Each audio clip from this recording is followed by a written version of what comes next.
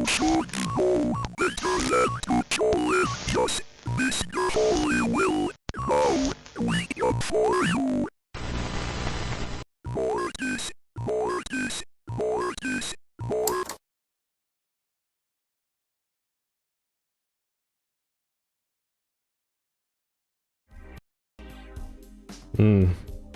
That was weird. Anyway, good evening everyone. It's your worst nightmare and dream come true. I'm Adrian Hallowell, broadcasting live to you. How's everybody doing this evening?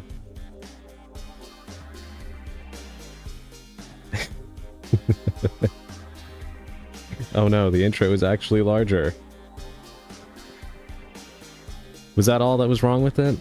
As long as that was it, then I think we're still good to go with the broadcast.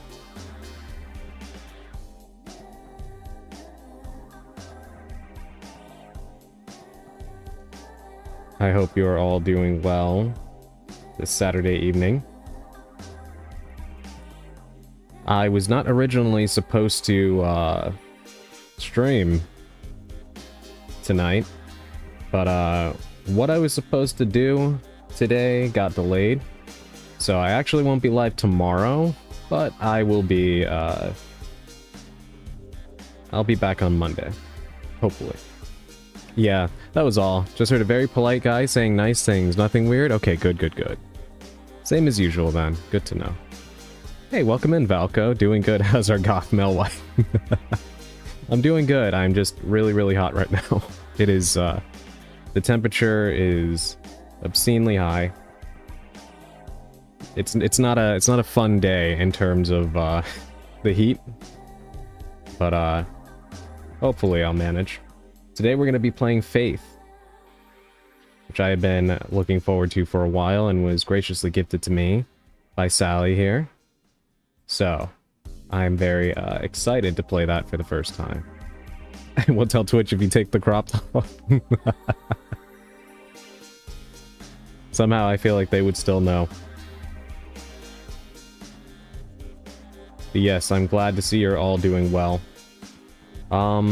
We're gonna try to get to the game a little bit faster than usual, just because I'm actually really excited to play, and Sally has informed me that there is a lot of reading, and I don't want to burn out my voice like I usually do before we've even gotten to it.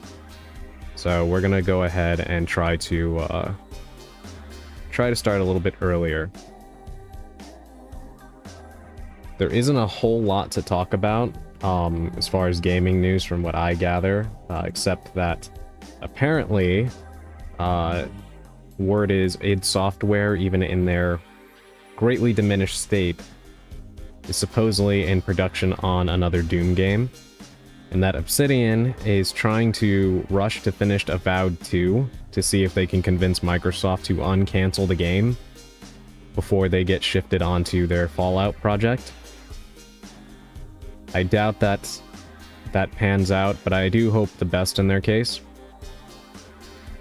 And as far as id Software goes, I'd be amazed if they could actually finish a new Doom game with, I think they're down to like 50 people at their main office.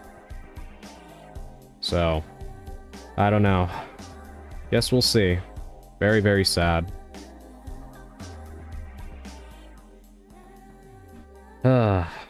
But anyway, the other thing is actually, for those of you that did happen to see the intro that I made especially for today's stream, I want to try to start doing more things like that.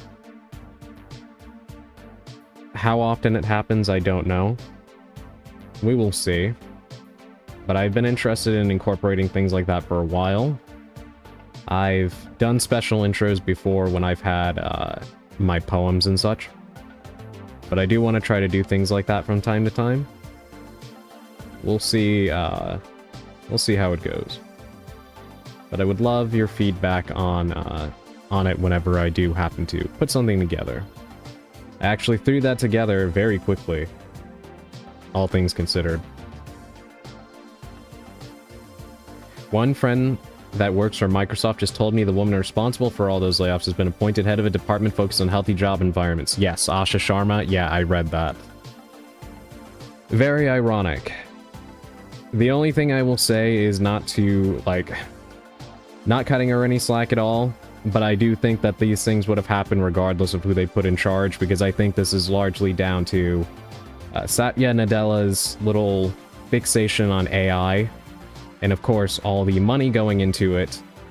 They're looking to make cuts all across Microsoft, which they have. They've cut thousands of jobs.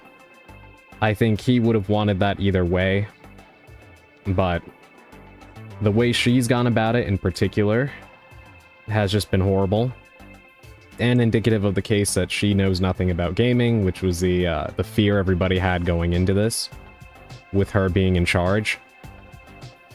There was somebody that I saw, apparently, that claimed that they work with people in Xbox that said that she was better to work under than Phil Spencer, supposedly. But I have my doubts.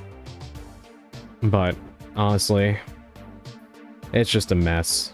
And I feel really bad for everybody who is losing their jobs. I really do.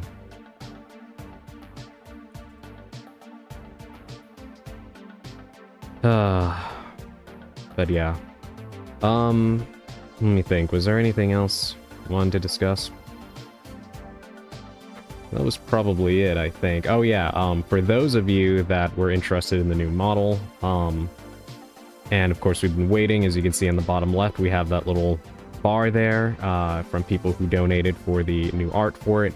I finally started to hear back from the artist. They delivered to me the first sketch.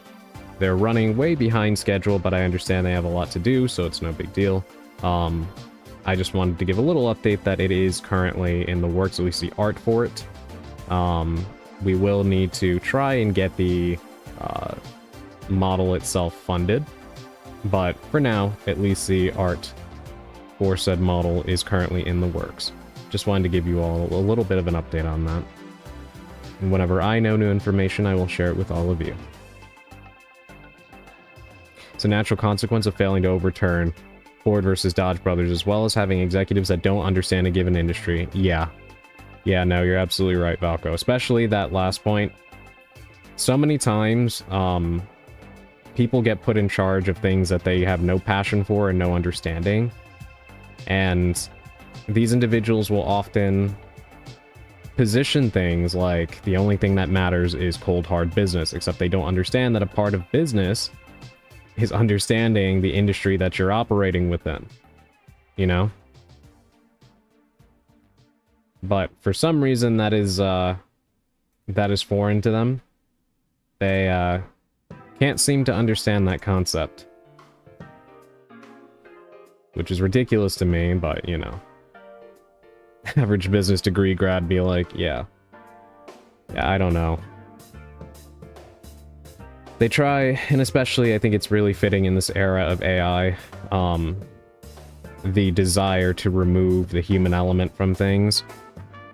Caring is seen as a weakness.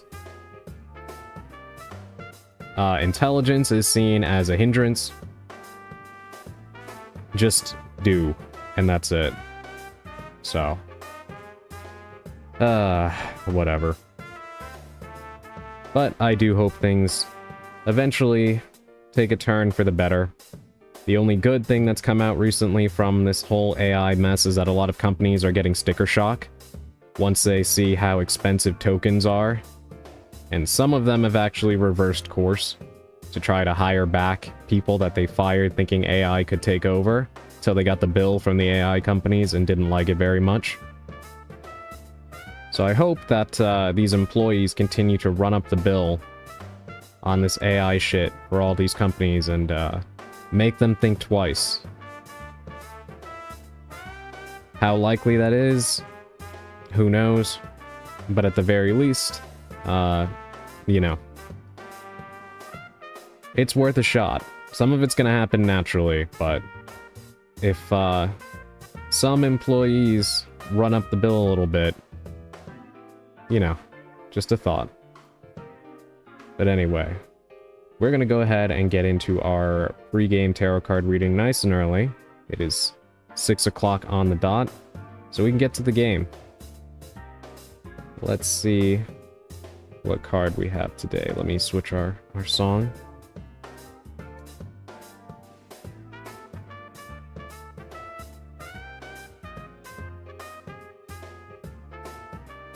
Okay, there we are. Okay. Today's card is the Seven of Swords reversed. In this position, the Seven of Swords can represent... well, it can represent a few things, closely linked, but some more concerning than others. But the Seven of Swords reversed can indicate secrecy. You or someone you know could be hiding something quite important. Something that you or they hope will never see the light of day. Something that is tearing you or this person apart inside. Making your life harder to live as a result of not sharing whatever this may be. If you've been holding things inside that has been hindering your everyday life and your mental health and sanity, then this is a good indicator that it's time to find somebody that you trust and confide in them. Because even if you fear that talking about this thing will cause a massive problem, whatever happens will happen, but at the very least you will feel a lot better having gotten this off your mind. You cannot think for others, and you don't know what other people are going to think until they have the opportunity to process the information and respond in kind. So don't think for other people, and don't try to predict how they're going to react. Could be better, could be worse than you are anticipating, which may not be much of a comfort, but it's important to let people have their own autonomy, and for you to do what you need to do to relieve the strain that you have had on your subconscious. Naturally, the origin of these secrets is usually not, or the nature of these secrets, I should say, is usually not pleasant. Could be things like cheating on somebody in a relationship, whether, again, that may be you or someone you know. Or stealing money, things like that. On the other hand, this card can also represent that you're actually simply just having a severe bout of imposter syndrome. You may be selling yourself way short and feeling like you're carrying a burden or a secret, just merely because you feel as though you're not qualified to do the things that you're doing, whether that is a job that you work or participating in a particular hobby amongst other people that you may feel are better than yourself, so on and so forth. So this may be the feeling of harboring some kind of secret or deep burden, when in reality, the truth may be that you are just beating yourself up over nothing. You may feel like you're not qualified to stand amongst the people who stand shoulder to shoulder with you. But if that is what is going on, this card is a reassurance that that isn't true in the slightest. And you need to have more faith in yourself. No pun intended. Don't look at other people and believe that they're better than you just because of arbitrary figures. It could be numbers involved. They sell more than you. They have more viewers than you. They have more followers than you. So on and so forth. Whatever may apply in your case. Whether that is for fellow streamers here in the chat. Whether that is for artists or people at work. Entrepreneurs. Singers. Whatever. Doesn't matter what you are. The point is, you're uniquely qualified in your own way, and that is not just to make you feel special, but it's true. We all have something that we bring to the table, and while we may not be where we want to be quite yet, we're all on our own journey. Just because you may not be where you want to be at the moment, that doesn't mean that you're not qualified to be there. So don't psych yourself out and sell yourself short. Give yourself more credit and keep working hard. And most importantly, be honest with yourself. Again, whether this is about harboring a secret or about simply beating yourself up. Being honest with yourself is important because you may be able to lie to other people, but you can never lie to yourself.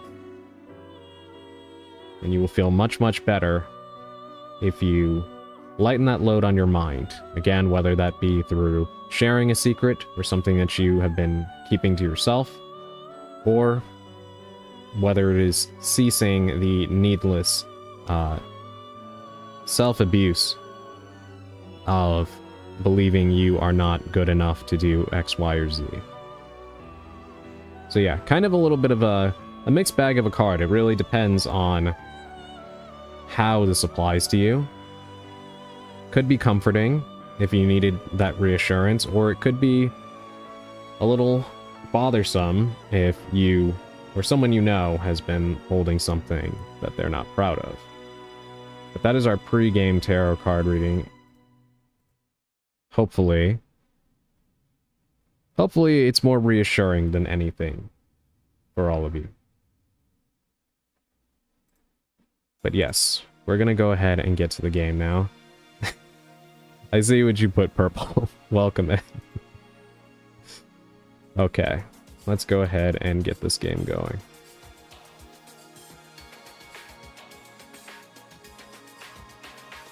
Let me pop out the chat.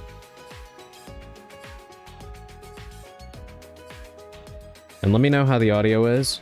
I tested the game before. It was a little loud, so I turned it down a bit.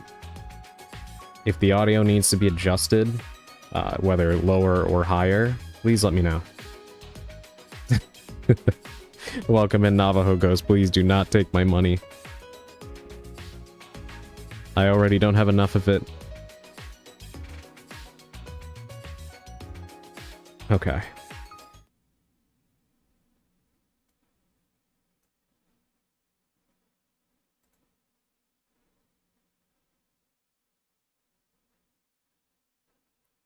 Alright, there we go.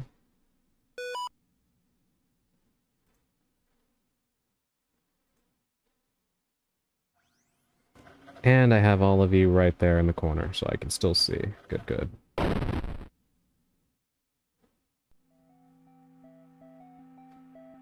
Where's the Sierra Madre when you need it?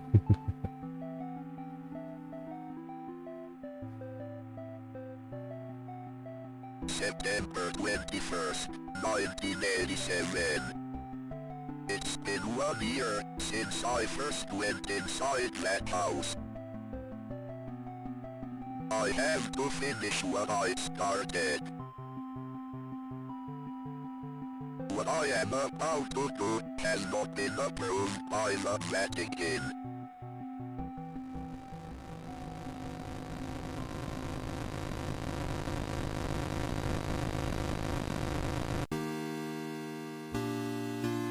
Okay. By the way, how'd you find the voice synth? Is it easy to get? Yes, it is. I can share it with you if you like, Sally. Hold on, let me post on Blue Sky because we're actually already in the game. So we're gonna go ahead and get that posted. All right. Okay. Yeah, I'll send it to you then. I'll DM it to you.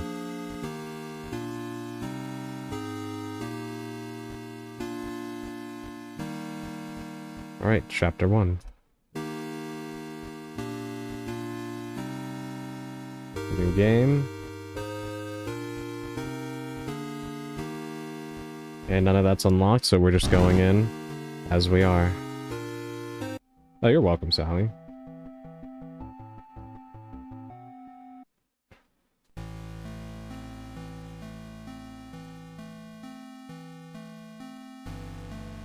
So as all of you can see, this game has a aesthetic reminiscent of old Atari games, which is very, very cool.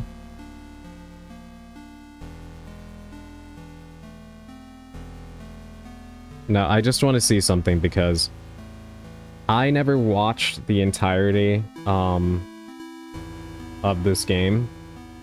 I did watch somebody play a decent chunk of it, but I had it on in the background while I was doing other things, so I missed large swaths of the game. I really don't remember any of the story. I just remember some of the visuals. And I do remember, if I'm not mistaken, what happens to you if you walk into the street here. I just want to see if I'm remembering that correctly. Yeah.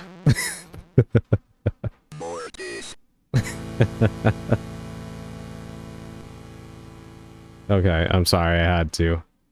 Yes, the first of many to come, I'm sure.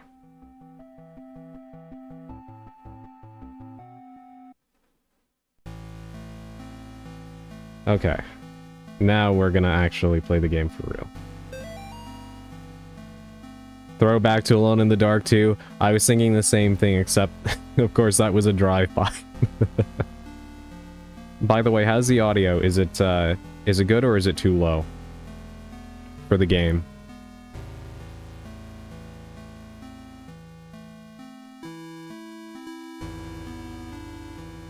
Perfect? Okay, good. Yeah, if anybody feels it needs any adjustments, seems fine? Okay, good, good, good. Yeah, I have it down kind of low, so I'm glad it's working, because it was really loud when I first loaded it up before. Glad I did that in hindsight. Alright. Have you forgotten already? This forest has a mind of its own. If you get lost, you could always try remembering where you've been. Pressing the escape key or start button is a good place to start. If you're in a hurry, hold enter or the back button to skip cutscenes. Okay, let's try that. Okay, so it's just telling me I can access the menu. We have notes, options.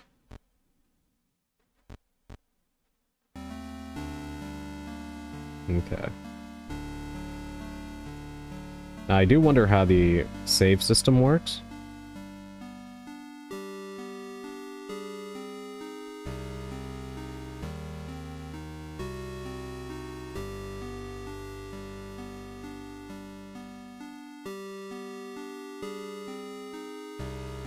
Two things that will never...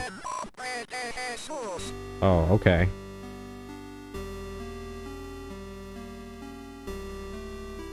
We're getting started already.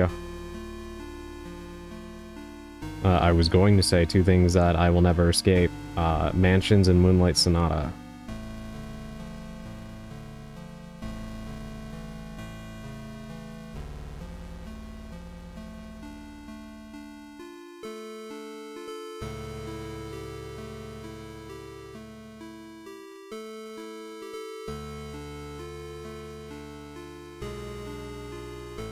Alright, I guess we've reached our destination. A lone house in the woods. I'm sure nothing is gonna go wrong here. It's locked, huh? Now where might we find a key? Or do we get in another way? Can we go behind the house?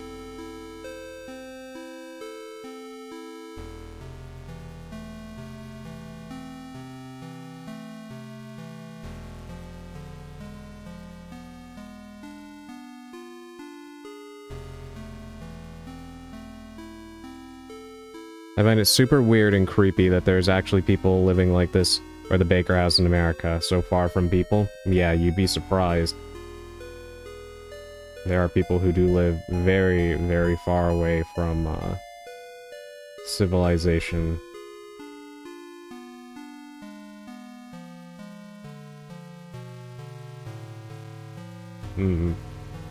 Okay, let me see,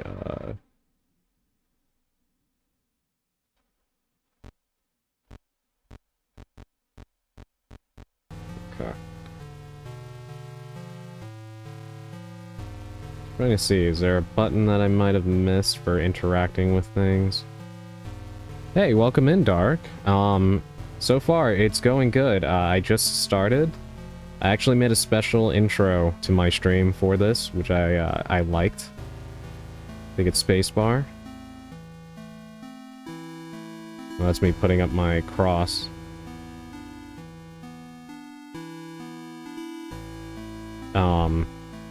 But yeah, so far so good. I am liking it, even though we just started.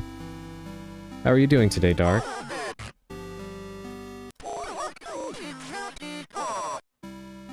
Did it just say, oh my god, is that a cross?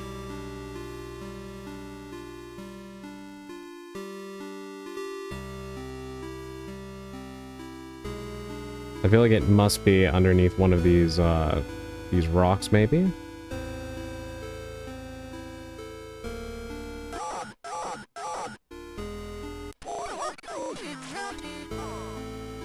The power of Atari Christ compels you. Oh my gosh, I need to check that later.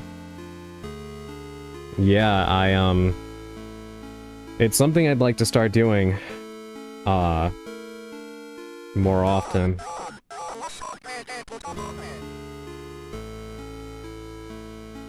What in the world? You're invited. Come celebrate Nate and Jason's 6th birthday. Saturday, May 3rd, 12 p.m. to 4 p.m. Directions: turn right at 1338 Snake Meadow Hill Road and go straight past the well. I'm doing alright. I just spent a fortune looking into some self-hosting for me and friends. Oh, what are you looking to use that for? I'm glad you're doing well, though.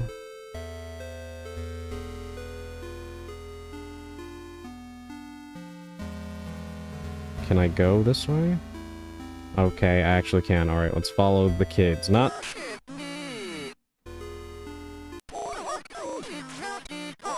Yes, it is, and you keep acting surprised, even though you keep running into it.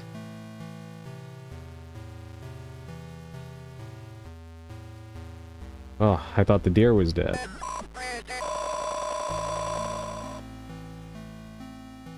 Alright, so I need to stay ready. The Martins' house lies about 100 yards off of Snake Meadow Hill Road. There is almost no driveway. Trees just out in the middle of a gravel path that is mostly covered in grass. It was difficult to find the house, especially since it was already dark when we arrived.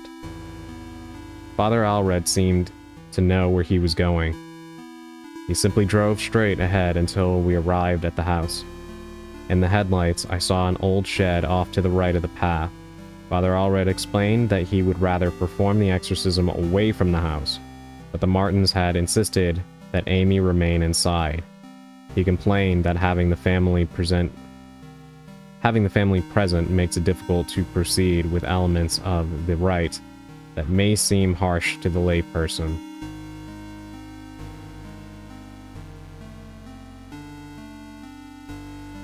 Unfortunately, the EU just ruled that chat control essentially allows the EU to snoop on private conversations, and I don't like the idea of something private of a friend could be spied on. Ah, I see.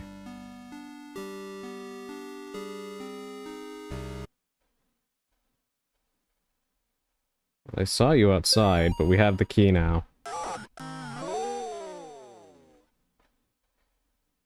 Sally, when the floppy disk appears, does that mean it's auto-saving, or do I need to manually save, if you happen to know?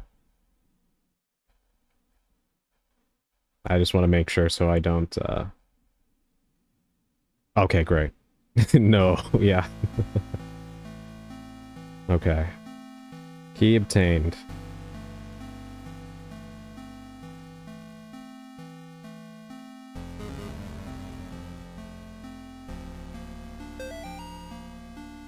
Bob, the kids and I miss you more every day. The twins and Amy have started their next school year here at home. Amy keeps asking when she's going to be allowed to go into real school. I think she's getting cabin fever. The twins are having no problems occupying their time. Yesterday, they came in with their hands covered in blood. I guess they found a dead deer and thought it would be a good idea to touch it. I think we might have a coyote problem, because when I went out with them to look at the dead deer, it was a pretty gruesome sight. All this just a day after the twins' birthday party. Can't wait till you come home. I value privacy, so I wanted to make a safe space for friends. For instance, I had a good bunch of friends send me their addresses for holiday gifts and the like. I don't like something that private could be spied on, even if only in theory. No, believe me, I understand. Yeah, these days, more and more privacy is becoming a unfortunate rarity because people keep giving up more and more of it willingly. So I understand.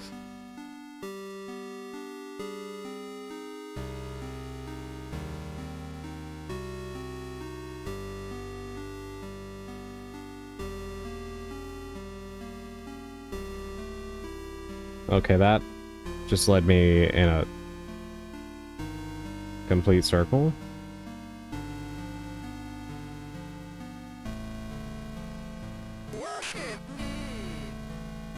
I will fight the power. What is this game about? Exorcising demons, to my knowledge.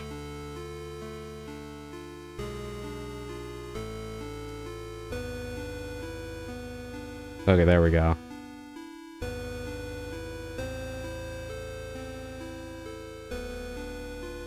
Alright, we found our way.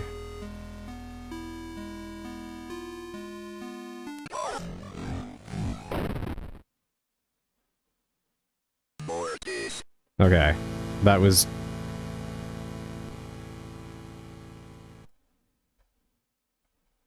Huh.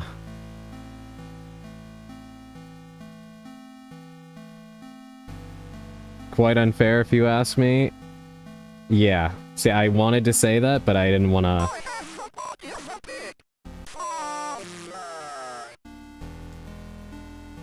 You died, yeah. Well, at least we got another note out of it, so... Not too upset about that. I caught some people walking through the woods around the house last week. Not kids, just regular adults. They told me they got lost while hiking. I pointed them back towards the road. The whole thing just didn't feel right. I think I should go dig up Bob's rifle out of storage. This sequel to Ski Free is weird. Welcome in, Churi. How are you doing this evening? I hope you're well. Yes, we're playing Faith. Starting with the first game. Actually have the trilogy now, thanks to the generosity of our very own Sally.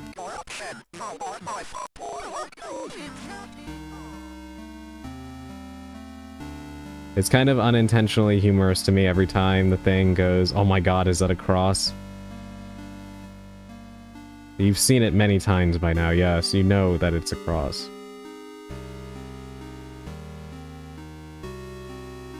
Gonna be very careful now as I approach the edge of the screen, since I now know that they can just do whatever they want. Somebody is in the house. A demon saying, oh my god, is already super funny. It is. Good point. You would think that that would be like a curse to them. Just got back from D&D. Time for Not Great Stew. I hope you had a great time playing D&D. Thank you for joining us here and spending your time here while you have your meal. Mr. and Mrs. Martin greeted us at the front porch. Mr. Martin led us downstairs to the basement, explaining that Amy was down there in restraints. I felt for him. There was guilt and shame in his voice. Amy was in the very back of the attic in a chair, perfectly calm, staring at us. It is hard to describe the look on her face. It was not the kind of look a child gives you. It's a very unsettling thought.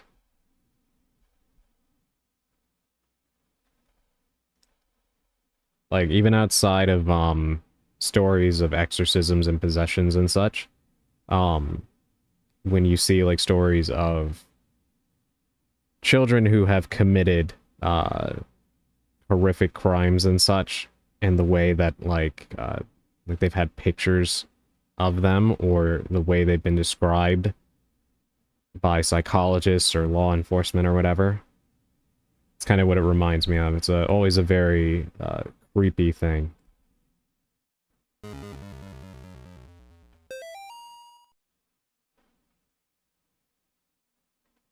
like Lisa.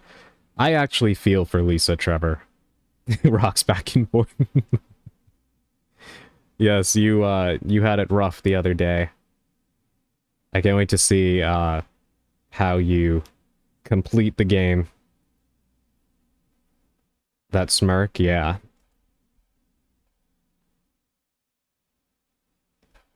Alright, let's explore the house.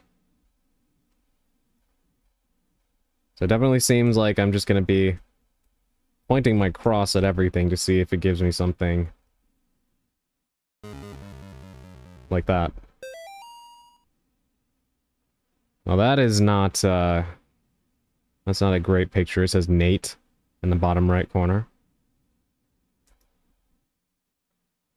Interesting.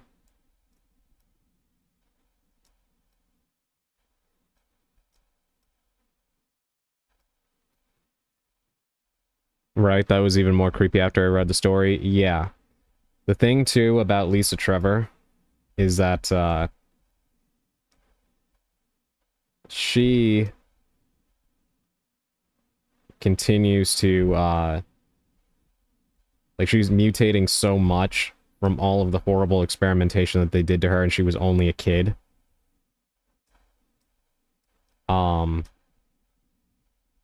It's like something is behind me, right? That's what it looks like in the mirror.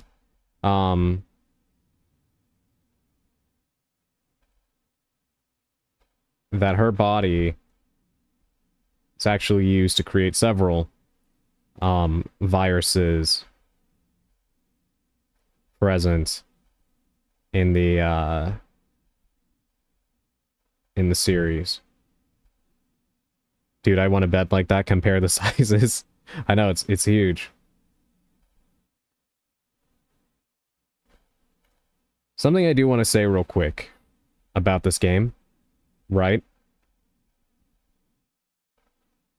Ouch, it's hella creepy. Didn't know that. Very excited to see what happens next. Yeah, and that's not like a spoiler or anything. The game doesn't really tell you that. It's kind of just something that, like, there's a brief thing you'll read about it, but it doesn't really get specific. It's more things you learn as, like, the series goes on, plus from, like, supplemental material. Capcom has released several Resident Evil books with, like, lots of information from the lore, like, outside of what you're shown in the game, and that's something that they've actually commented on. So it just makes it even more horrible when you realize what she was used for. But, yeah, something I want to comment on with this game. It's just astounding to me how, like, it's not a surprise to me. I've said this a few times, but I'm not, like, a super graphics-oriented person. Yes, it's nice when graphics look great, but to me, I have never really been that kind of person that really cares how many polygons you put into some person's beard in a game. Does not make it better for me. But this game already has such a powerful atmosphere that even with these Atari-esque graphics, the layout of this home and the overall, like, just aura of it all, feels so much more engrossing than a lot of modern AAA games, which is amazing to me. Yes, this game always keeps you on your toes, expecting something to pop up and kill you. Yeah. But even, like, with the light things that it's done here, like with the picture of the family, the notes that we've read up to this point, it set the scene so well compared to what a lot of big budget games ever bother to do. I actually feel like I'm in this home right now, despite the way that the game looks. Which is not a knock on it, because it looks incredible, and it's using the Atari aesthetic very well. But it's putting more effort into setting the scene than most modern games do. Shouldn't work, but it does, yeah.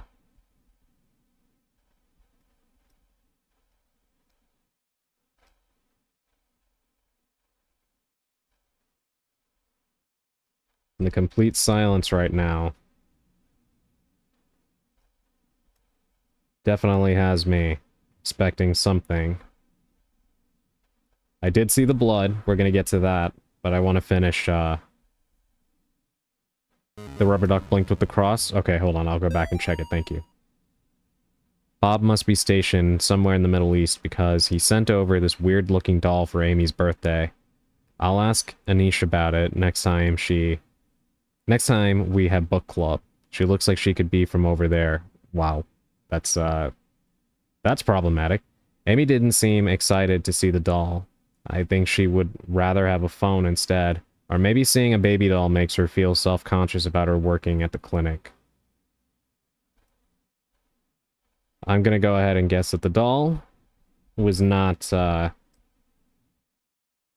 were right. Thank you. Thank you, Sally. The doll was probably, the conduit for something that entered the home.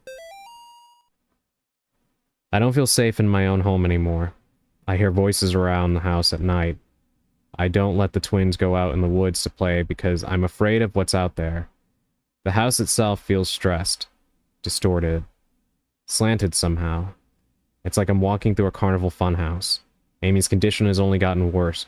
I can't stand to be around her, and I don't know why. She just doesn't seem like herself anymore.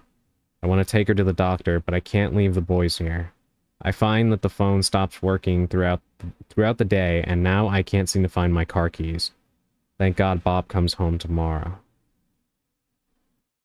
I agree. When my PC at the time broke and I borrowed a low-end laptop, I explored a few RPG Maker games. It was incredible.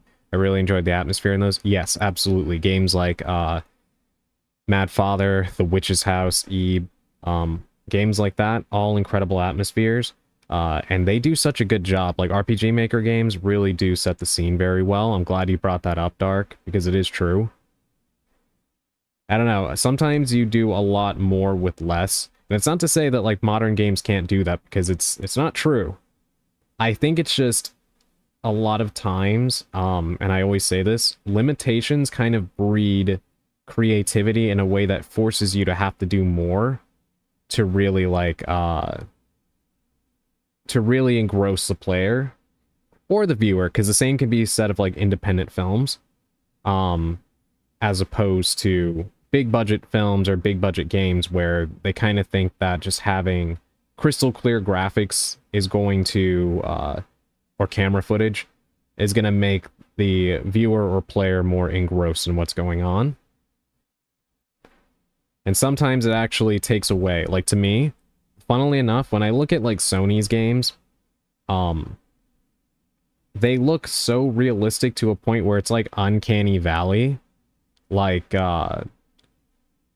kind of 2000 CGI, and something just doesn't really look right compared to, like, I can play a game with, like, an anime art style, and, like, seeing a character, like, die feels a lot more disturbing than seeing a realistic character die.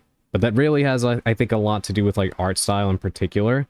Because even though the modern Resident Evil games are really realistic, there's still a stylized kind of look to the characters to a degree, that still makes things feel very unsettling, compared to, like, what you see in, like, I don't know, like The Last of Us or something. It's hard to explain. Let me catch up on chat a little bit. Eve, Mad Father, and The Witch's House were ones I really enjoyed. Yeah, they're all very good. There are quite a few horror games made in RPG Maker that are good. I remember fondly Ao Oni, which I think was the first one to start the RPG Maker horror scene. Yes, that game is good. In fact, I think the first Corpse Party was an RPG Maker game. Corpse Party is incredible. Yes, Corpse Party is amazing. And for those that don't know, Corpse Party actually used a special method of recording the audio and dialogue, which is one reason why it was not dubbed when it got brought over to the West, because they did not have the equipment and it would have been too expensive to replicate how they actually recorded it. So, like, the screams and the voice acting and stuff is on another level in Corpse Party. So even with the 2D graphics, if you play the game with headphones in, yeah, it's another level. I guess I was the only one who thought to check in the attic. When I got up there, it was freezing cold. I found Amy standing in the back, looking straight at me, like when I first met her downstairs. We spoke briefly, although it was frustrating to talk to her, or it. I experienced a bit of deception from the demon. During our conversation, she uttered my mother's first name, and in other instances, spoke perfect Latin. I called for help from the others, but nobody came, so I raised my crucifix and began the rite again.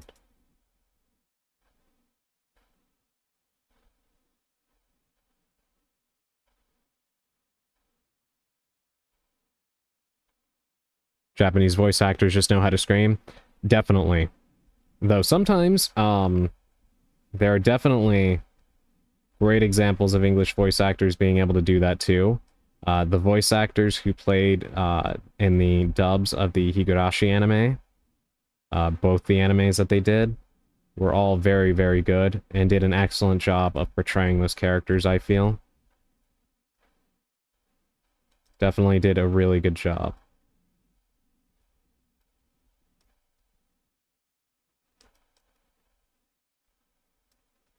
Kind of surprised that none of these...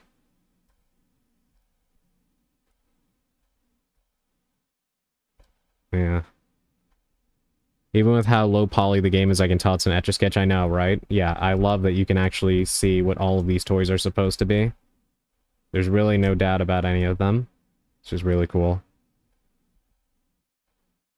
The phone with the wheels that also appears in Toy Story, and Simon Says, yeah. The toy with the wheels also makes me think of Skinamarink for anybody who's seen that movie. If you haven't seen it, definitely go watch it. Alright, now we go into the room with the blood, I suppose.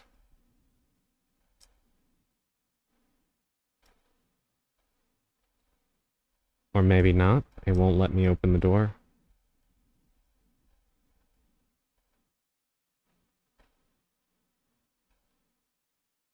Okay, let's go back down.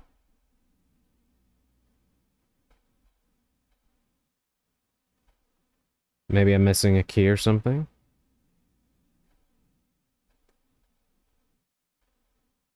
Oh yeah, there's stairs here. Didn't notice that before.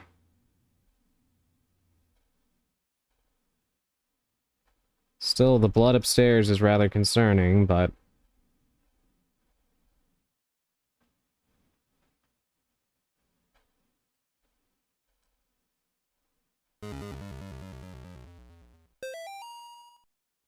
Dear Amy, thanks for writing. It really brightened my day hearing from you. In your letter, you asked what the weirdest thing I've seen as a missionary was. The area we are working in has a lot of folks who practice Quimbamba. I hope I said that right. It's what you might call a pagan religion. It's kind of a mix of Catholic and African religions. One of the saints they worship is San La Muerte, or Saint Death. Yesterday, we talked to a boy, about 15. When we asked him if he had ever prayed, he said, no, but I have prayed to San La Muerte. He told us about a time when he stayed over at his cousin's house. And according to him, they prayed to some figures of San La Muerte, and the figures made things in the house move around. He got real quiet and scared looking after that. We told him he could pray to God and that God wouldn't make him feel scared like that. We invited him to church, but he hasn't come yet. I need to wrap this letter up and get back to work.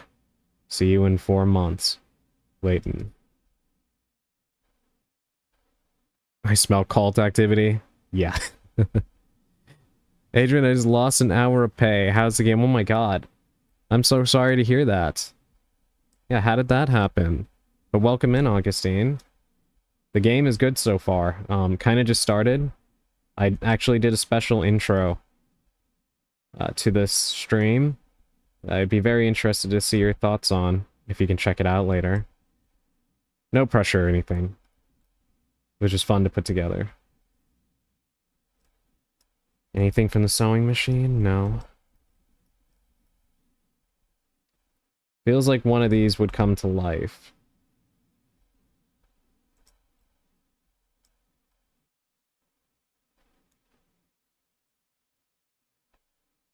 Well, this is charming. Amy's parents could not endure witnessing the proceedings of the rite for long. Mrs. Martin was hysterical, and the thing that was inside Amy was feeding off of the fear. Father Allred asked me to take the Martins upstairs. I was physically worn out, but managed to get them back up the stairs into the kitchen. Amy was screaming, "Mother, Mother," the whole time. Finally, I got them to sit down with me at the kitchen table. After a few minutes, we couldn't hear much of anything down in the basement, so I went down to check on things. I found Father Allred lying on his back, unconscious, with his arms spread out wide. Amy was not in the chair. That is not good. So where is Amy right now? Right? I showed up early and planned to hang out in the back, but my boss dragged me into work. Then this party that was happening needed our help, so I had to stay 30 minutes after closing, and I forgot to change my timesheet, so I lost a whole $15. That is ridiculous. I am so sorry, Augustine. Amy, are you okay? Are you okay? I don't think she is.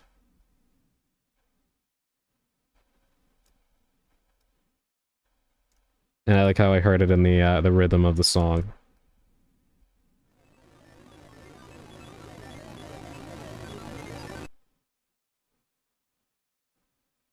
What just happened?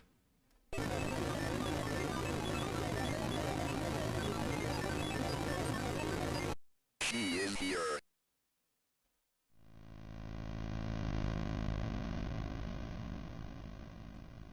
Hey, welcome in, Bolgay. Faith, I love this game. This is my first time playing it.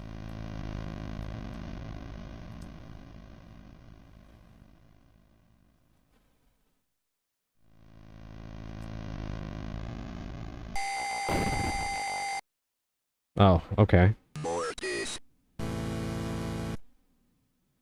So she can do that. Good to know. For next stream, you should do a Mortis counter. That's a good idea. She is here.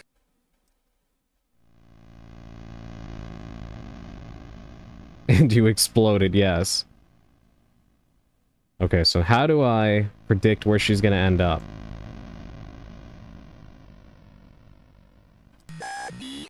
There we go, okay.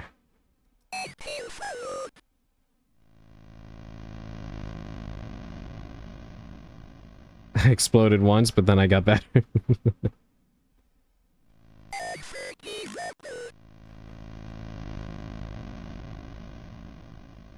Okay, I guess we just go around every room, right?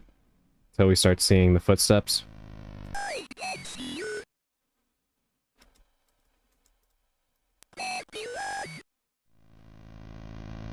Okay.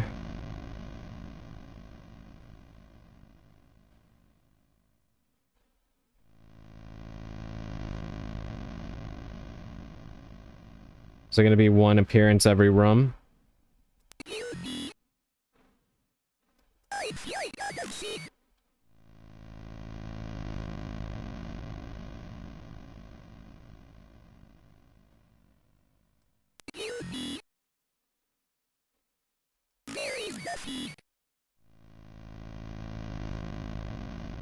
Still can't go in there.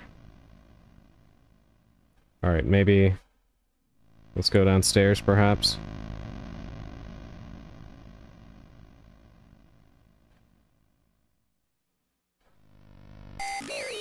I heard a door open upstairs. Alright, I guess we know what door that is. The way I love when religious/cult themes are used in horror. Yeah, it can be really effective.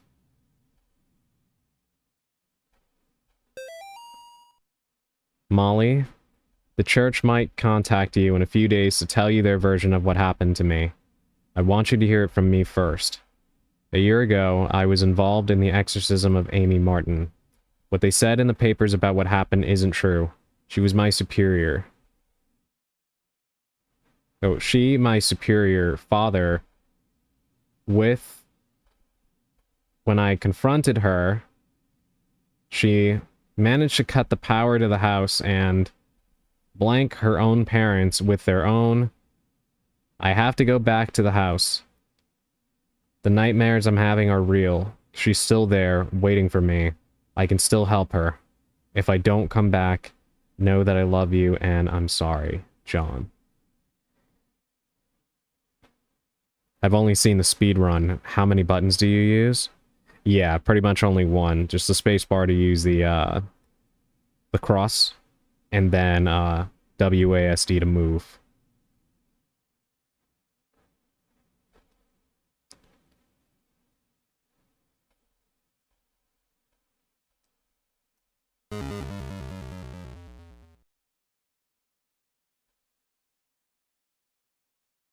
My God, what happened to you?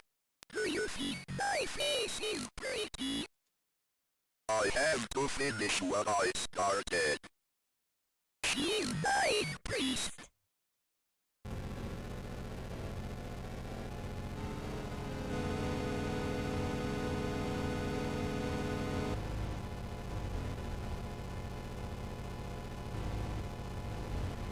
What are you?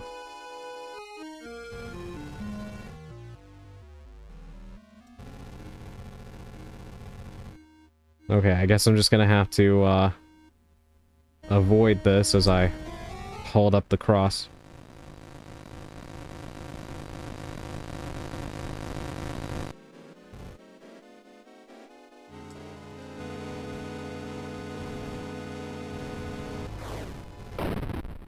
Okay, Okay.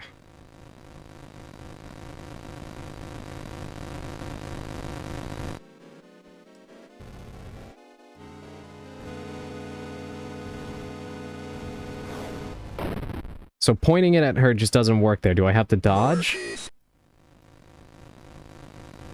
Or is there a certain amount of time that it has to be held on her for her to back off, perhaps?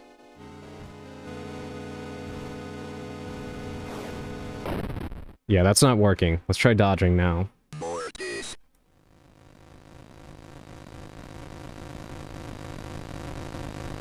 Mortis, yes.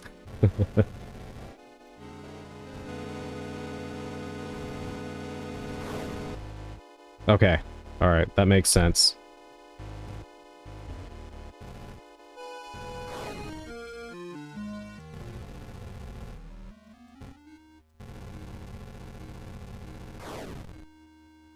Okay, that was close.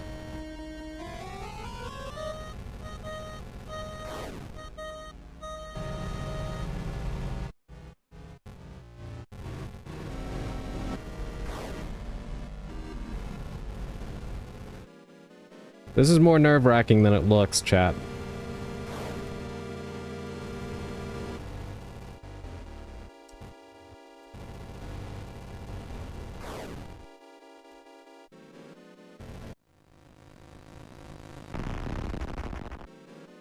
Oh, that's wonderful. Who knew demon exorcism involved actual dodging? Yeah, I guess there should be a fitness requirement for this job. Because apparently you need to be able to... to dodge.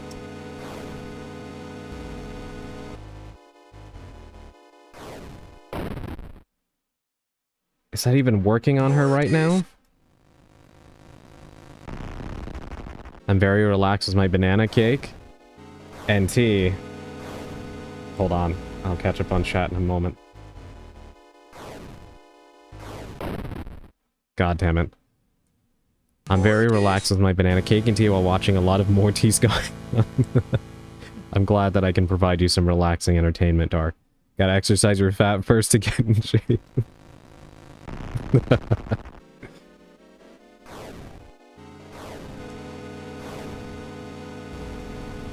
Okay, it is working. I didn't actually see her, blinking red.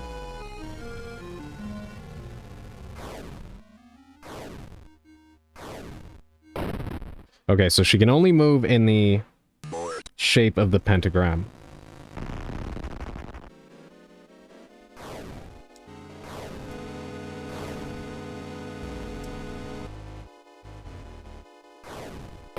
You have to be decently close to be able to damage her with the crossbow. So that's the thing that stops you from being able to kind of like punish her for it too harshly. Yeah, I see. Okay. Boss fights are hard, but fair, in my opinion, when it comes to autosaving. Oh yeah, no, definitely. I could enjoy some cake, Discord pics.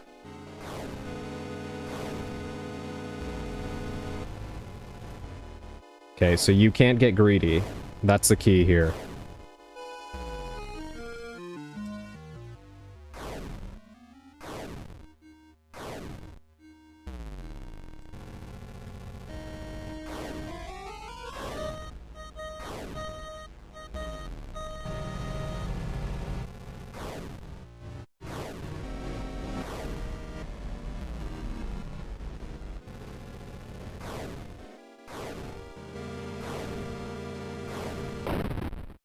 Damn, almost. Yeah, I actually like the way that this battle is set up. Really, the trickiest thing is knowing how close you can get without getting in the way of that little thing she has circling her. Oh, that is a terrible place to get stuck. But also, trying to time it out so that you don't get too greedy.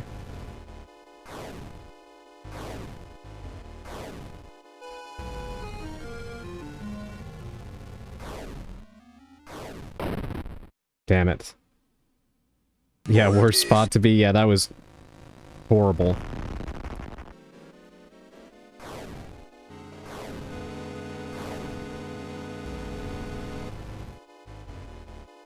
Let me move out of the way here.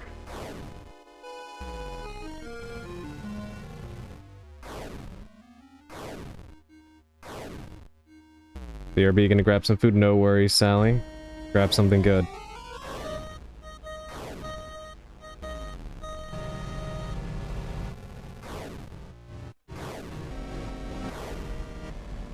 Are you playing this on your laptop? Yes, I am.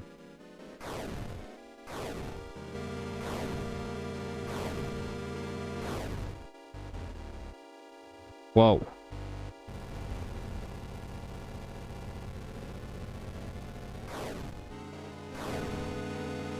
Yeah, I'm playing the PC version of this.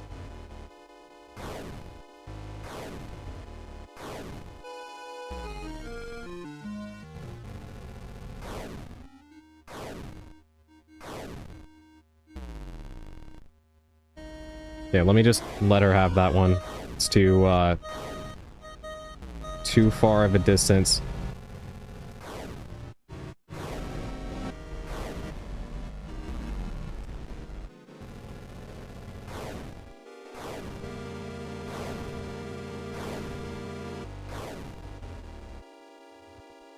Almost.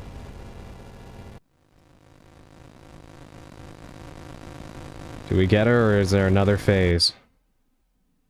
Question asked, question answered, I suppose. Oh, never mind. Okay. Let me see what the chat is saying right now. Totally unrealistic. The power of Christ has no range limit. Apparently it does. My bad, didn't snap a pic with store-bought, so can't take credit. Dramatic stage exit? Yeah, no kidding.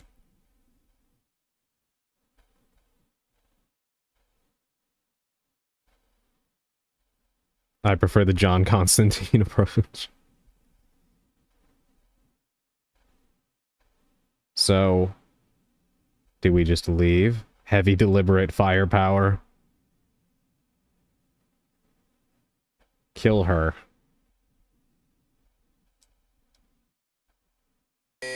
With one bullet.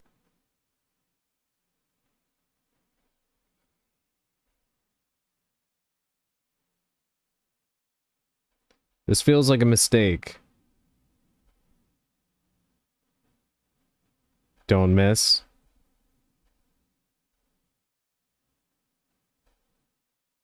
But then again, I guess after, seeing what this thing has done to her, I doubt there's any saving her. You could try to leave. Am I gonna get more teased? Let's see.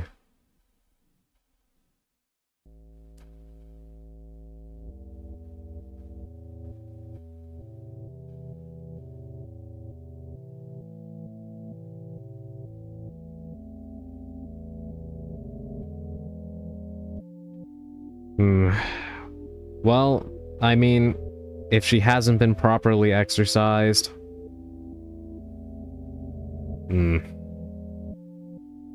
Also, I do like that this game is version 1.666. Nah, screw this. They didn't teach this. I'm out.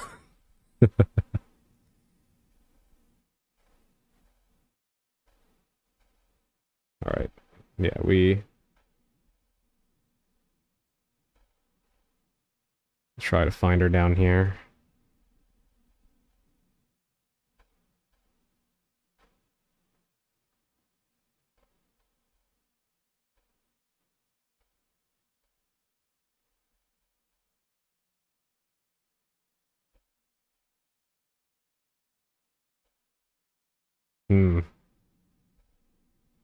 Previous update was 420.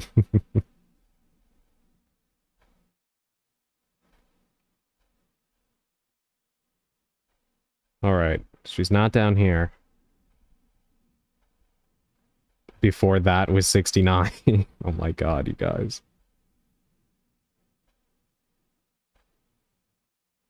Alright, let's go back upstairs. Maybe I missed her.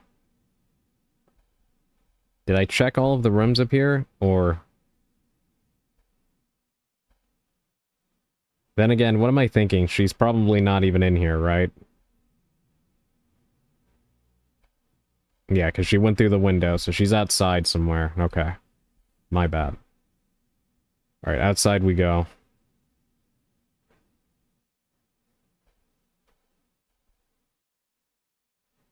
Precisely where I was going next to, very culture.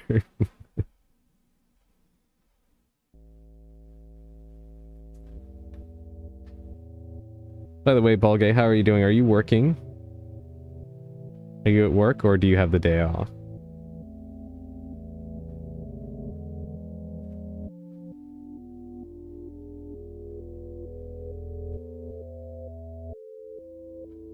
I'm unfortunately at work. Damn. Sorry, but I'm glad that you get to hang here with us. 3 more hours, may the time go fast.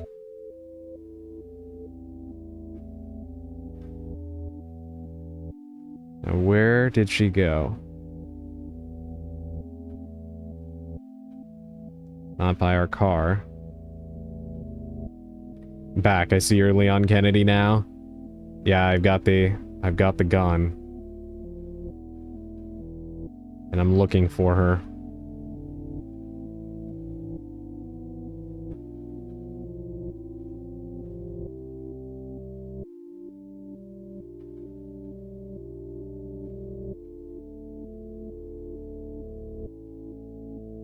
Actually, perhaps, did I overthink this? Did she go to the backyard? Because she went out that window, right? She might be behind the house.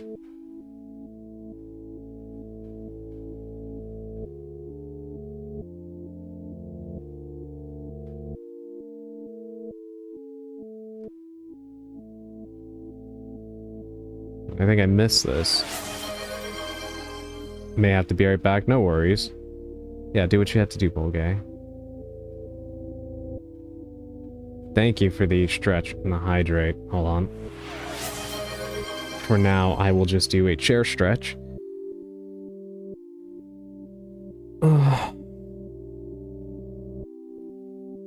Oh my god, my spine just popped.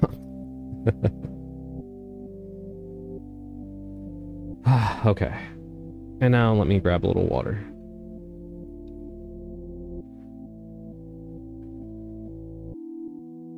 Yeah, people, he can't leave the chair because he could get more teased. Yeah.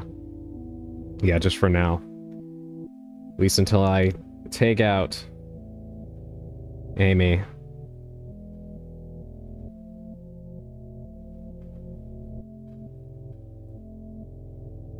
That did actually help, though. My spine popped, so thank you.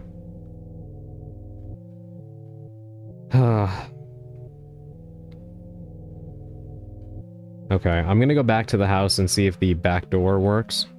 I think I might have severely overthought this.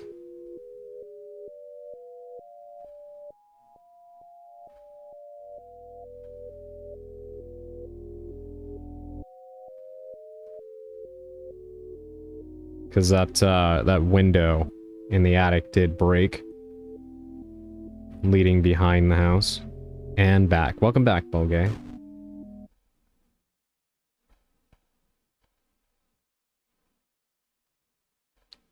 Okay, does it open? No, it does not. Okay, so she really is somewhere out there. Guess we just gotta find her then.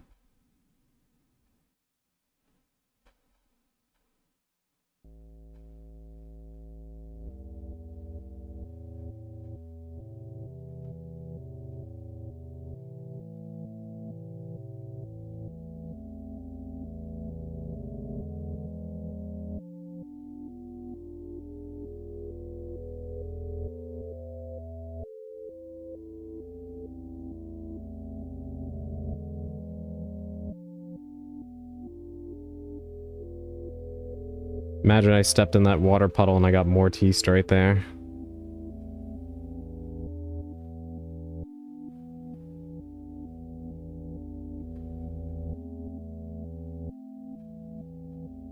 In here, perhaps?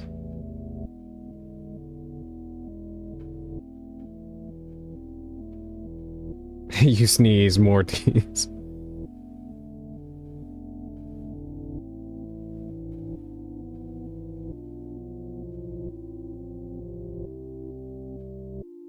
You stub your toe, Mortis.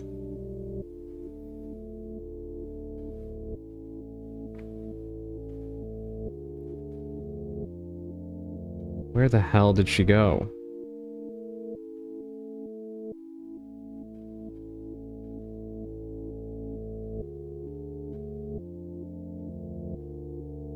There she is, never mind. Alright. I'm sorry, Amy.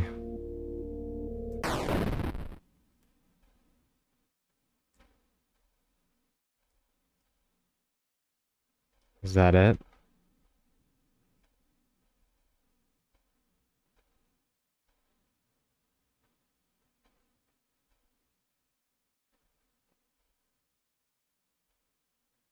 Do we just leave now?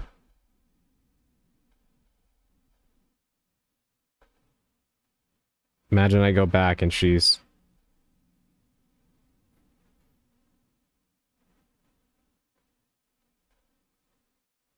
Well, there's a reason why I'm a witch.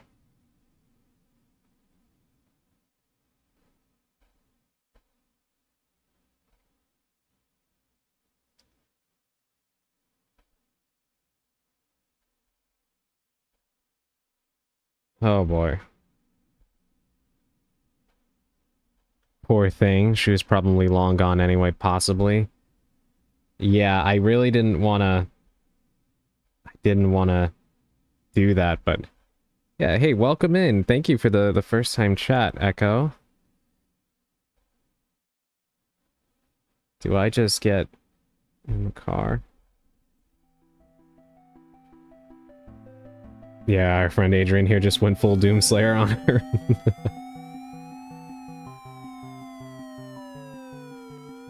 End of chapter. Ending 1 of 5. Murderer?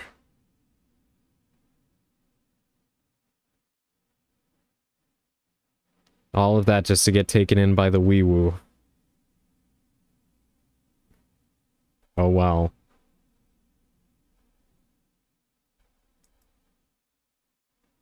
Police arrest man accused of murdering missing girl. A New York man is in custody after he confessed to the murder of a Sterling girl who had been missing. John Ward of Palmyra was pulled over on Snake Meadow Hill Road last night after a state trooper reported hearing a gunshot. The officer thought it might be poachers. The officer said Ward was acting nervous and suspicious after being pulled over. When questioned, Ward repeatedly said, "I've killed her." According to the police report, the officer called for backup after Ward became increasingly upset, saying repeatedly that there was a demon inside her. Ward was taken to Sterling Police Headquarters for further questioning. Ward then confessed to authorities that he shot and killed Amy Martin, a 17-year-old girl who had been missing for 9 days after escaping from a mental institution. After a brief search, police located Amy's body in the woods near the now abandoned Martin home.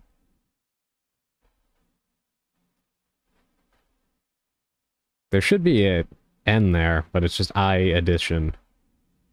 In addition to receiving a gunshot wound to the stomach, Amy showed injuries suggesting that she had been thrown out of the second-story window of the house. An officer who helped recover the body told reporters that Amy's face had been mutilated in a very brutal manner. Ward was found dressed as a priest when he was pulled over. It is suspected that he impersonated a priest to gain his victim's trust after Catholic authorities in Rome confirmed that Ward was not an ordained minister. The rest of the article is missing.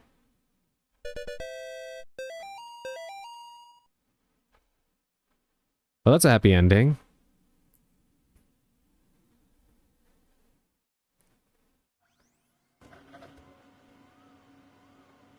I mean, you see a shotgun, bloody letters to say kill her, and you actually do it. Well, I wasn't gonna do it, but I wasn't sure what else you could do. September 21st, He's not a real state trooper. 1987. Alright, well, I guess we just go again.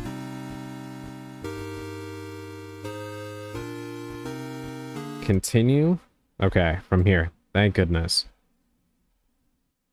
Guilty, the voices told me to.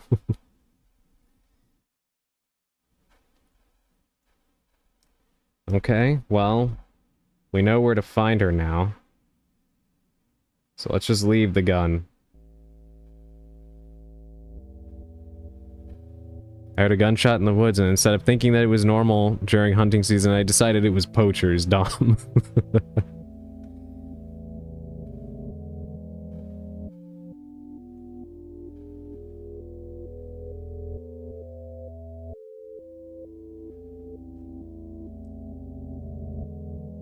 I'm kind of tempted to see if anything pops out if I try to find those tombstones again.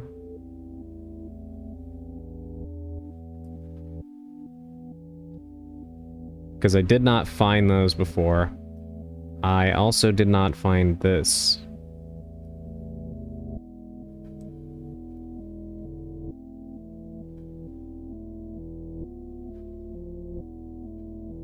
The only bad thing about this art style is that it can be very confusing as far as determining whether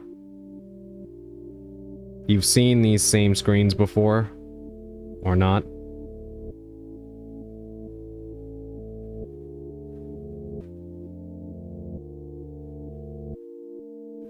And determining exactly where on the map you are. Okay, so going up from there would take us to the house.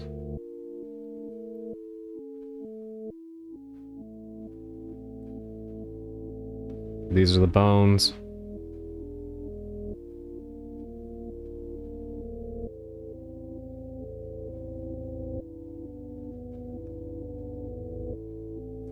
I cannot find that graveyard again.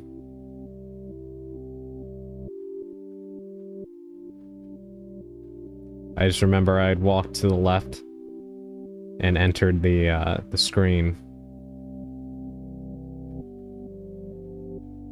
Now we're back here. Alright, let's just keep going.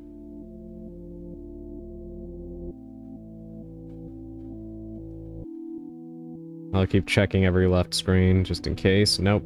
There's the well again.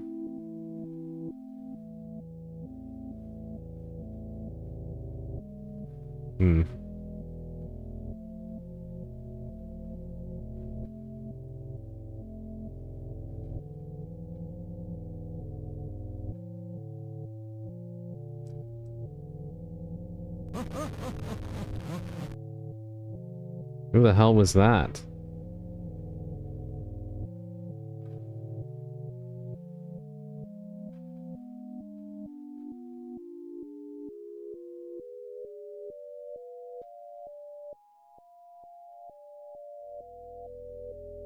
Quick after him.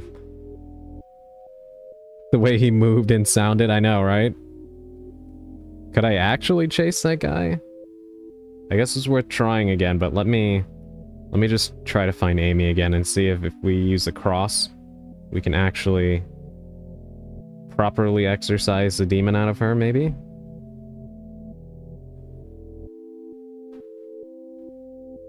Well, he's presented himself to us again, so you know what? Let's chase him.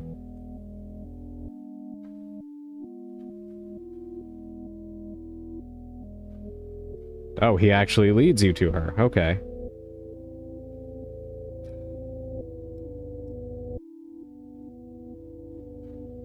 Six months of training, learning laws, firearms training, driving, exercise, testing. All at their facility 24/7.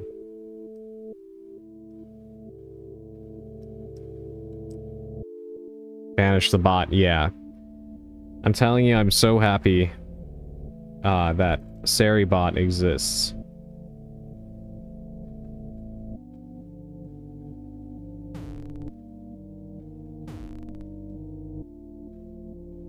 So I can't actually do anything to her. It just keeps bouncing me backwards. She cares not for the cross. So should I just return to the... Okay, hold on, we have something here. Public lecture by Carl James Osborne. Connecticut's historical connections to witchcraft, Satanism, and the beast system. Wednesday at 8 p.m.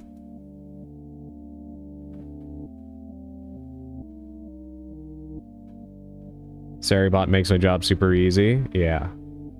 The beast system, what the hell? There's gotta be something. Yeah, it's weird.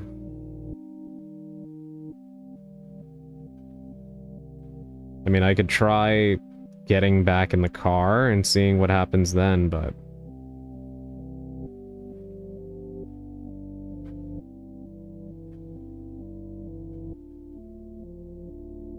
This feels like something I should be able to interact with, but... no. There are 5 endings, so just explore. Alright, well, we'll keep looking.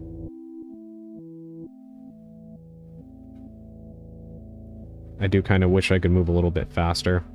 There's another game by Puppet Combo that uses this kind of art style. I think it's called Tonight It Follows,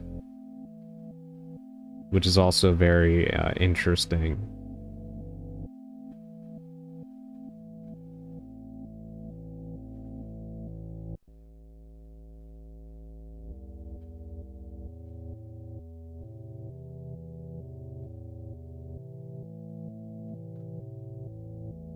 When I get a job, I'll get the Puppet Combo games. I think they deserve to be supported. Yeah, Puppet Combo and Chilla's Art are like 2 of the best independent, here we are, horror developers out there. I also like Rail Studios, the people that make the Fears to Fathom games. Mr. Martin. It has taken longer than expected registering the markers on your property as a historical cemetery. Our office has had difficulty identifying who was buried there. The inscription on the gravestones are written in a language that we cannot identify. I've sent the gravestone rubbings to some of my peers at the University of Connecticut. I will reach out to you when I get a response from them. All the best. Daryl Henderson, State of Connecticut Historical Society.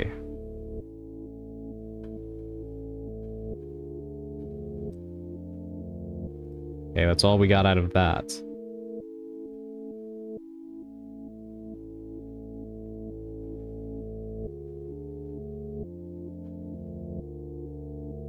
Yeah, Puppet Combo is keeping the 80s B horror movie vibe alive, and I really adore them for that.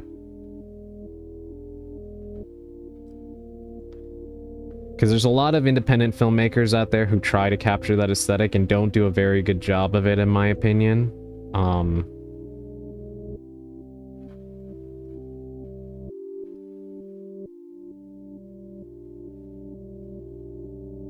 But the Puppet Combo games actually do a really good job. And it's funny because they use a PlayStation 1 aesthetic for their graphics, which is technically not fitting of the era, but it makes it feel fitting. Because that's more 90s than 80s, obviously. But weirdly just fits. By the way, unrelated to the game, but I'm a bit sad. I learned that Bonnie Tyler died recently. Yeah, it's sad. Yeah, unfortunately, there has been a lot of artists losing their lives recently.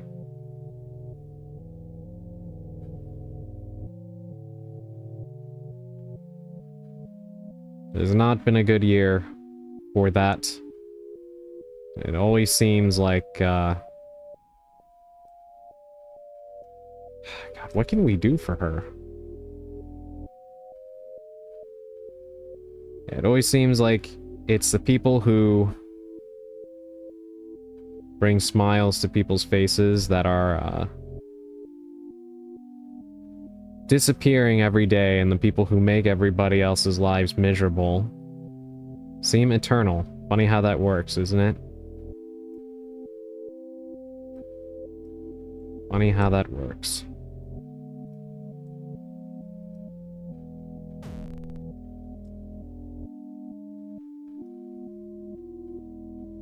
I just don't know what I can do for her. The day Arnold Schwarzenegger dies, I'm gonna be demolished. Yeah, there are definitely some people who it's,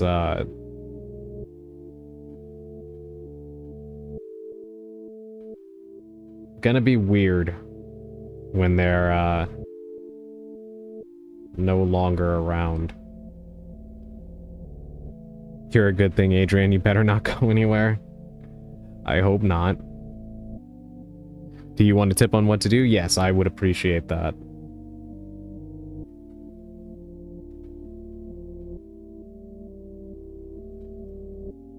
Yeah, I mean, I feel like did I miss something back at the house?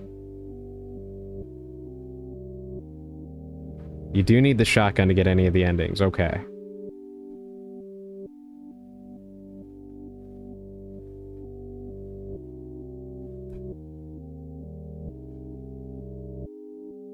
Can I get the food? Okay, no worries. I'll go get the gun. Nothing bad is allowed to happen, Adrian. I personally decided.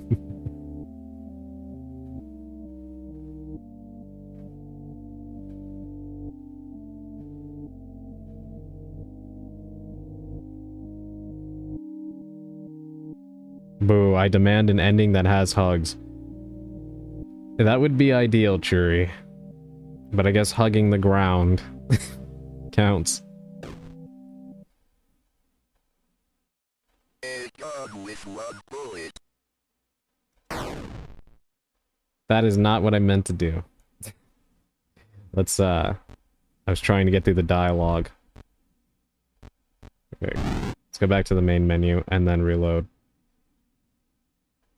Way to go!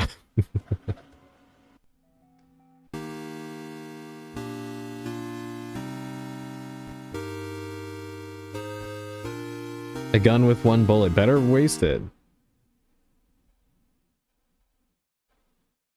Oh, if you leave the room, it reappears? Okay. Good to know. A gun with one bullet. Yeah, I was trying to make the text box go away.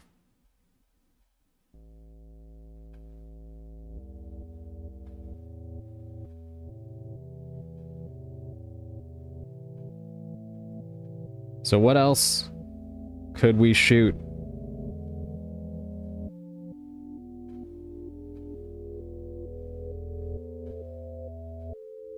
The deer?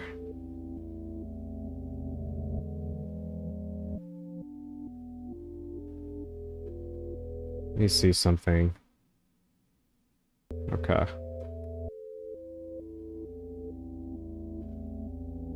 The spooky mirror. Potentially.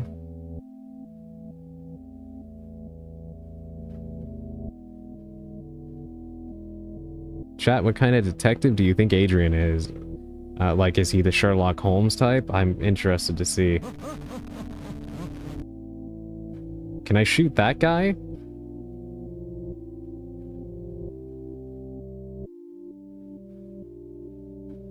The Morty's guy.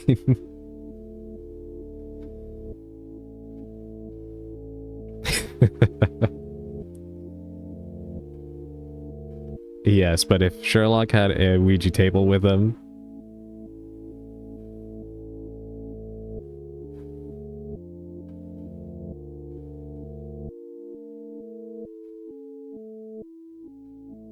Alright, I kind of want to try seeing what happens if I shoot whatever that guy is. At this point, we have 5 endings we can get, right? We might as well play around a little bit.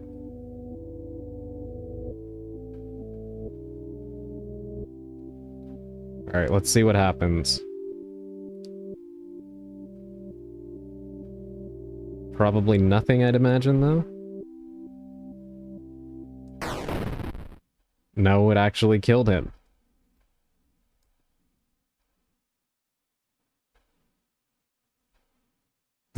Okay.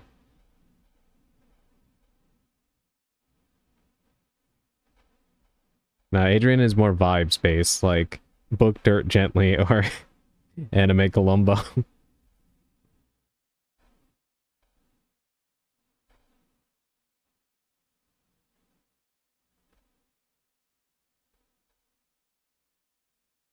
So suddenly, following him, or the direction he normally goes, no longer takes me to her.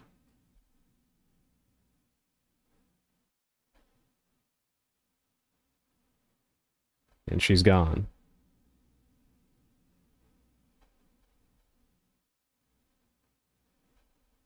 And I imagine that if I try to leave, I'm still going to get arrested because I still shot somebody. Let's go see what happens. She's no longer there. And the music has stopped.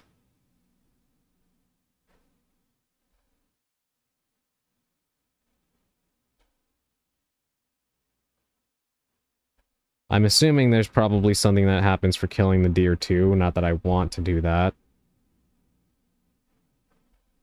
We could try the mirror next time, like Churi said, and see what happens.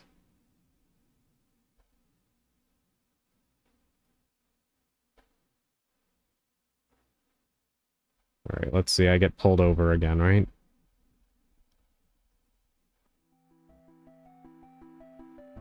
I will say of the Lord, he is my refuge and my fortress.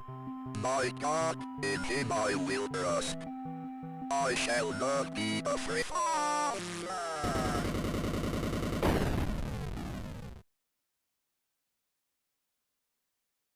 End of chapter, ending to a 5. Father and son. Esteemed Cardinal Gifford, with all due respect, you cannot grasp the importance of the work I am doing for young Michael without being present here. Michael needs my help now more than ever. In the past few weeks, I have made great progress with Michael's affliction. Nevertheless, whatever darkness is inside of him fights back with increasing ferocity. We must not let up the fight against the enemy of such a critical time. There is another reason why I dare not return Michael to his family, not let them see him. The darkness inside him afflicts his soul, but it also causes a terrible strain on his body, so that there may be no mistaking what I mean. I have enclosed a photograph of young Michael during one of our sessions. The photograph is missing. Taken out by noodle arms. Okay. Let's try the mirror again. Or the mirror this time, I should say. Done with one bullet. And see what happens.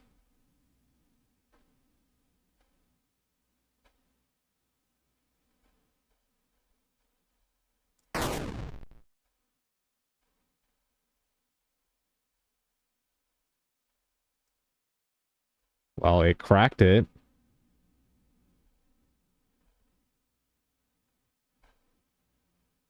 Done with one bullet.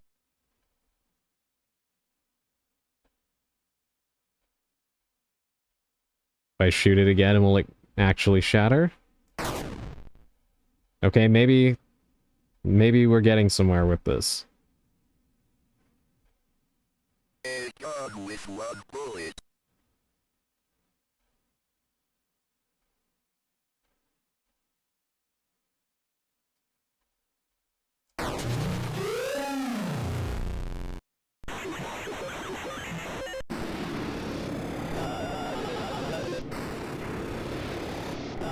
When I said we were getting somewhere, I meant hell.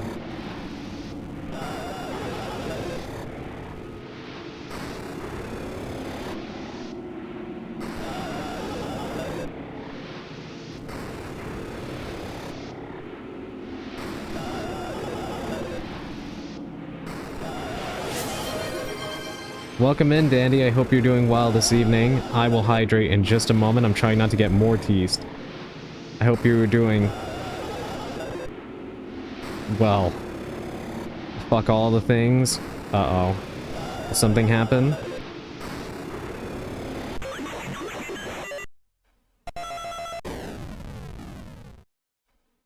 Find and defeat the secret boss of Chapter 1. Alright, hold on, let me take a sip.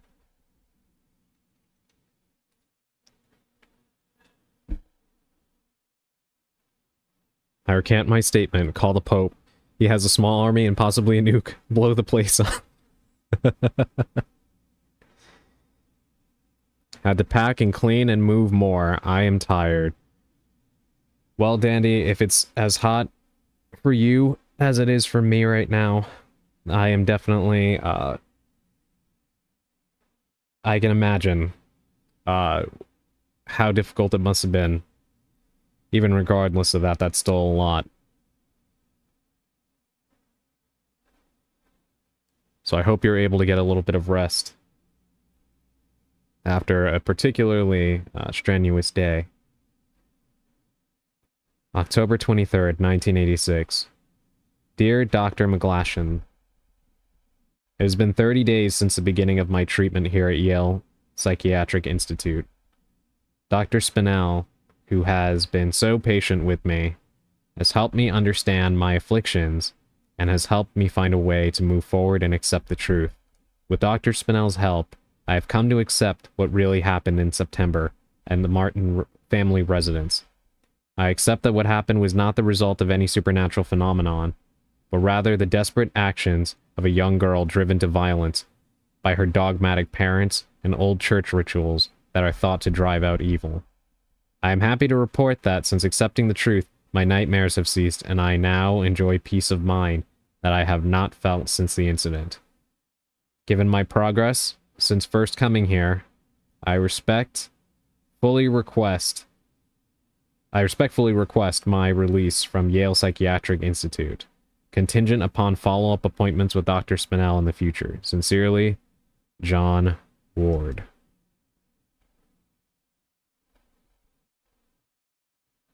Are you sure about that? Are you sure nothing supernatural happened here? Done with one bullet. Blessedly less. Today was the first day I've come home to find the thermostat saying what I set it to. That is... at least there's a silver lining there. Almost like how I was in Grippy Sock jail.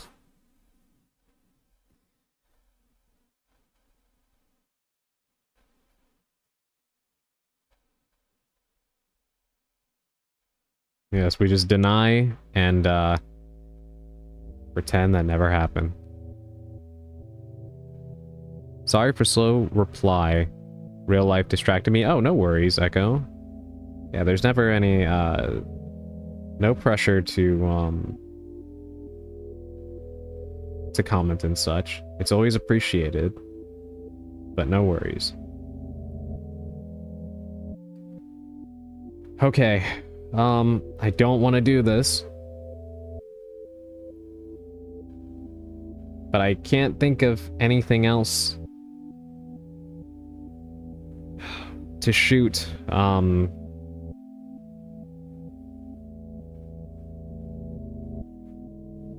I'm not even convinced that the second ending was because I shot the guy.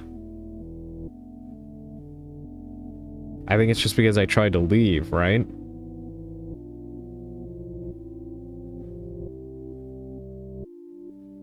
I forgot to cook the onions with my chicken. Oh no. Making hot dogs today? That sounds good. Are you making anything with them? No, it was because you shot him? Oh, okay. I bet Skinwalker dear. Alright, well.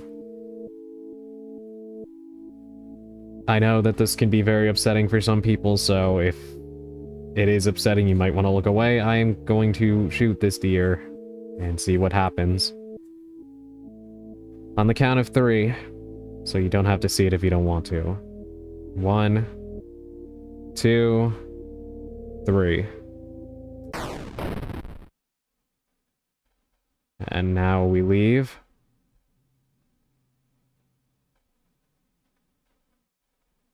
I forgot to cook the goddamn sweet corn.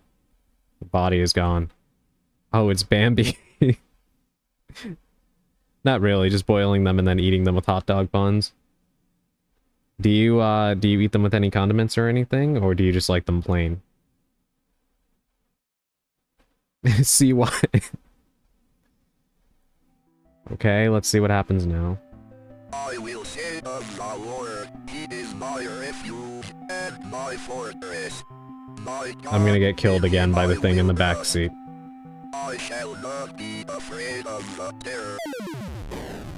Oh no. Never mind. Karma.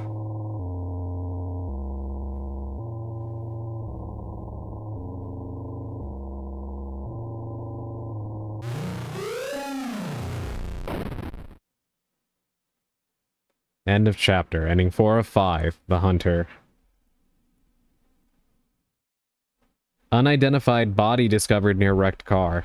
The site of a deadly car accident was discovered along a road near Sterling this morning, along with the body of a person who has not yet been identified. At 6 a.m. this morning, a resident called to report an accident along Snake Meadow Hill Road.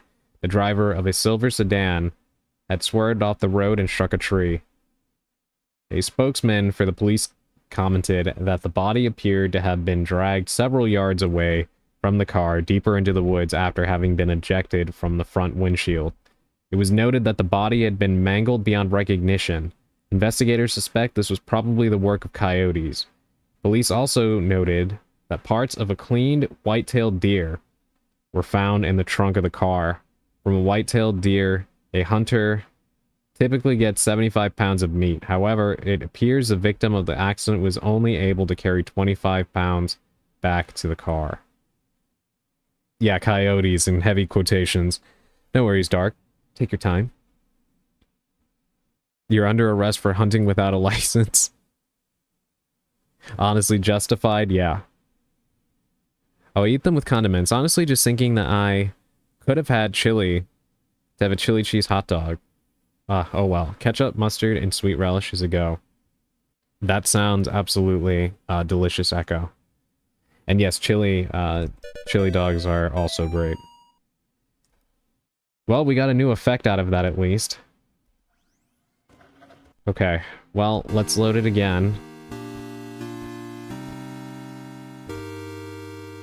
I don't see what else I can do at this point, but I'm gonna try and see if maybe there's more stuff I can... Maybe there's more stuff around the house I can shoot at? Oh dear.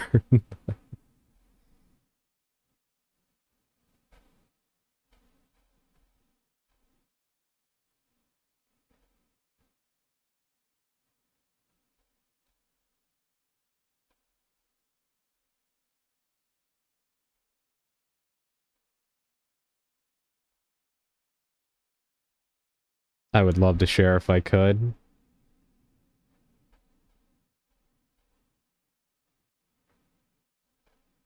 Have you tried looking around the house without the gun? Yes. That's what I did before I actually went downstairs and picked it up. And according to Sally, in order to get any of the endings, we need the gun.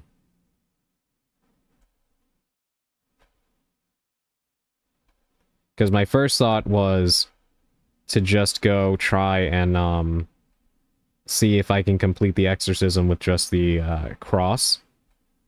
But that did not work. She just bounces you backwards. I've tried killing her, and that didn't work. Hey, thank you for the gift sub, Dandy. I appreciate that. Thank you so much. Okay, water is boiling for sweet corn and the chicken. Brussels sprouts and mashed potatoes are done. Now we wait. Remember, we don't talk about mashed potatoes. Thank you for the head pads, Valko. I really need to work on getting an effect that will show up when I am using my PNG. I should probably try to work on that.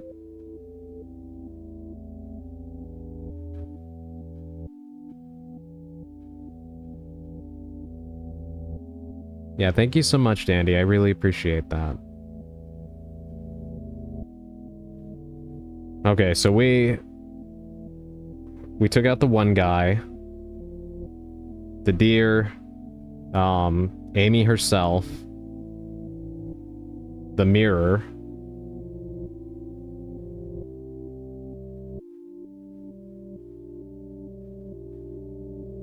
God can't stop me from eating mashed potatoes.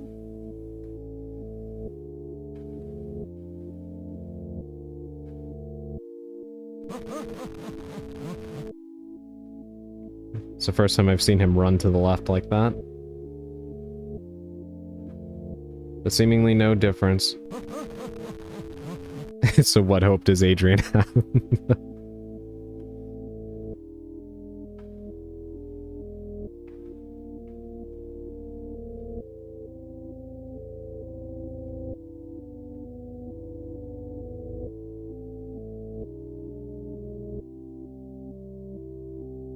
Okay.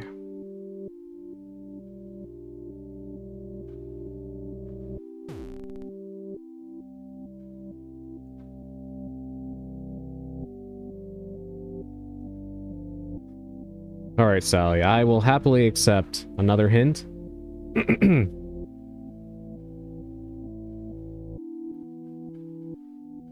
Shoot and miss.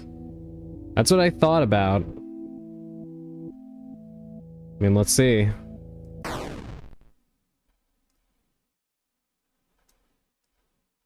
Well, that doesn't work. Okay. Need to go back to the beginning. Okay. Yeah, it did go quiet. But I don't think that did anything, because I still can't, exercise her. Although, you know what? Let's see what happens, though, if I know this won't be, like, the accurate ending. But I am curious as to what happens if I don't kill anything and I just get in the car. I imagine it's probably another accident of some kind, but let's see. We didn't try that yet.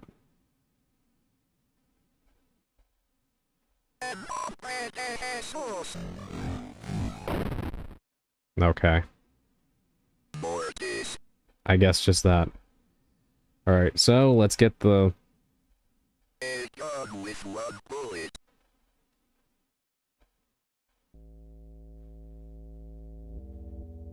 Yeah, right? No, honestly, Bulgay, the caps were fitting for that.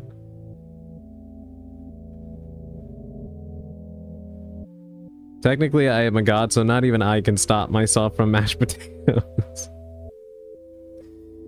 If violence wasn't your last resort, you failed to resort to enough of it.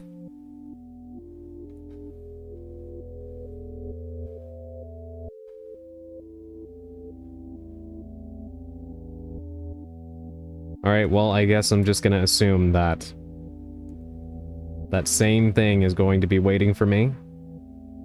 And this time we bring more than a cross.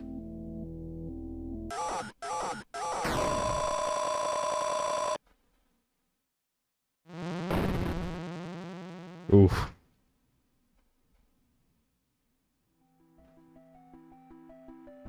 I will say of the Lord, He is my refuge and my fortress. My God, in Him I will trust. I shall not be afraid of the terror in the night, nor the evil that walketh in darkness.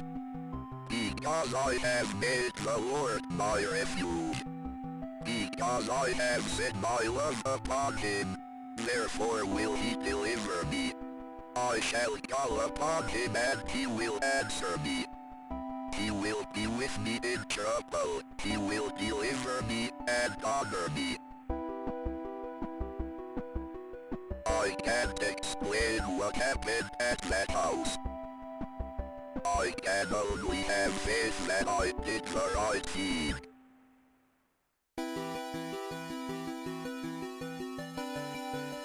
I kept waiting for the other shoe to drop that entire time.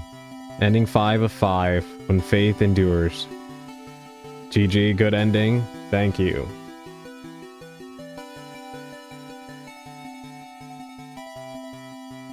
Huzzah, yes.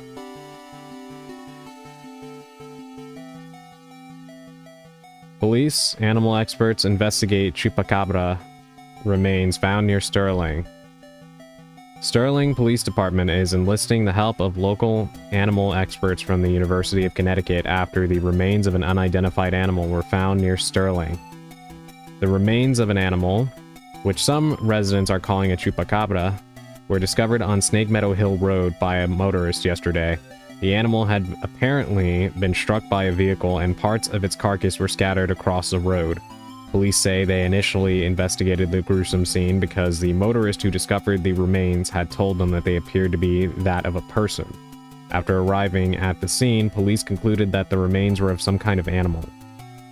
As a matter of public safety, we want to be sure about what exactly we're dealing with here, said a Sterling police spokesman. This is clearly not a deer or a coyote. If it's a mountain lion or exotic pet that escaped from its owners or an animal with rabies, we need to know about it. Animal experts attached to the investigation would not speculate about what kind of animal had been found, although they commented that the animal was hairless, anemic, and apparently suffered from the rickets, a vitamin D deficiency that appears in animals and children who have not received enough sunlight.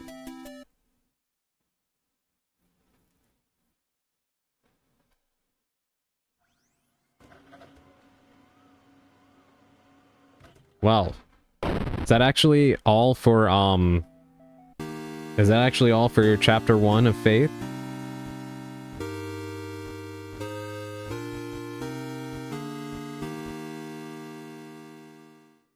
I guess we move on to chapter 2 then.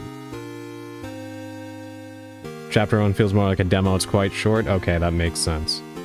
I thought that might be the case.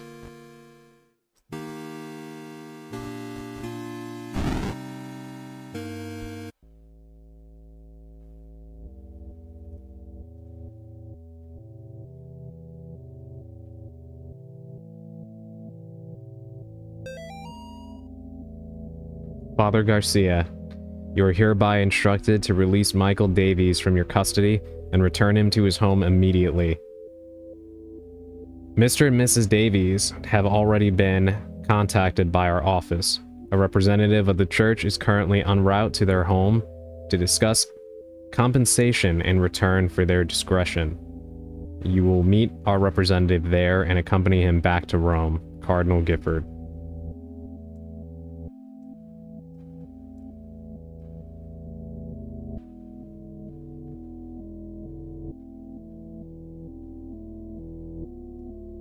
So the secret ending is the true ending?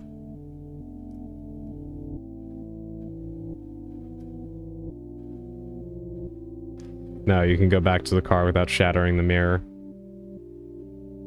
That would have been something, if it was. One day.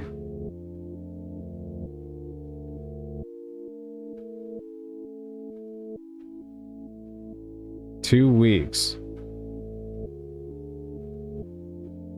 3 months. Jesus Christ.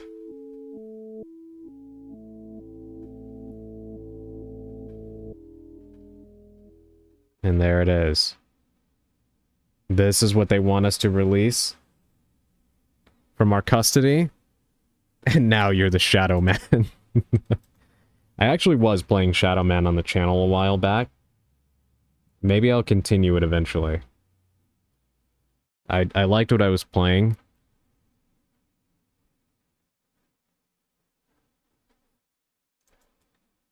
But I did kind of wonder if it was a little slow for the chat.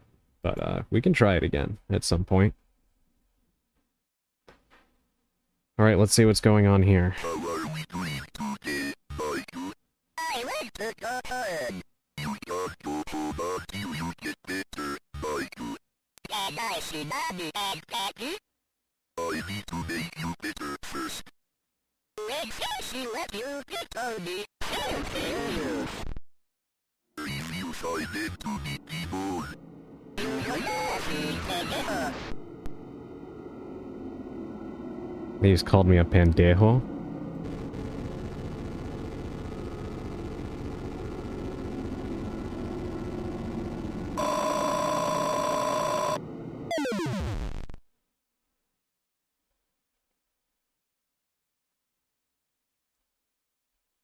Okay. What just happened? Of course he got loose. Of course he got loose. Why wouldn't he have gotten loose? And he took his picture, too.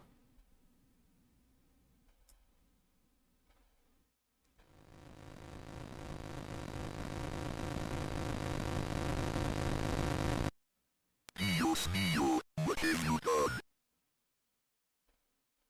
I have somebody as a pet! You can't hide from God, evil. You shall breathe the wrath of the Almighty. Who did he kill? 3 months of hell. Discover Father Garcia's backstory. It's 2 a.m. So, are we confirmed to be playing the same person from the first game? Or the first chapter? Have you forgotten already? The notes people leave behind seem to exist on the edges of memory. Pressing the escape key at the start or the start button is a good way to remember what you have to realize you don't realize you have forgotten. Or if you're in a hurry, hold enter or back button to skip cutscenes. I don't know who he killed, but he didn't finish the eye. No, I think you're a new person. Okay, that's what I had suspected.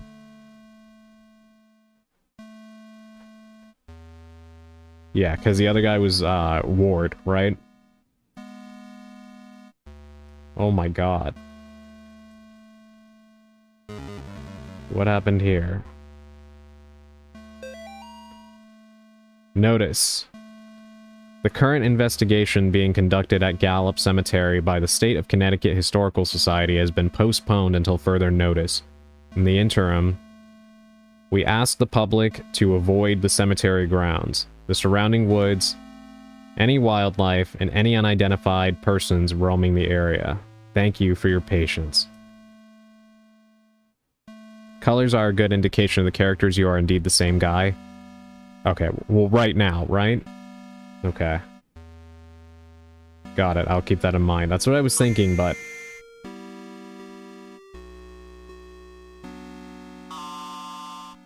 Got it. Yeah, because the guy in black was Garcia, and now we're playing as Ward from the first game.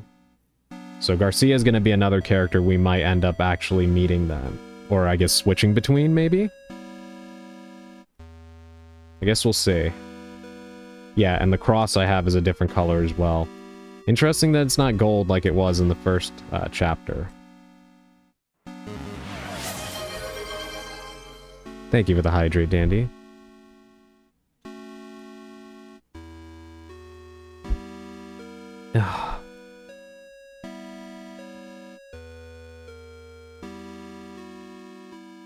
Okay, had a quick shower, and I'm feeling better. Welcome back, and I'm glad that you're feeling a little better after that. I shook hands with the devil. I looked him in the eye. He looked like a long-lost friend. Hey, welcome in, Effecto. Don't worry, you're not late. It's fine. Again, it doesn't matter when anybody joins in. You never have to worry about that. How are you doing this evening? And yes, I am playing Faith, and I'm really, really enjoying it. Dearest disciple, verily, not everyone who says Lucifer shall inherit his kingdom. You must first conjure his demon. You must then serve his demon. You must then walk among the children of men as his demon. Thus shall you receive the blessing of the unspeakable. Return to the Save family tomb whenever you are in need of rest. Gary.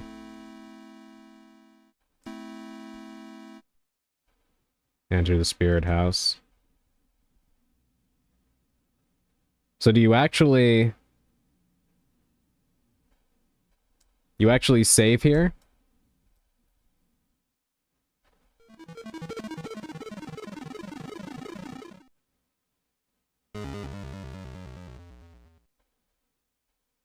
What the heck was that?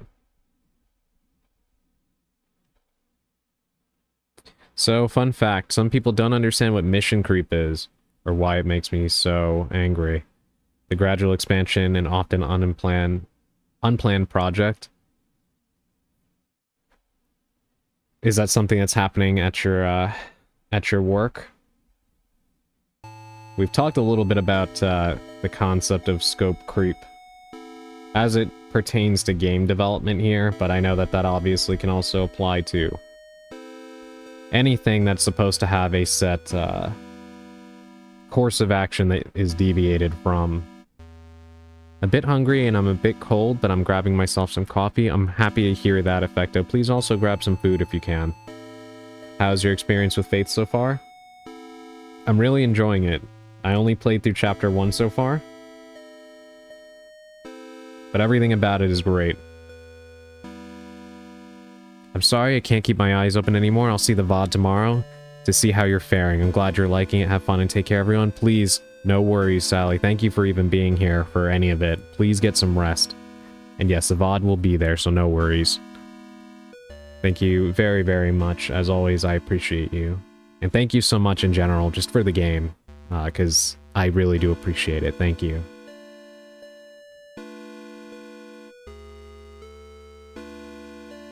Or in my mother's case, while we're here, why don't you do that too? I'm sorry, Dandy.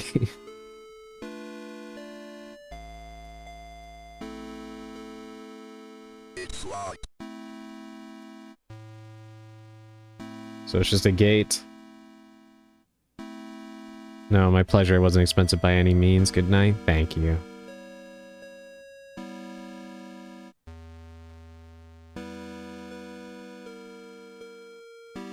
It happens, yeah, but of course, you know, it doesn't make it any less frustrating when it does.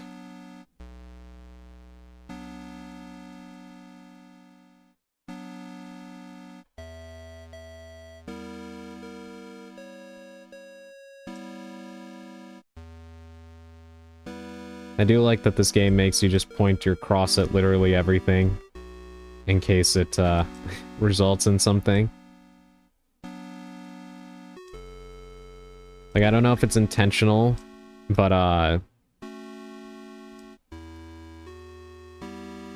it offers a little bit of levity for a game that actually has a pretty great, sense of atmospheric dread. Despite, you know, the lo-fi presentation, which again, is not like a bad thing by any means, it's just, it really does punch above its weight, and so the levity is actually pretty nice. Yeah, literally no other controls besides movement and Jesus. This is true.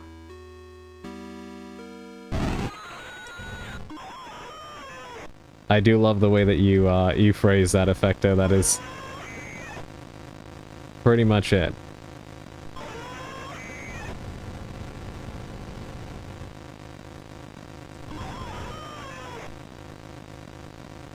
Okay, I need to be really careful.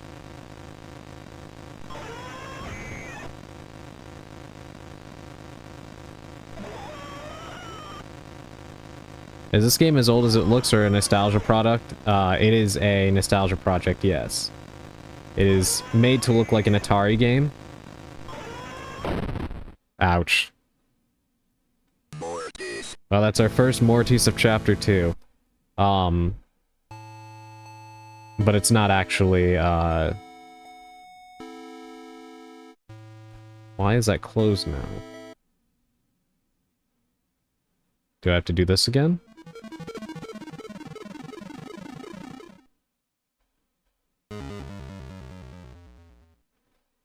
Okay, so actually, now that I'm looking at this, I'm thinking, after doing that, yeah, the gates are open. I have to, I think I have to kill, 3 different spirits. Oh no, the bird's autism is going burr. I should make sure she's alright. Good luck, Adrian. Thank you so much. Yes, please go take care of Akira. Tell her I said hi, too. Hopefully she's alright. But thank you for dropping by.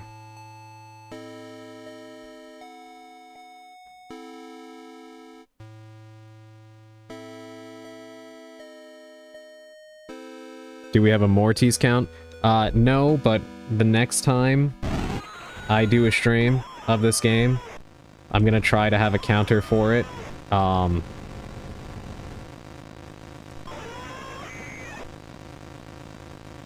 It was brought up before, actually, so I do think it's probably a good idea. That way we can keep track of how many times I get Mortised. Alright, well that's one spirit exercised. Losing Grandpa was the hardest thing I ever experienced. We were really close. I cried about it for weeks. Then my stepmom introduced me to some of her friends. They asked me, "Would you like to see your grandfather again?" I missed him so much, I was willing to try anything. That night, my stepmom drove me to one of her friends' houses. Or one of her friends' house. They took me down to the basement. I saw my grandfather in there, only it wasn't actually him. When I tried to run, they closed the basement door and locked me in. I can't remember much else from that night. My stepmom's friends are always coming by the house now. They tell me I have a debt to pay. They say they have work for me to do. That sounds like, okay, first of all, that sounds like, some not-so-great witchcraft.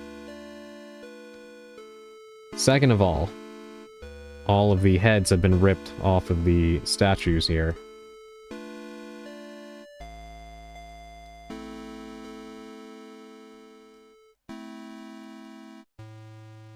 Interesting.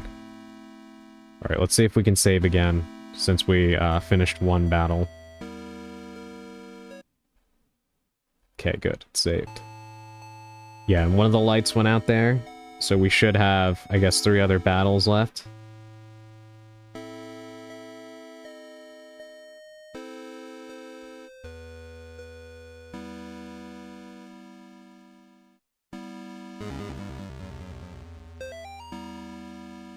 It is with great sadness that the Sterling community announces the passing of Cindy Marie Martin, 38, and Robert Kimball Martin, 40, devoted husband and wife, and beloved parents. Their lives tragically came to an end on September 21st due to an accident in their home. Bob was a training advisor for the United States Navy, and Cindy was a CPA, and more recently, a stay-at-home mother. They were married March 12, 1969, in Voluntown. Though not particularly religious, they taught their children to be kind, generous, and involved in the community. A public closed casket memorial will be held at Tillinghast Funeral Home at 10 a.m. Thursday. Burial services will proceed shortly after. Bob and Cindy are survived by their daughter Amy and twin boys Nate and Jason.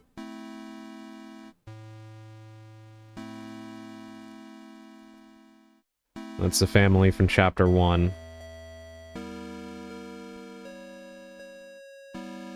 And we know what happened to Amy. And one of the pieces of art that was drawn had Nate's name on it. Loving the Grim Reaper carrying the cross like any Saturday. I know, right?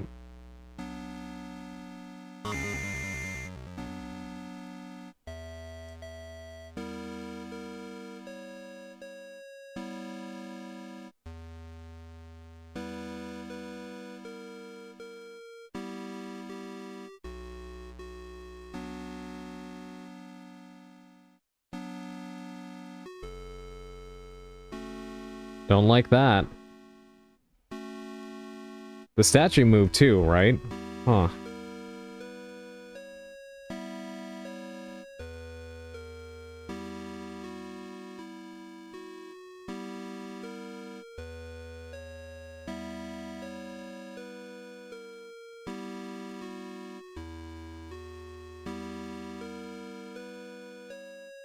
That's not okay, right? I would not say that it is.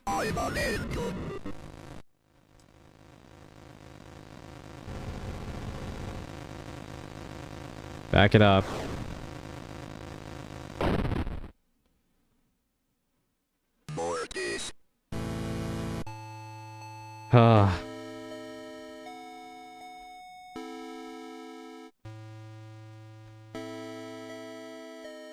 We don't move particularly fast. But I do think that the boss battles are a lot of, like, trial and error. I think they want you to die a couple of times. So you can memorize the patterns and such. At least that's kind of how it comes off. So now I know he goes up and down quite wildly.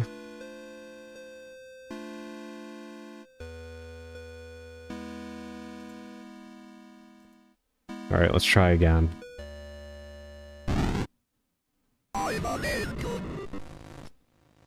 I cannot tell what it's saying. It sounds like it's saying I'm an alien.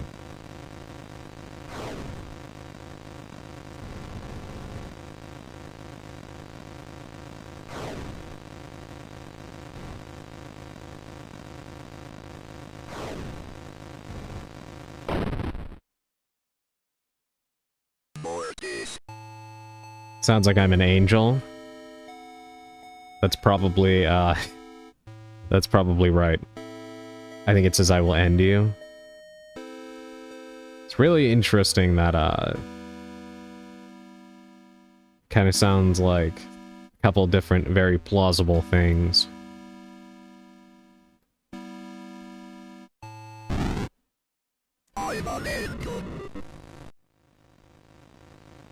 Yeah, I think it does say I'm an angel. That is what it sounds like.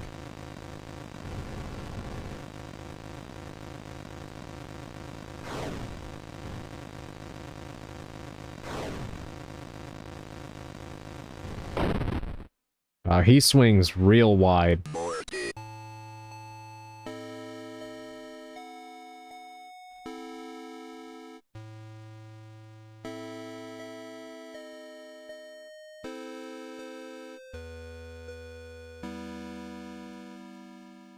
I know that they say the less detail there is, the more your imagination fills in the blanks, but I'm just astounded by how much more immersed I am playing this game than I am most others. And again, it can work in 3D. I feel like with the Fears to Fathom games and Puppet Combo and such, they do a really good job of immersing you in that world because they establish a sense of routine. Like, my PC suddenly restarted and it freaked me out. I'm sorry, Effecto. This game does a good job of putting you on edge, doesn't it?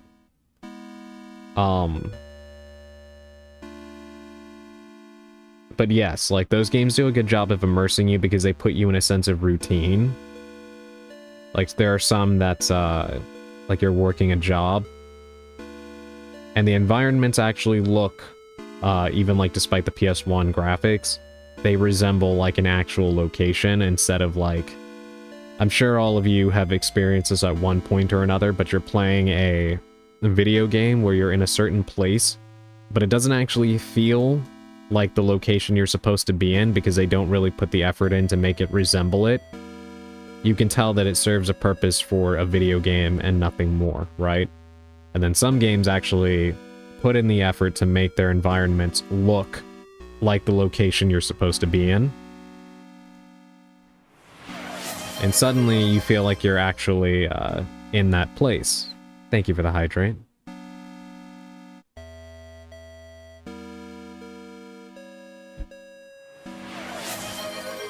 And the stretch. This time I will actually get up and do a full stretch, because it's been a little while. So I will go and do that real quick.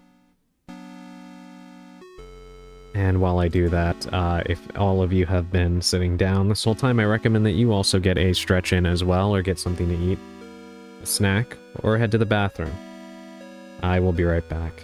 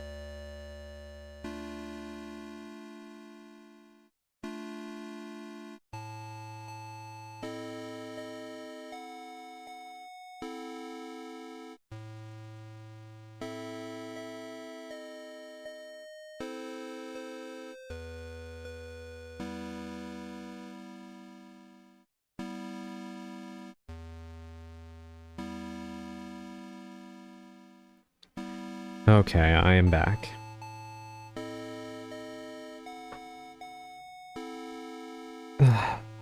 Okay. It actually felt really good.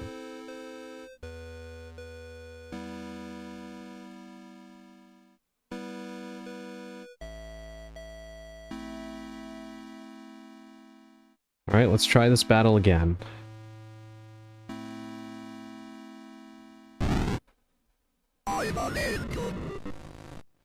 You're most definitely not.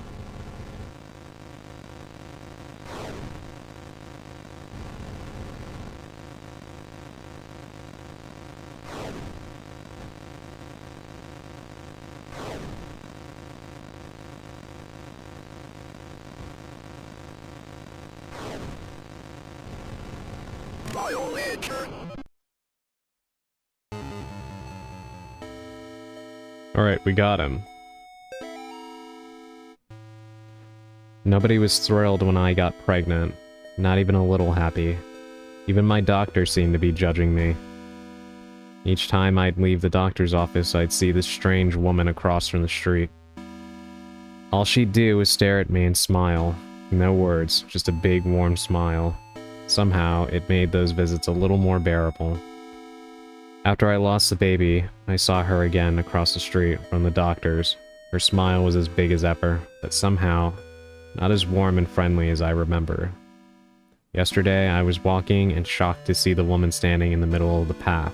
Now she was pregnant. She beckoned towards me. I followed her off the path into the woods.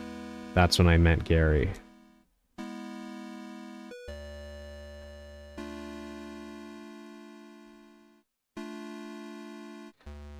Something that I really like about this game too is that the notes and such actually establish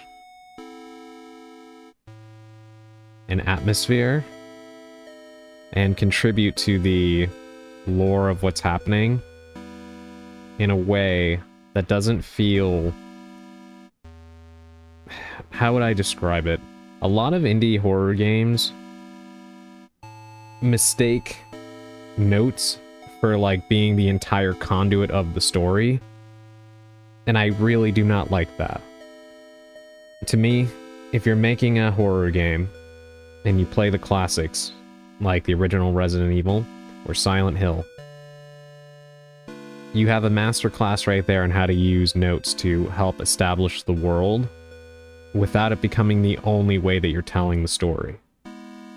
Unfortunately, many indie horror games do exactly that, and most of the time, their stories are nothing to write home about, and I don't say that to be, rude or judgmental, but a lot of times they're retreads of something like Silent Hill 2. I can't tell you how many indie horror games I have watched and or played, where it's... the big twist is that you're the one who killed your family, or you killed your wife, or you killed somebody, and you just forgot about it, or you buried it because trauma. It's so exhausting. And the way in which they tell the story is always the same. Just a bunch of notes scattered around the location. Just lore dumping, right? Do they forget the show part of show and tell? A lot of times, yes, and part of that is because they are limited in their budget and, like, what they can create, which is understandable, but that's why, again, when you look at, say, the original Resident Evil, one of the most brilliant things about the game is that it establishes a whole mystery and conspiracy, and you don't really see much of it. Like, most of what you see in the game, like the enemies, for example, are the show part of it, right? Like when you learn about the T-virus and such, you read about it, you read about the research, what these people were doing here, but you see the end result of it through all of the enemies that have been hunting you throughout this mansion, right? You see in the environment everything that has been happening in this house. But the notes help you to not only understand the science behind it, and a little bit more about the world that your character had no knowledge of until coming into this place, but you learn more about, say, the Umbrella Corporation. You learn more about what these individuals, these scientists and such, were doing here. Things like that. That sounds like a neat game. You would know. But also, welcome back. Welcome back, Dark. But, yeah, Resident Evil is a masterclass for how to tell a story with notes as supplemental material, not using it to tell the whole story, which is something that drives me crazy about indie horror, and they will do this way too often.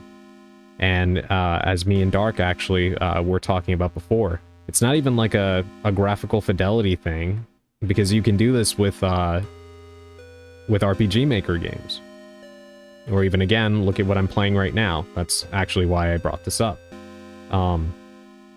Faith does a wonderful job of actually having stuff happening on the screen. It's telling its story through what you're seeing and doing, but the notes actually help me to feel like this world is so much more than what you would think. It's very well done. pleasantly surprised. Were enemies always able to break doors down? In Resident Evil, no. In fact, in RE2, Mr. X can go through some doors, and then in RE3, Nemesis can go through doors, break through windows, and stuff like that. That's why he was particularly terrifying. Some enemies in the original Resident Evil, and in 2 and 3, will follow you through doors, but it's not common. It's usually a one-time scripted thing. One game where the enemies will relentlessly chase you through doors, though, is Dino Crisis. I played that on the channel, and that was very surprising to me, because I thought that only started with the RE remake for Capcom's horror games, but no. Dino Crisis is where they really started being able to just open doors, and they're worse in Dino Crisis than they are in the Resident Evil remake, believe it or not. Rewarding the player for looking around. Miss when other games used to do that often, not just Easter eggs. Yeah, I agree completely, Effecto. Also, now that I have a little bit more of you here, I'm gonna do something real quick. I want to show you, for those of you that weren't here for the start of the stream, I made a special intro for it, and even though, even though we're not at the start of the stream anymore, I did put a lot of work into it, so I'm keen to show it off. So I'm gonna show you what I did when I started it, just so you can see it. Here it is.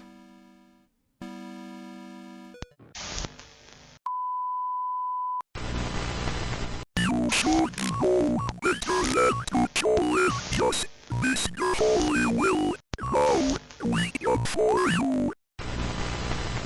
Mortis, Mortis, Mortis, Mortis. That was it. I actually put that together quite fast. And I was mentioning earlier that I do want to do, I want to do more things like that. Like the part where it went Mortis. Oh, that's cool as hell. Thank you. Yeah, I'm glad you all like it. Sometimes I do special intros for my streams when I write dark poetry, so sometimes I will do intros with the, with my poems. But, this, I think, was the first time I've ever done it specifically, like, attuned to the game I was playing. And I would like to try to do that more often. We'll see how it goes. I'm not the best at video editing and creation, but I do try. So I'm glad you all liked it. Well done. Stuff like this is good fun. Yeah, I agree. Dark Weaver actually has a awesome intro to her streams. Kind of made me realize I need to put in more effort into some of those background details. I love your poetry, it's so good. Thank you, Augustine. I really do appreciate that. Alright, let me grab some water and then we'll continue.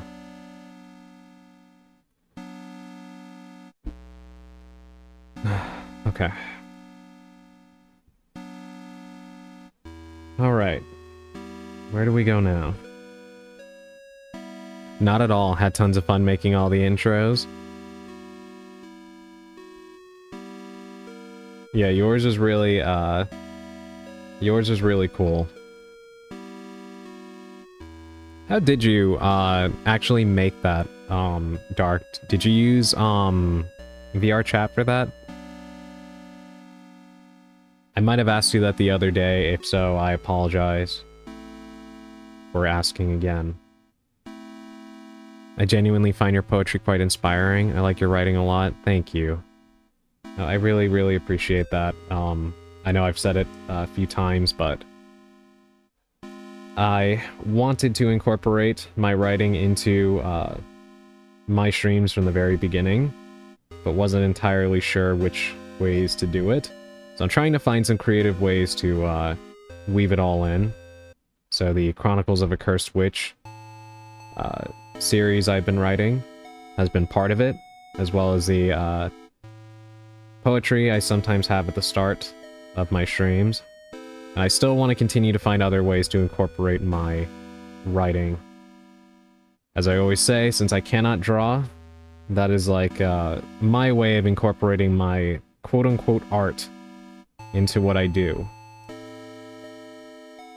I just have to get more creative because, of course, writing is not as flashy as art or fancy video production and such, so...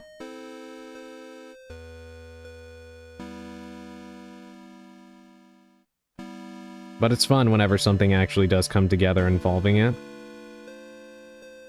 All good, I don't think you did. I use VR chat for all the shots and camera work. All effects and edits I did in DaVinci Resolve.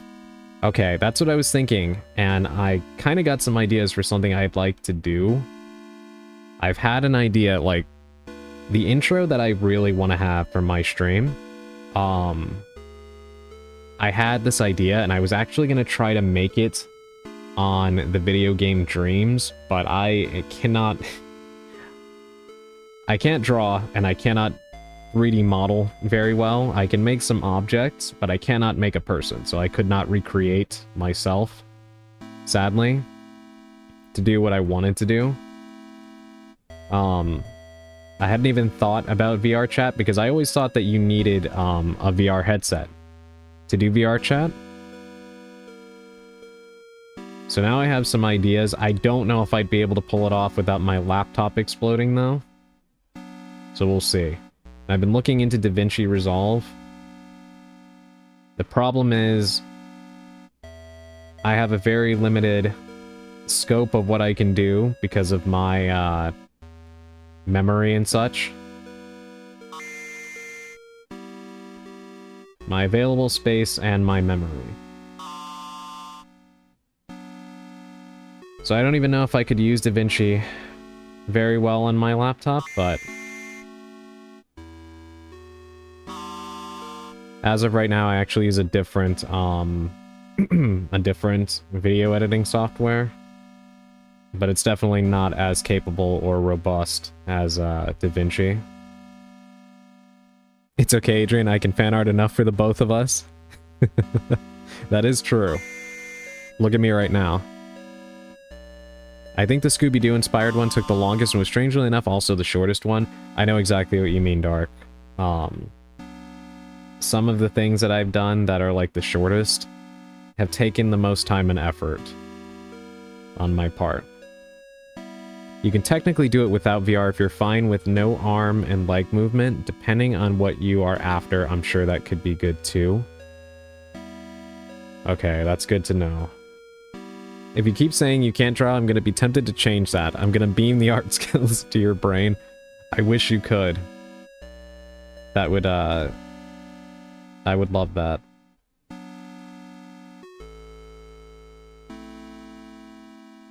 Alright, I am genuinely confused about where to go. Let me go up to the mirror again. Maybe I can,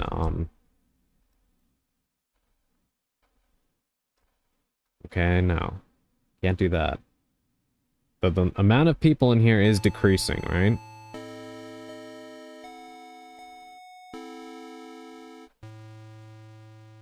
So wholesome, yeah. I love my chat.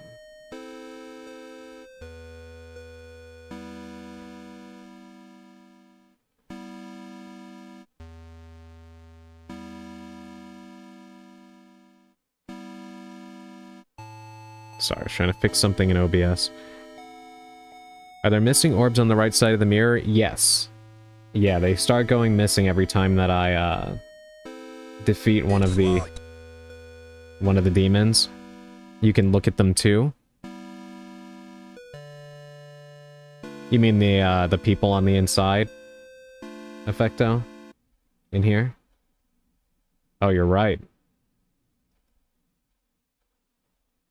Huh. Yeah, these were lit up until I exorcised the two demons, Echo. Now, I think I need to find two more. I just don't know how to find them. because,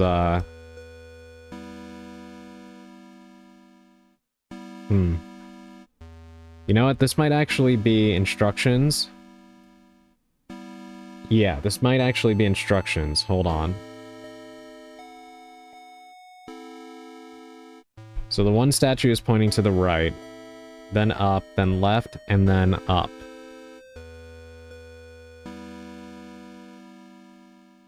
Let me write that in the chat real quick so I don't forget that. So right, up. Shorten this.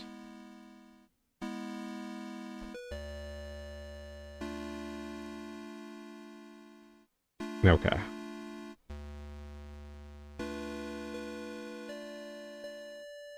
I don't know if this is the right idea. Konami code. Isn't it up, up, down, down, left, right, BA, BA, start, or something like that? Alright, so right, up, left, and then should be up twice, or maybe just up once, depending on how it registers the... Yes, I think I was correct. I'd say I was correct.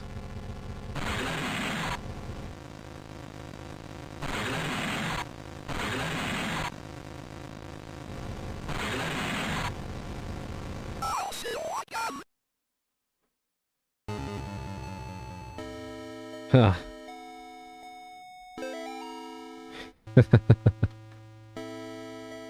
I'm glad I figured that out.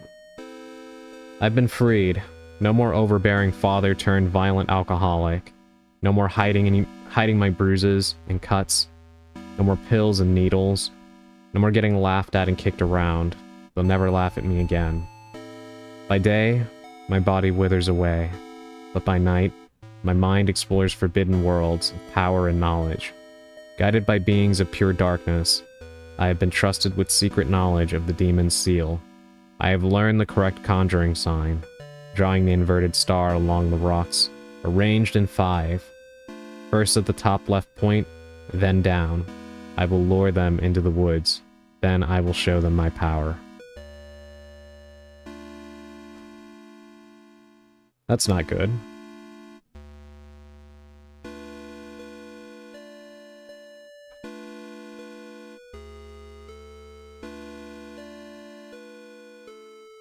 That's a clue too. I kind of figured. That statue is concerning. The last man is gone.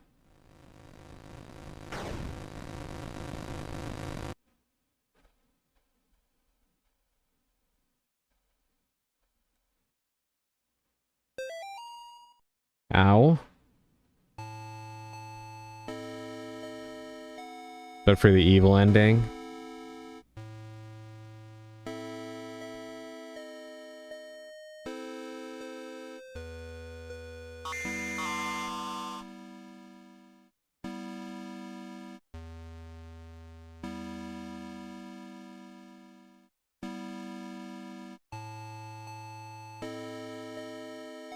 Alright, well. Guess we see where it goes from here.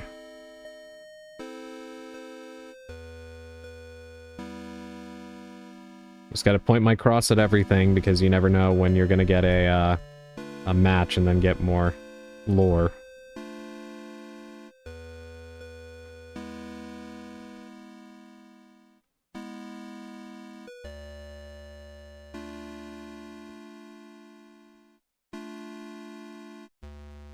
So you know a game is good when you can,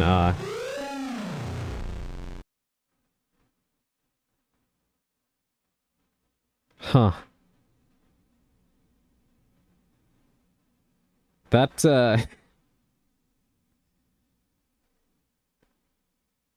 Is that what they mean when they say make like a tree and leave?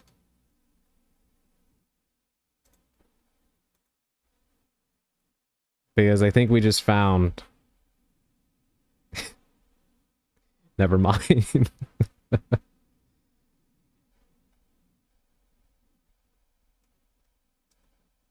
That tree is so me core for real, for real. Did they just run away? Yeah, I do believe they did, Dark.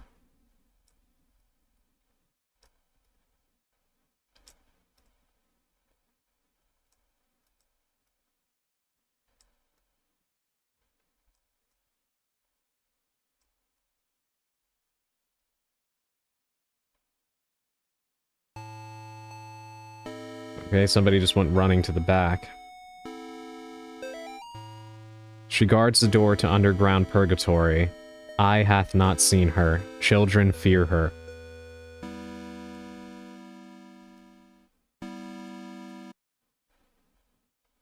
Confess thy sins.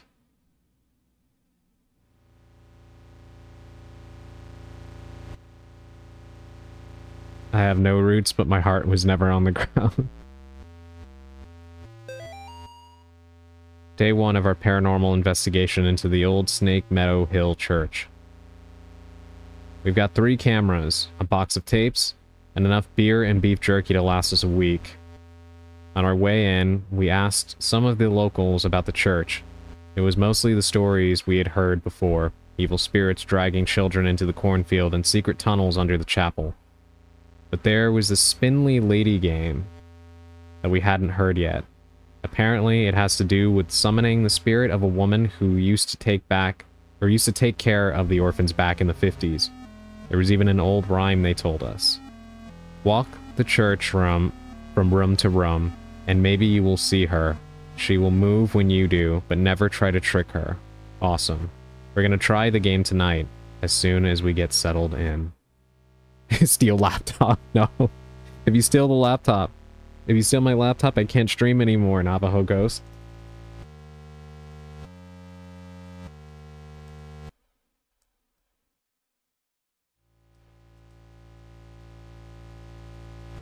The story's so good you truly feel bad for John.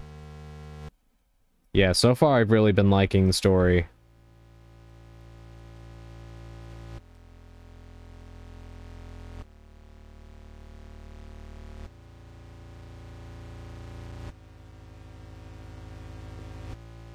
I wonder if I should go back outside and try to, see what that, person who went running, like what that was all about. Steal someone in chat's PC.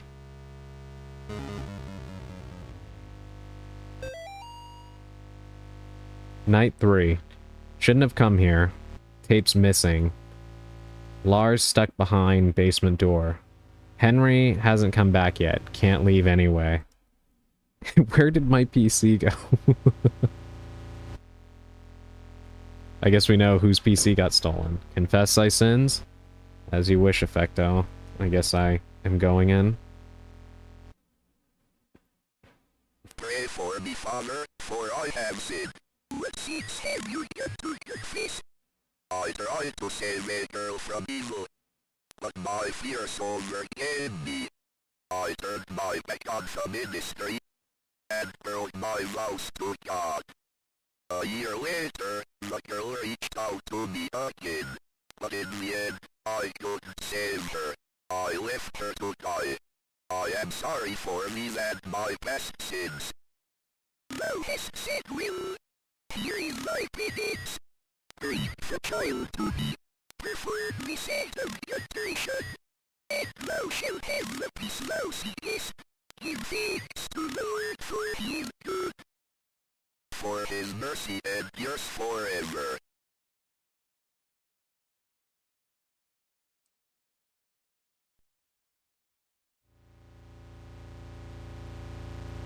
I don't think that I want to give Amy to whatever that was. Give PC to Adrian. That's okay. I could never do that to Dark.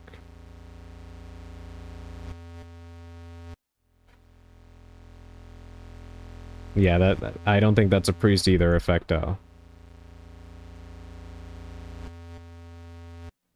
Too late.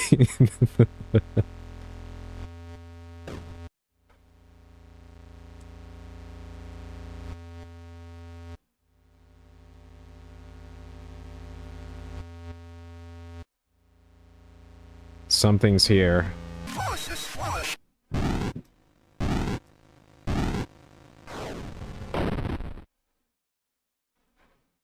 Mortis. Okay. Let me explain something. The moment that it said something's here, and the spirit appeared, I heard 2 gunshots outside at the same exact time. And it startled me. So we're gonna try this again. That's an ending too. Let's try and see if we can get it.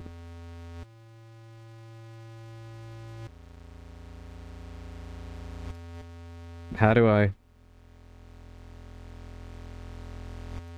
trigger the...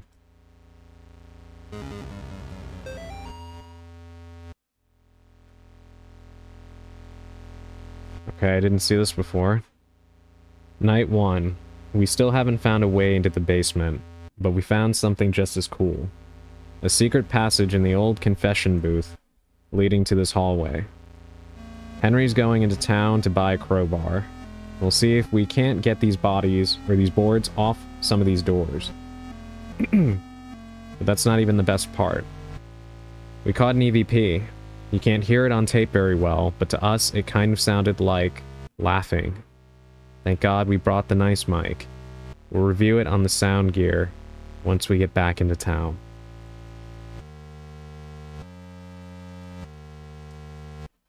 Okay. You have to watch the candles.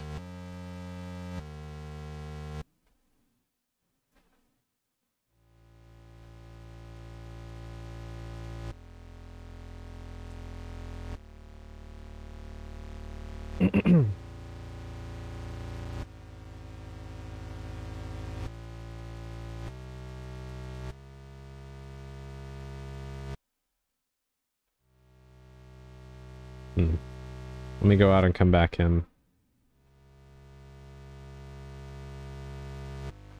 So over there the candles are, the bottom left and the top right.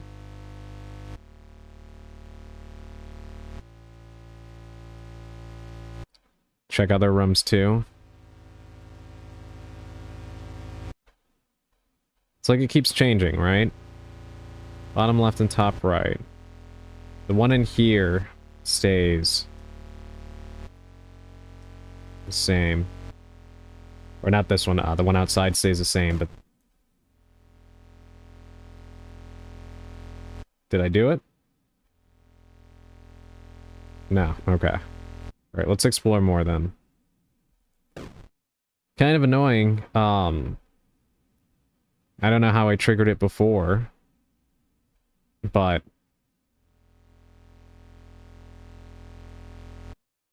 Would have been nice if I could have gotten that right. But, as I said, I got startled. Somebody started fucking shooting.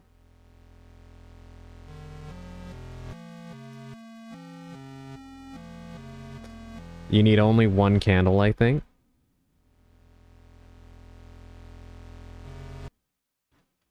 Yeah, like only one, burning in that room, because I think when it appeared...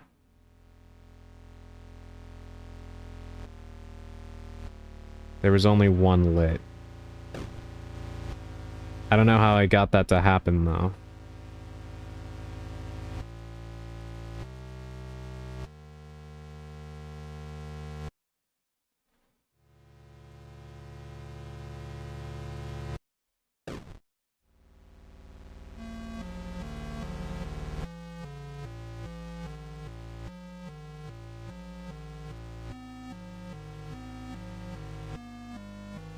Randomized, I believe.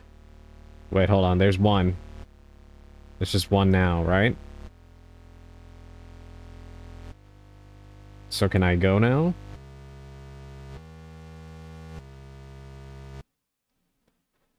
I wonder, is this like a secret boss like in, Chapter 1? Because I got a secret boss from, shooting the mirror.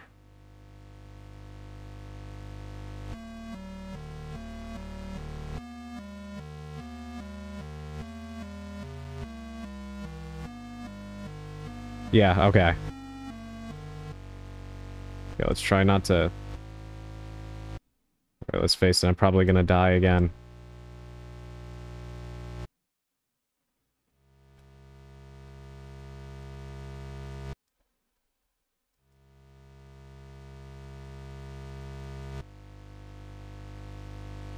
The Mirror Demon, it's in all 3 games.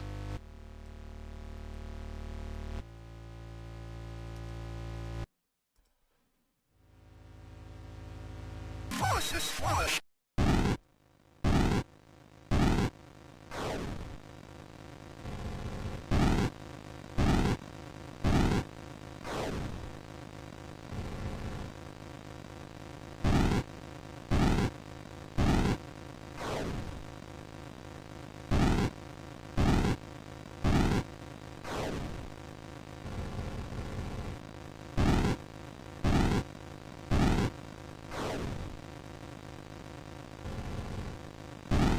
Yeah, I gotta lock in.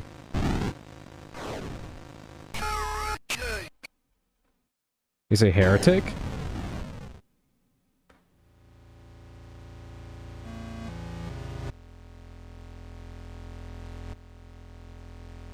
Well, I got him.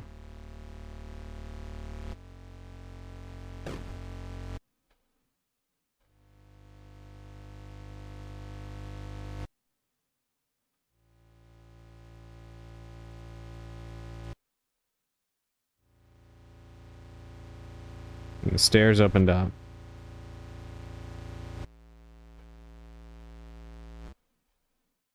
Darkness surrounds thee. Who's watching me now? I got an achievement. Reach the basement of the Snake Hill Church. This is my final memoir, hastily scribbled on a page of the good book. I now descend the staircase, knowing full well that she waits for me ahead. Checking my old watch has revealed something quite astonishing. Time doesn't change down here, as we know it on the surface. Even now, the hands don't move past 2. God's work be done. I have been to where only the faintest lights shine and protect from things unspeakable. God help me, Father Clark, a foolish old man, going mad in this dark prison, ears bleeding from the screams of the demon.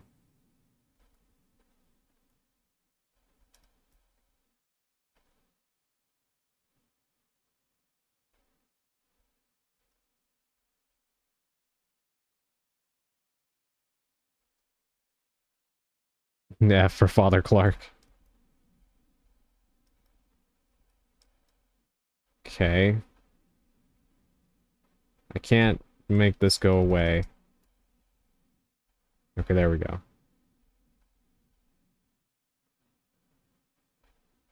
Is this a hint?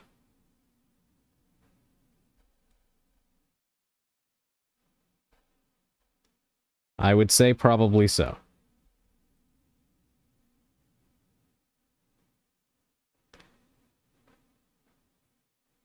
Is this kind of like what was being referred to in that note we read before?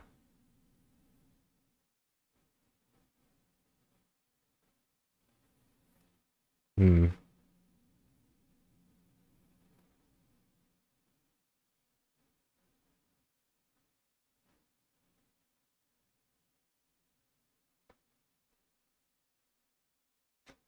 Well, I guess we could just walk in there and see what happens.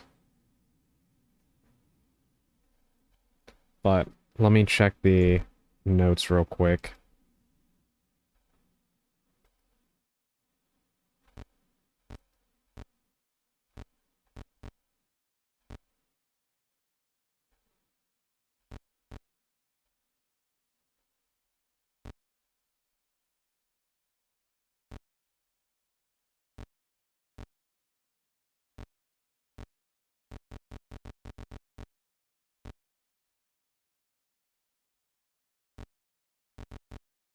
Where is it?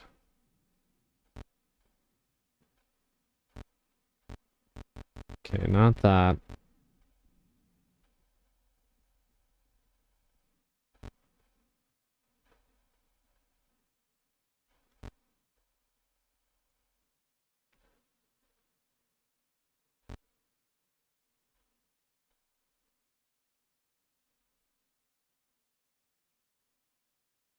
Okay, right here. I've learned the correct conjuring sign, drawing the inverted star along the rocks arranged in 5, first at the top left point, then down.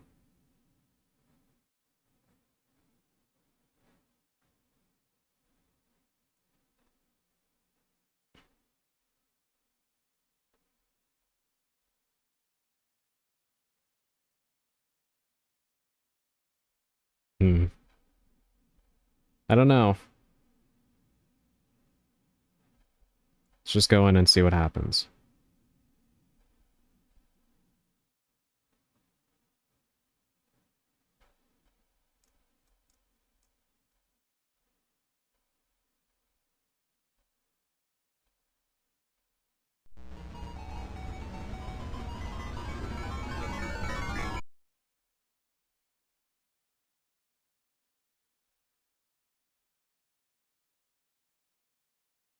Well, that's not concerning at all. That note would only work for an alternative ending, so you can forget about those clues. Got it. Thank you, Effecto.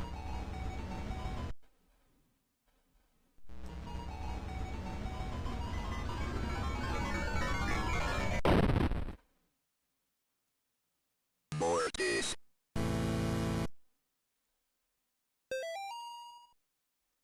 Okay.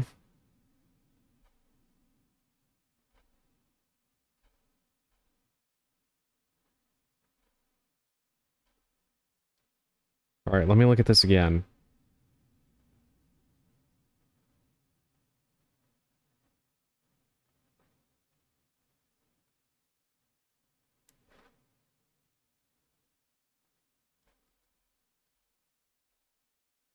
Still no idea.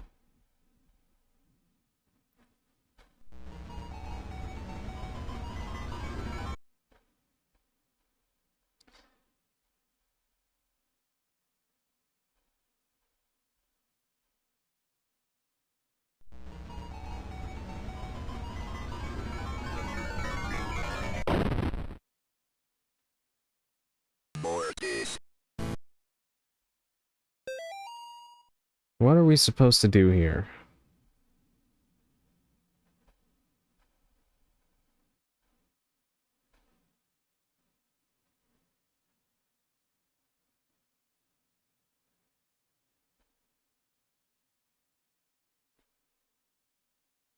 It's like, are there specific symbols we're supposed to step on?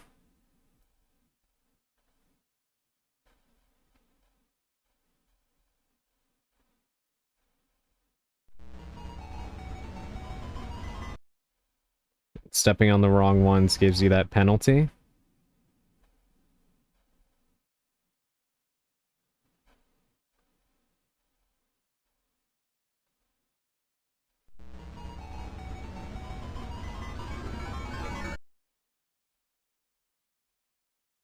That's what it seems like.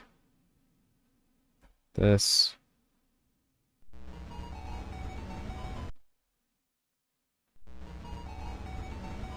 Okay, that one doesn't work.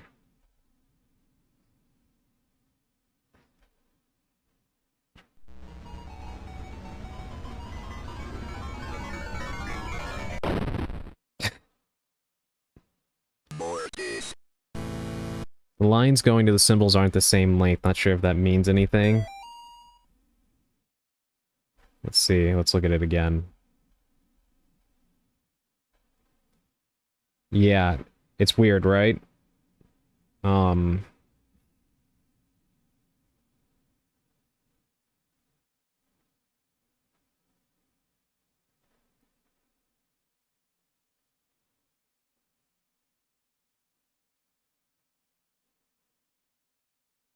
So many shortest to longest. Definitely hard to judge, yeah. So what I've noticed, at the very least, in here is some of these don't set it off. I don't know if there's any benefit to that. Okay, that one sets it off. The X and the weird circle got a long line. Yeah. Give me the note.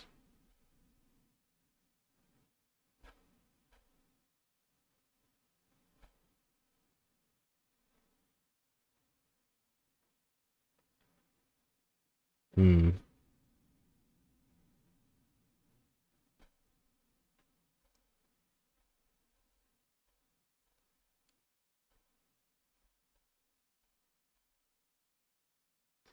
I haven't been able to go over and touch that hand symbol.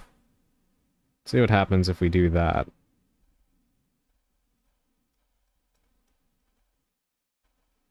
It doesn't let me.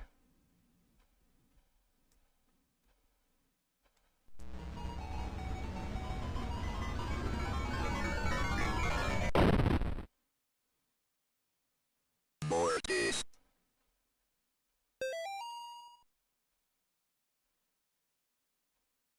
I would guess the hand is the last one.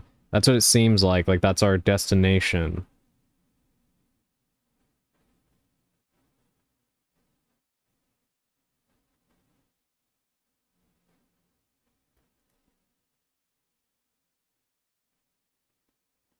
Because if this is representative of the room itself, then the X would be the hand, right?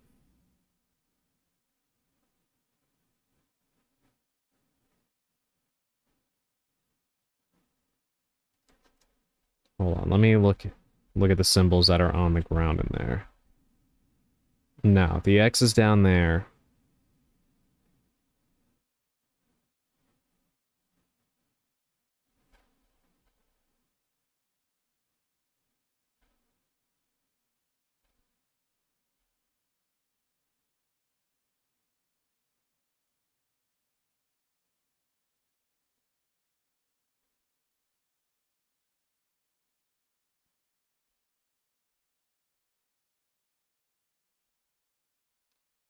You know what, let me go back upstairs. I feel like I might be missing a note. Maybe something that would help us understand this.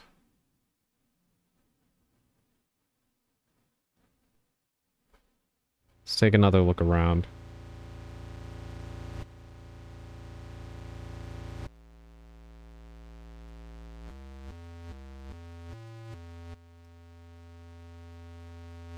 Is my message visible? Hold on, let me go up Effecto.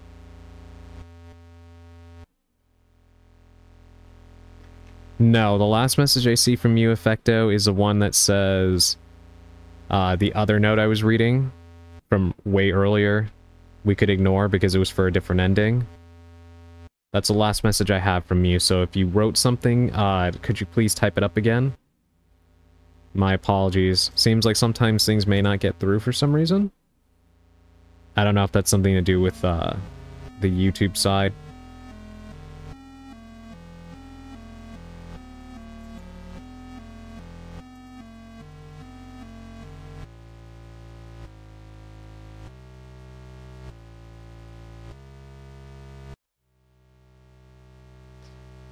That looks like what happened to Amy in chapter 1. Oh, it ate it? Don't worry, I was just yapping. I'm sorry, Effecto. Yeah, I don't know why it does that.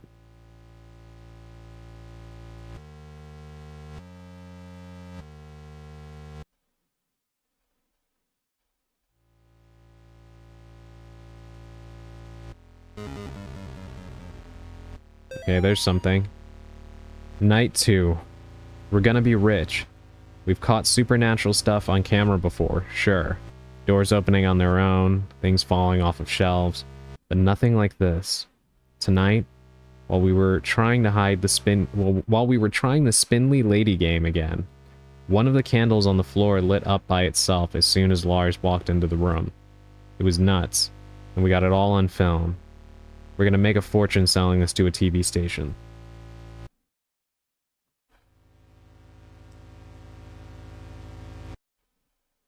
Is there anything else in here? I presume these things are probably hints for the ghost of the woman that I already exorcised. But we're gonna keep exploring to see if there's any hints for that thing in the basement. I fear that that little symbol on the ground is probably the only hints we're supposed to get. Watch the candles. Yeah, that's for what we already did.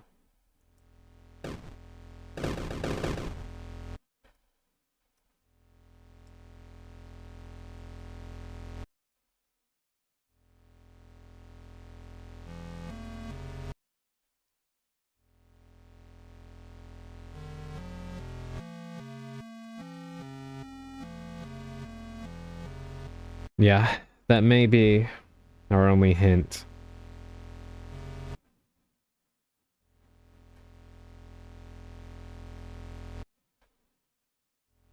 Well, the last thing I could try is to go after that person outside. Because we did not try to chase after them, but...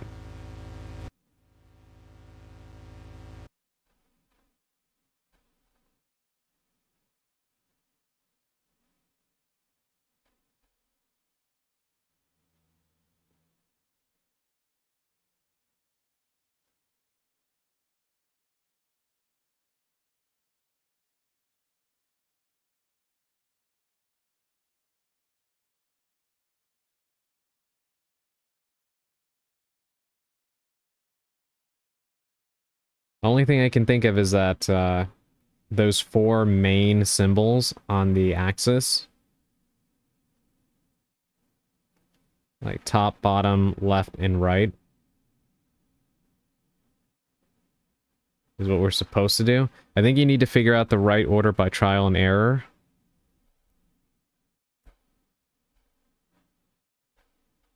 Are we doing the alone in the dark thing? Okay, if that's the case, then,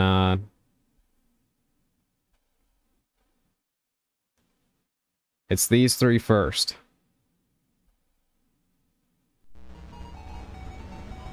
Okay. So that did trigger something.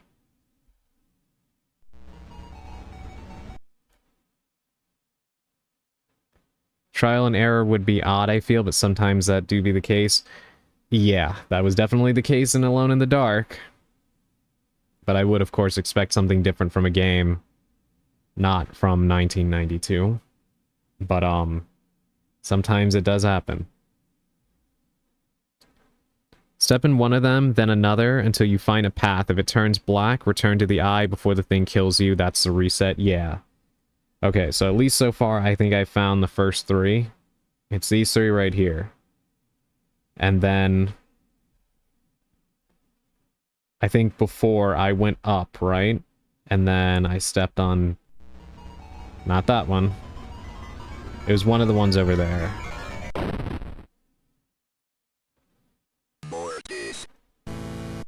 Okay.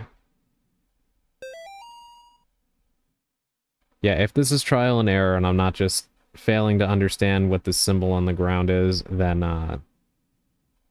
in fact, you know what? Hold on. So that little thing right there, this first one on the bottom, that is the first one that is correct. Then the X. Then the little, thing that almost looks like a reverse cross. Let's see if there's any correlation here.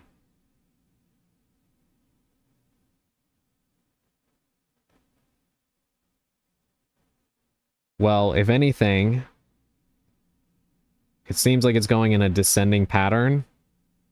Starting from the little thing, it looks like an H. Then the X is next. Then the little dangling cross. Let's try the cross into the right arrow thing. Because if that works, then we know the order then.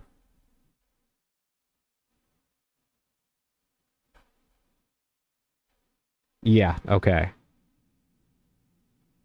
So I need to go back because I don't remember what the others were. Apparently this was the next one. And then that. That.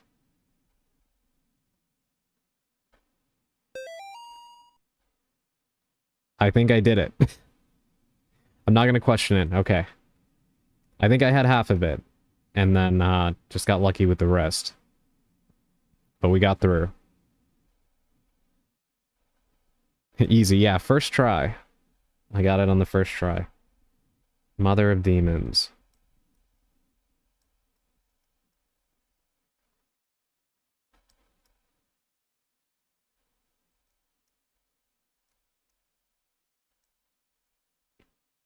Had to go for a bit, and now I'm back. How's it going? Welcome back, Augustine. I just solved that puzzle somehow. And now it seems we're out of the church.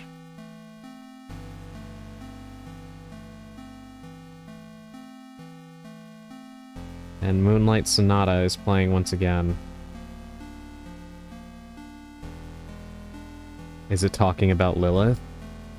That's an interesting, interesting theory. I do think it might be talking about, remember how the note said that there was a, woman that wanted to have a child and everybody was, like, cruel to her, and then she ended up losing the baby? And she said that there was a woman who was pregnant who beckoned her into the woods. I wonder if that might be what they're talking about here.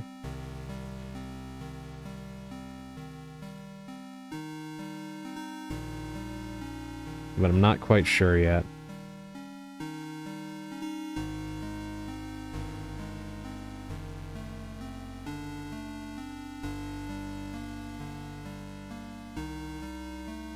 Alright, so far nothing.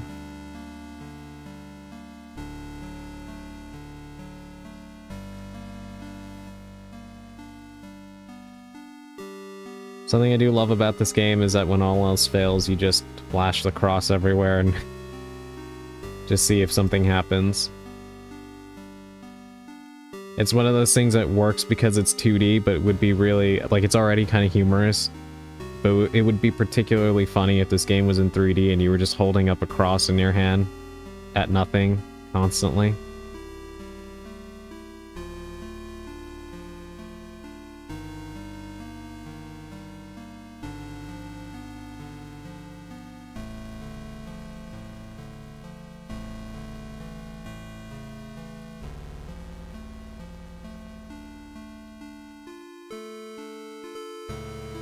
I mean, well, this is odd. Okay, that's new. I was about to say, nothing is happening, but... what were they fleeing from? That would be something to flee from.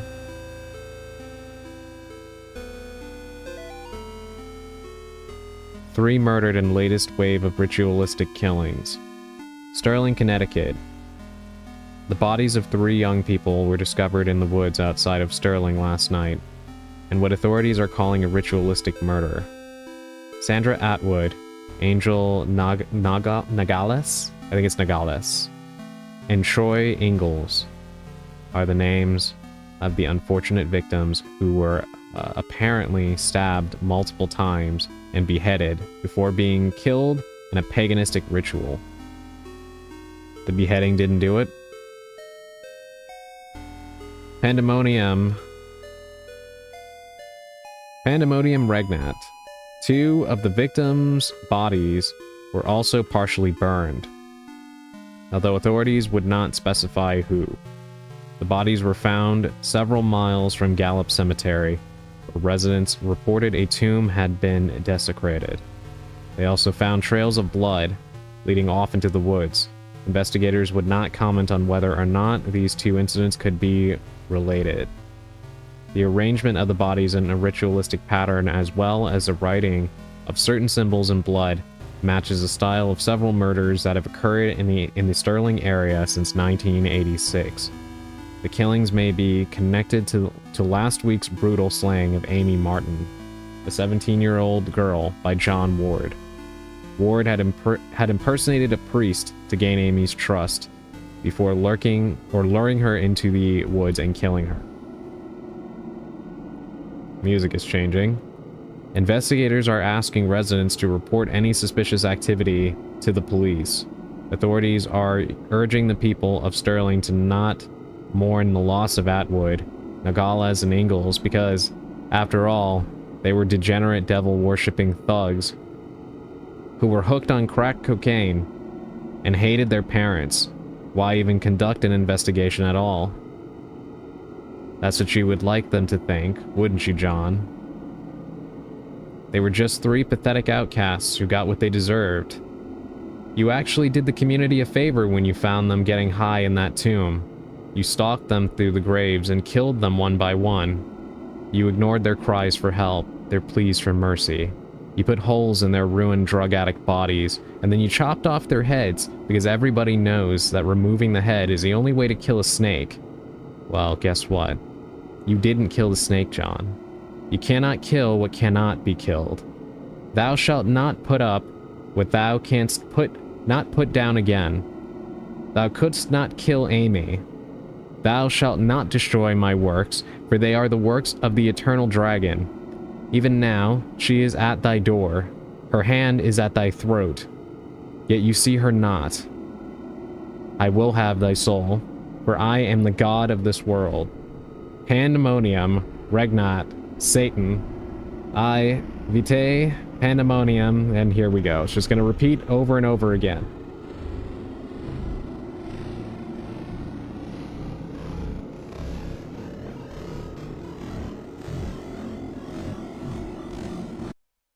I'm here, John.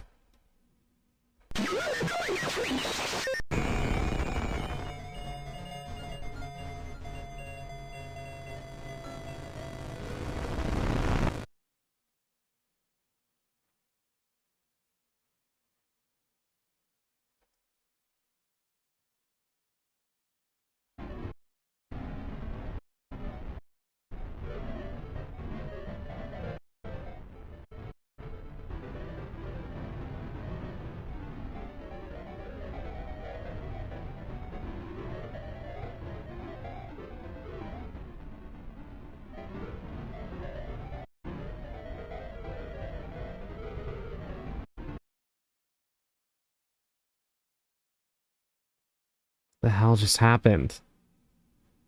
Hey, welcome in, Wilby. How are you doing this evening?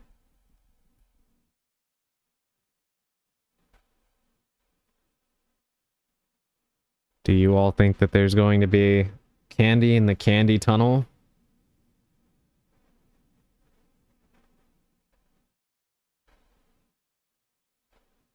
Death awaits.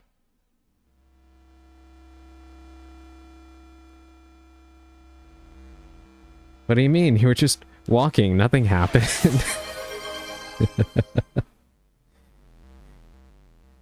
I'm good. Just stopping by to say hi to you. Thank you for dropping in, Wilby. Yes, I'm playing Faith.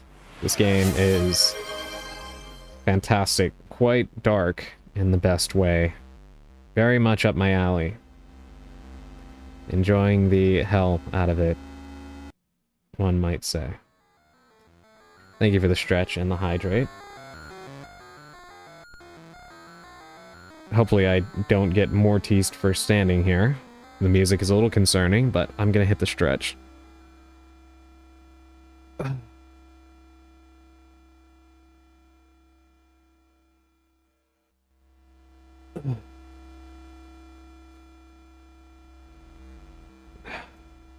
Okay, now I shall take a sip.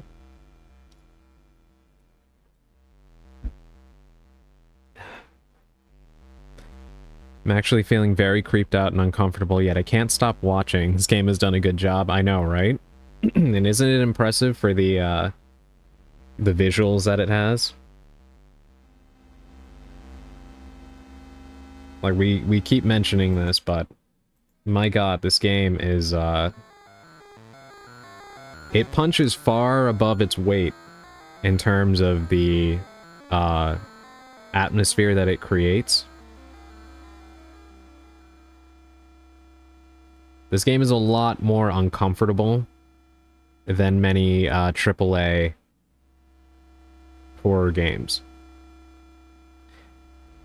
And honestly, I could honestly sit here and go on another tangent about why I think that is, because there's so many elements. But it's probably better if I don't I don't do that. I should just I should probably just keep playing, because I can nerd out about that for probably a good hour or so. What do you mean? I got hooked on the graphics. The ray tracing is amazing. Yes, it's bringing my computer to its knees right now.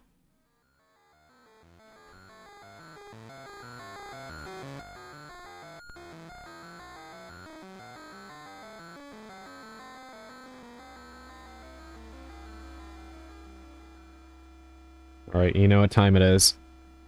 Time to point my cross at everything and see if it actually does anything. Although I'm honestly kind of wondering how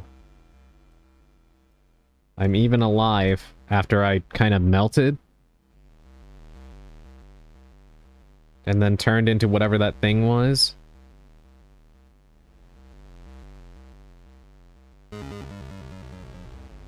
Kind of reminded me a little bit of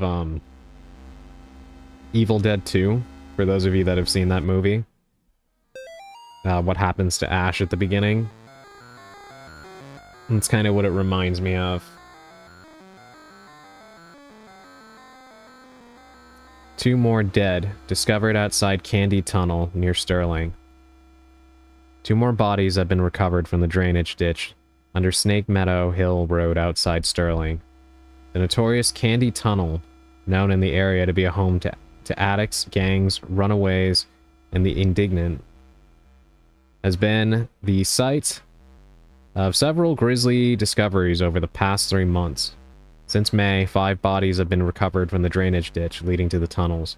Authorities are being pressured by concerned citizens to search the tunnels amid fears of a possible connection to John Bauman, aka the Candy Store Killer, who has claimed 8 victims in Connecticut and Rhode Island over the past year.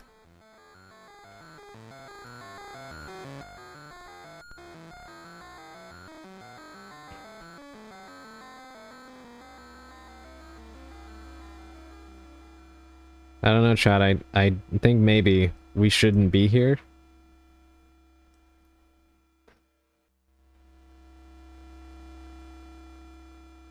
So this graffiti here, it says Satin lives, right? I think somebody had a specific message they wanted to convey, but didn't have the know-how to convey it. Just a feeling. Somebody just moved through those, someone just ran across there. The smiley face is cute. Yeah, it kind of is. No, it's fine.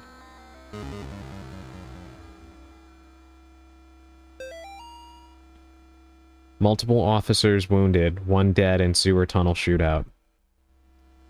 Law enforcement officials are reporting multiple officers down, including 1 deputy who was fatally wounded after an exchange of gunfire in the sewer tunnels near Snake Meadow Hill Road, also known as the Candy Tunnel. Witnesses say they heard the shots approximately 10 minutes after police raided the tunnels, where suspected murderer John Bauman, aka the Candy Store Killer, was alleged to be hiding. At this time, it is not known how many officers have been wounded, although it has been confirmed that 1 officer has been killed. Officials are not saying if Bauman was wounded in the exchange, and efforts are being made to recover the casualties from the tunnels. With your raw charisma, nothing can go wrong. What charisma? What charisma are you referring to, Augustine?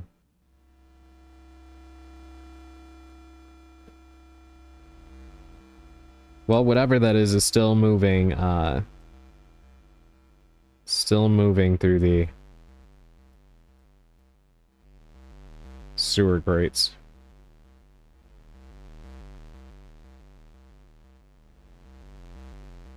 Read.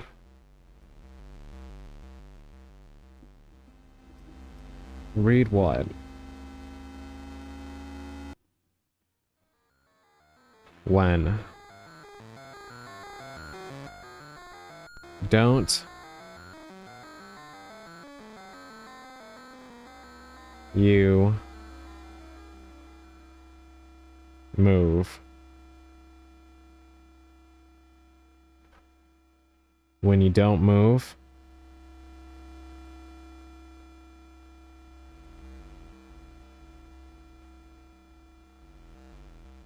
I decided you have at least a 16 on charisma. Stay very still.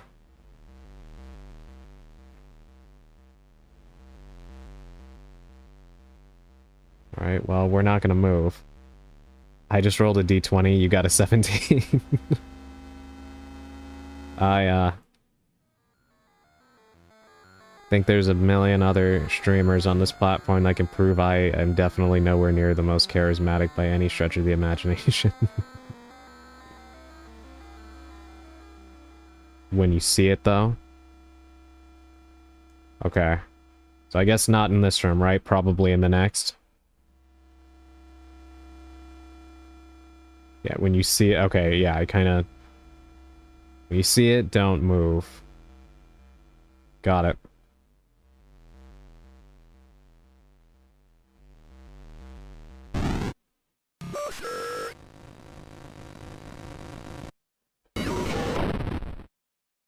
Oh.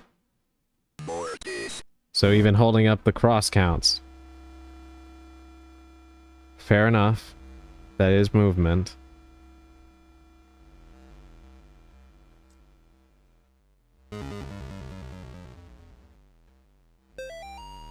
Yeah, I have to do this again if I want to get the notes, I guess.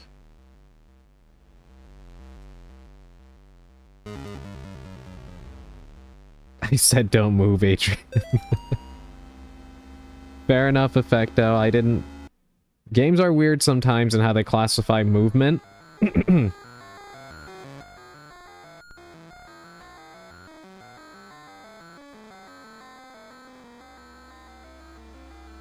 Sometimes they only count it if it's your legs. I have found. But lesson learned.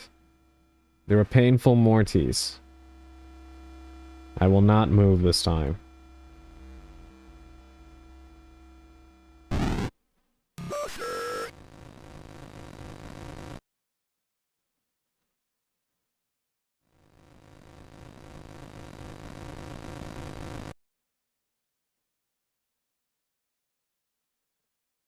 Hey, welcome in, Aquarel EXE.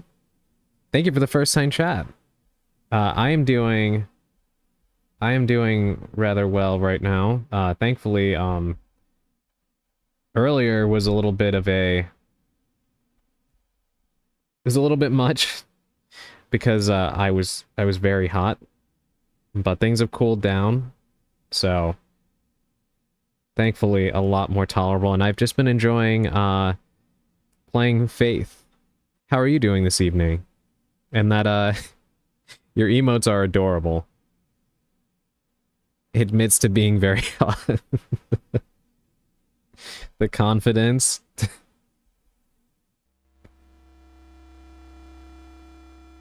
I feel that. I vibe in the morning because of that. The heat is gross. Winter supremacy? Yes.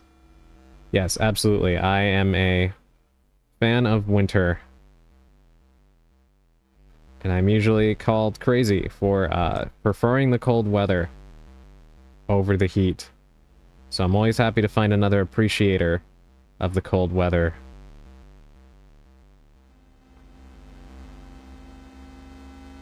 Also, that thing was most definitely not cute.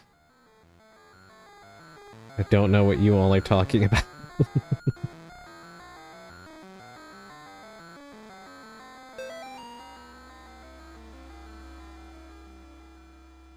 So true. I wouldn't mind skipping summer and having winter all year. Yes, because it's so much easier to get warm than it is to get cooler. Plus, there's a lot of fun things you can do with cold weather. I love the cold weather. Rainy especially, the ultimate background noise.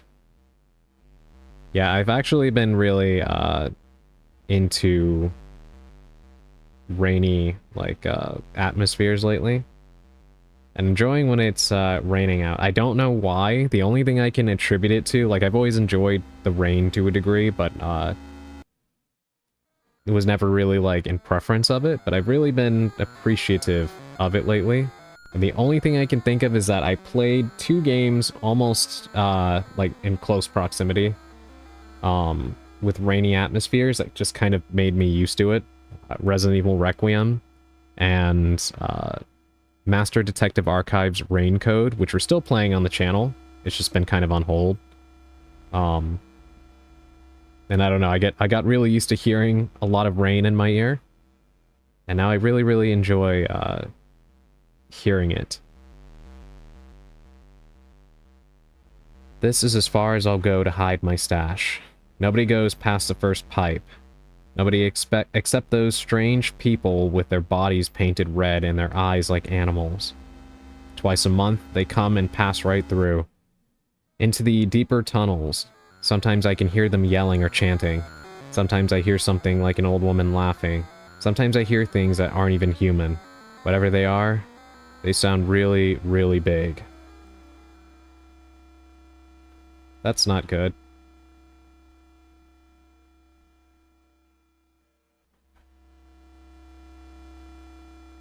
I know not what I do, bless you, child.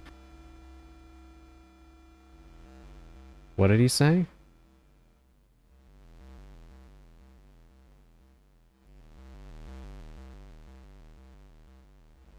It's probably fine. Maybe.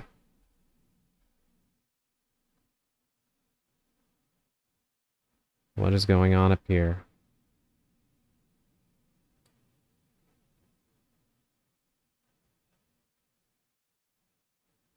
Long winding pipe with no music.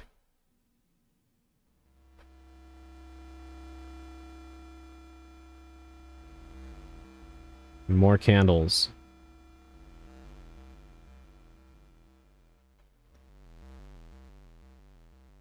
I'm sure there's nothing but an inviting little, you know what? I'm sure the Teenage Mutant Ninja Turtles are in there. And surely nothing else. This reminds me of the Screamer maze from the old internet. You're actually right, Effecto. You're right about that. Sounded like I will bless your child or I will bless you, child. Yeah. What's in here?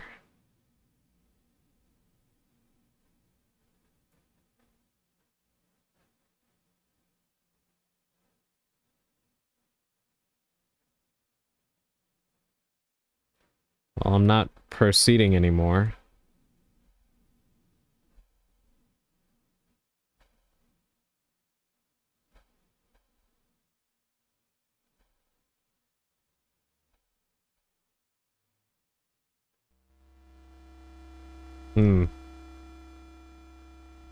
Okay, that was weird.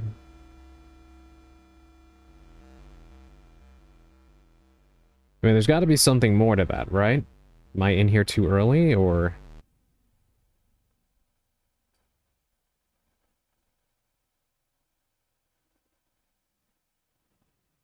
Maybe there's something I need to do first before I can come back here? Because you hit a wall there.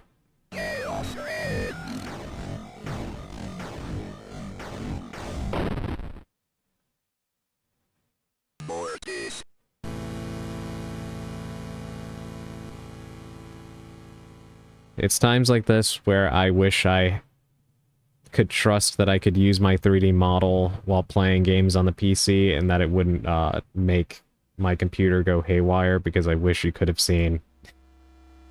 I wish you could have seen how I reacted to that. The monster hugged you with a sharp thing several times, yeah. I'm sorry, God, please save me.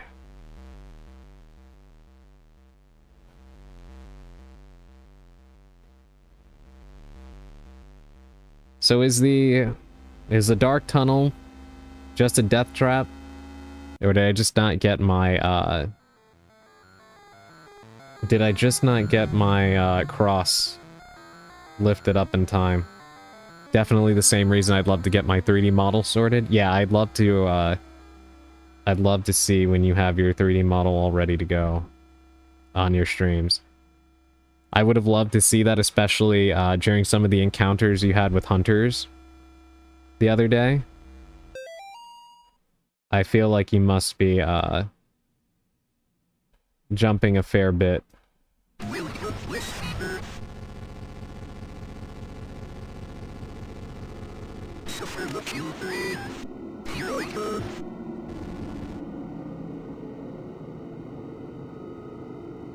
Okay, something is in here.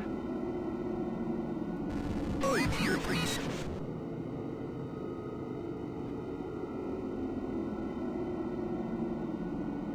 Just have to keep...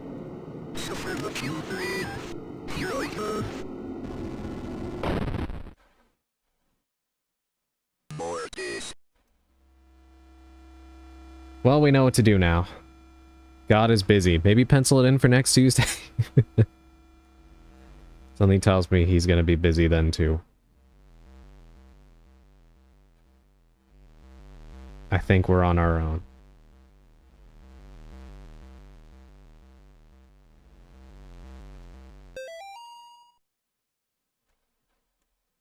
Will you listen? You get everything. Here I come.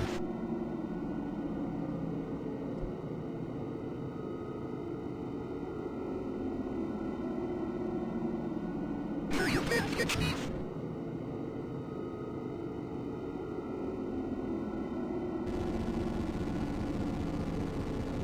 You get everything.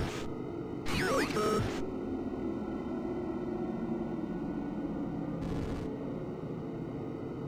Okay, that's annoying. I'm here, please.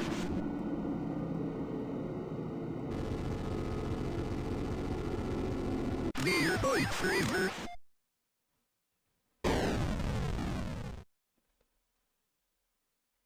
Is it gone now?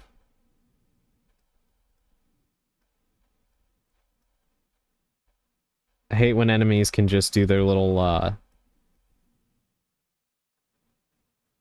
disappearing and reappearing act, but especially when most of the room is shrouded in darkness and I can't properly... Where are you running off to? Does the flashlight work in here now? Yes, it does. So now we can actually see what was in here. So I was right. We were in here too early. The way it ran, I know, right? It kind of reminded me a little bit of, the running animation in, Mecha Chameleon. Where you run with your arms just all spread out. He's in here? That's what it said?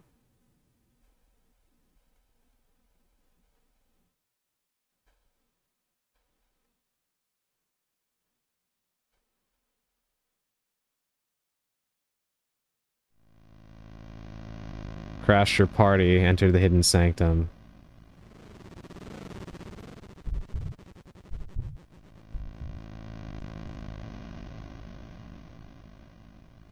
They hate the... They hate the light.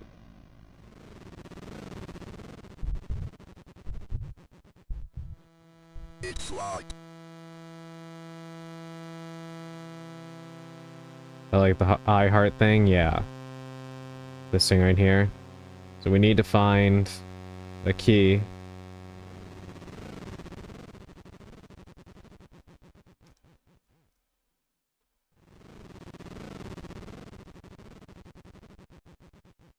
There are...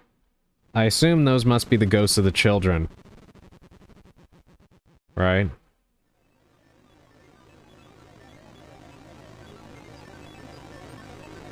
Is something coming after me right now?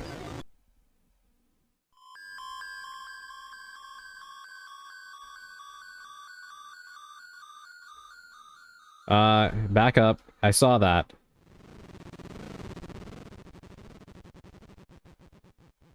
Oh, there's a couple of things in here. Okay, let's not go in there quite yet. I want to catch up on the chat. They can wait. Oh, then you're going to love the next few boss fights? Oh dear. I would like all my doors to have that. I hate the light too, it's why I lack D vitamin. My god, twinsies.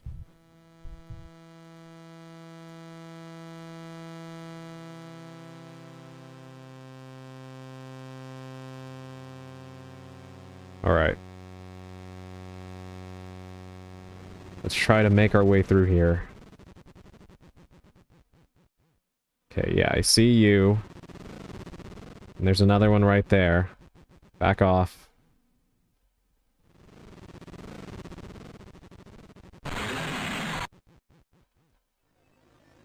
Alright, I don't know what that did.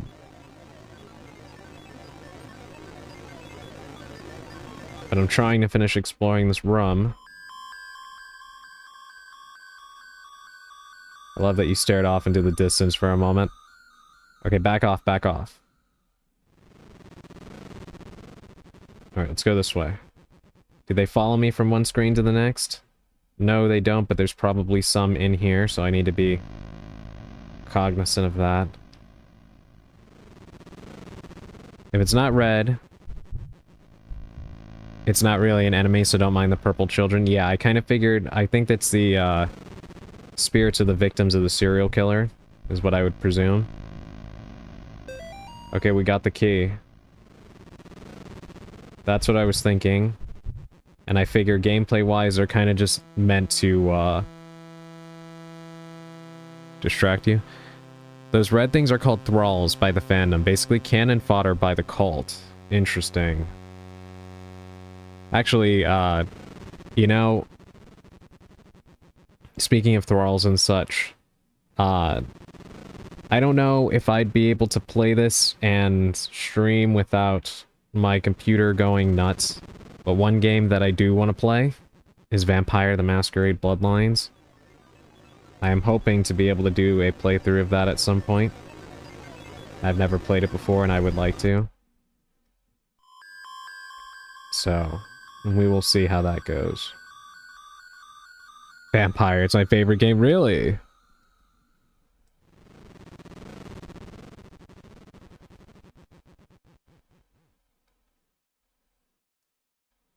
Yeah, I don't know. I mean, it should be fine. It is an older game, but I thought that Super Battle Golf was going to be fine yesterday, and then my computer just completely abdicated its duties. So we'll see. Because I would like to play that on stream.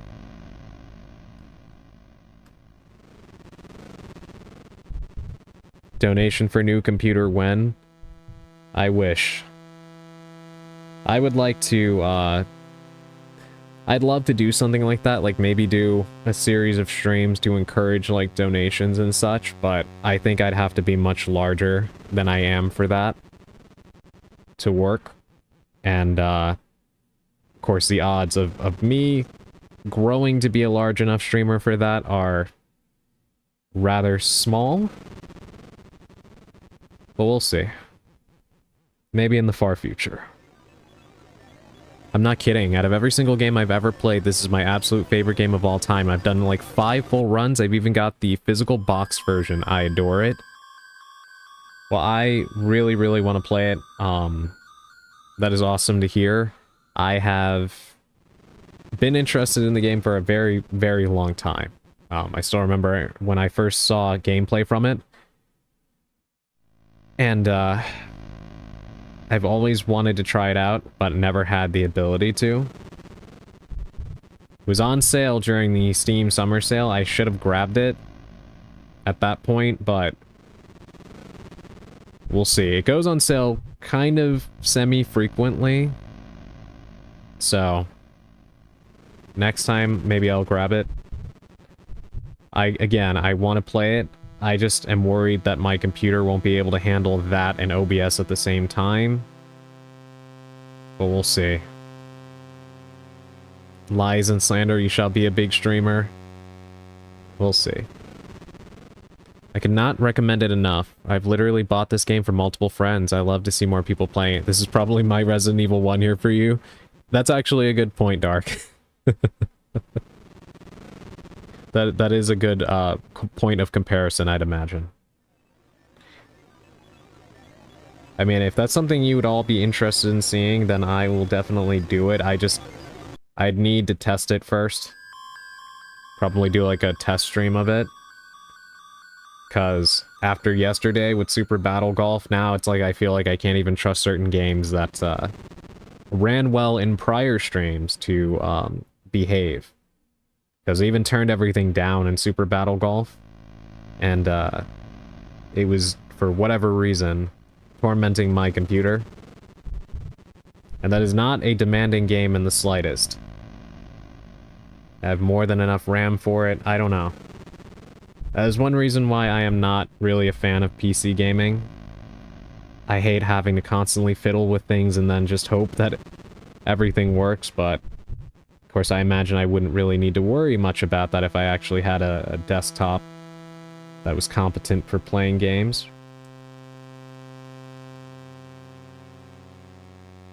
Rather than a laptop, but kind of a broken record on that. I need to find a way to inject confidence into people. This is going to be the start of my morally gray mad scientist arc. The thing about that, Augustine, as I've kind of talked a little bit about before, is it's not really a confidence thing. I mean, by no means do I think I'm the best streamer. There are far more talented streamers. Many of you are in this chat right now. However, my issue is not really one of confidence, but rather one of just the state of Twitch and YouTube, knowing that as far as like in the VTuber space, again, male VTubers traditionally struggle to break out and attain any sort of success, both on the independent and the corpo level. And I am not the greatest when it comes to self-promotion and things like that. There's all kinds of things just appearing everywhere in here right now. So that's more of where I kind of come from with regards to knowing I'm probably not gonna make it to that point, but again, I'd love to be wrong, and I'm certainly trying my best. Plus, of course, above everything else, as I always say, I'm very limited with what I can do because of my tech situation. But, once again, I am trying my best. If you can run Half-Life 2, then you should be good. Fun fact, Troika Games was told they weren't allowed to publish the game until Half-Life 2 would release, as they borrowed the license for the Source engine. I remember hearing about that. Which is unfortunate, because I know it ended up coming out kind of smashed between Half-Life 2, Halo 2, and a bunch of other big games. And that really did not help its chances for success. Which is a damn shame, because to this day, there still really isn't anything like Vampire the Masquerade. I know Bloodlines 2 came out, but that was obviously a... It looks fun in its own right, and I do want to play it. Wish that that would have been ported to Switch 2. But I know it's very different from the first game, and not what fans had wanted.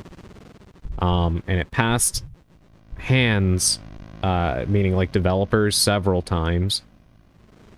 I think the closest thing I've seen to a potential follow-up to Bloodlines is a new Hunter the Reckoning game that's being made, which I am looking forward to. Again, I hope it gets ported to Switch 2. Because I loved the Hunter the Reckoning games that came out in the early 2000s. This is obviously very different because it's going to be like a RPG slash immersive sim. But I really loved the Hunter the Reckoning games. I mean more the fake confidence you have when you say something absurd like I'm the coolest guy ever. You don't forget the realism of your place in the universe, but the false confidence helps everything feel less impossible, you know? That is a good point. Aki was not feeling well. I'm here, not fully. Sorry, had to lurk. No, it's okay, Purple. Again, don't apologize, please. Be with Akira. I'm sorry to hear she's not feeling well. Send her my regards. Please. And yeah, focus on her. That's perfectly fine. You don't have to, Oh, she ended, I'm here? Oh, got it. I hope she's doing okay. I would ask you more things, but, I'll check in on her server and see if she's doing okay. I don't want to, you know, discuss something where she's not around on a completely separate stream. But hopefully she's okay. Yep, very true. Hold on. Whenever Twitch tries to play ads, it makes the chat jump around and I can't see things, so 1 second. Okay. Yep, very true. Never got the publicity it deserved, but it grew a giant cult following, was receiving an unofficial updates for 20 plus years, and yeah, second game was a bit of a mess, as during production was cancelled multiple times and completely changed. As someone who had waited 20 years or so for a sequel, for a remake, I enjoyed the sequel to a degree. It's not really a Bloodlines game. It's lacking over half the game, unfortunately. Yeah, that's everything I pretty much heard from people who are fans of the original, which is a shame. And honestly, they should not have used the Bloodlines name. But, which to my knowledge, I think the Chinese room actually tried to change it, which is the developers who ended up actually finishing the game, the same people who made Amnesia: A Machine for Pigs, and Everyone's Gone to the Rapture. They also made that game that takes place on the oil rig. God, what is it called?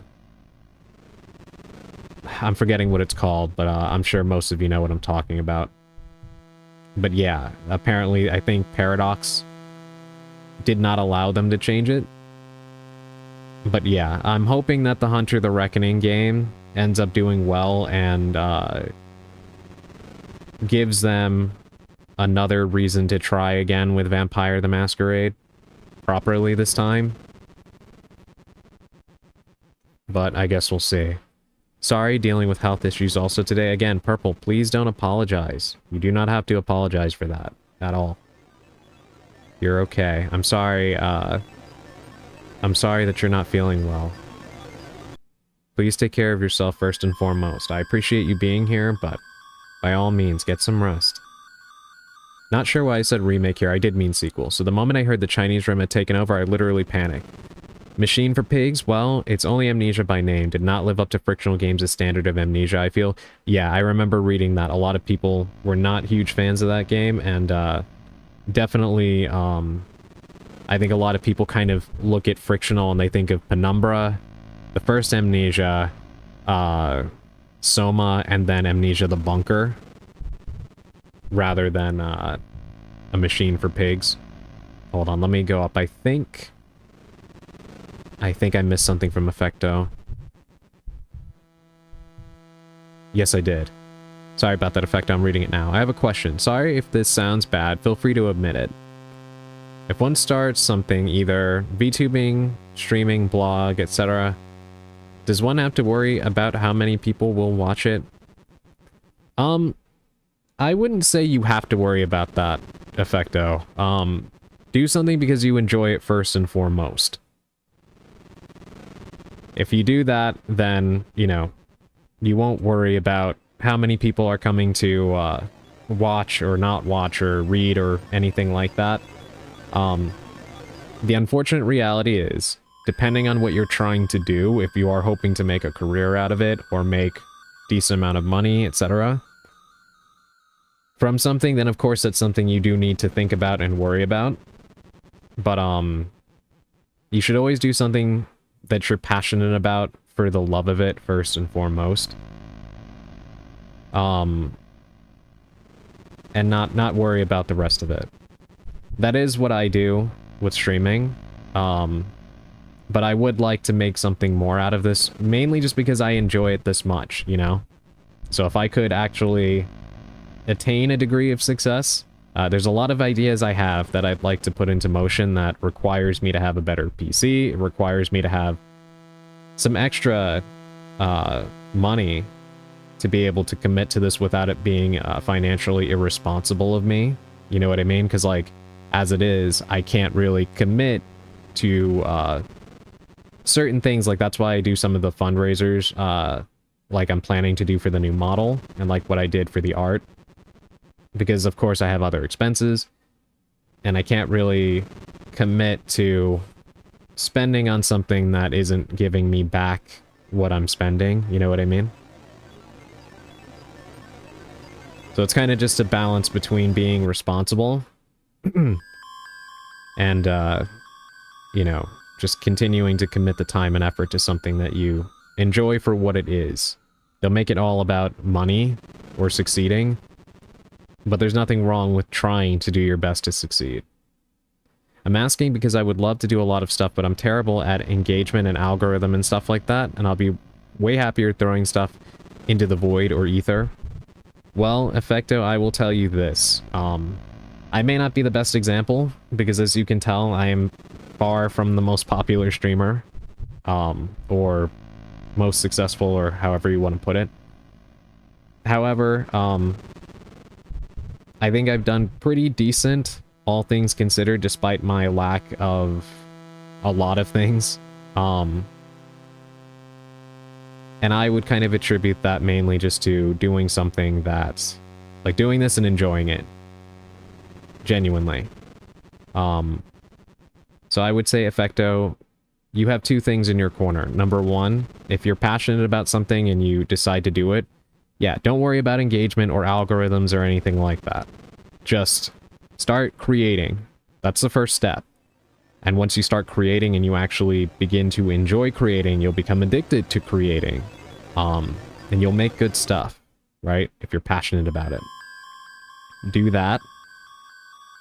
And eventually, even if it happens very slowly, you will start to have people look your way.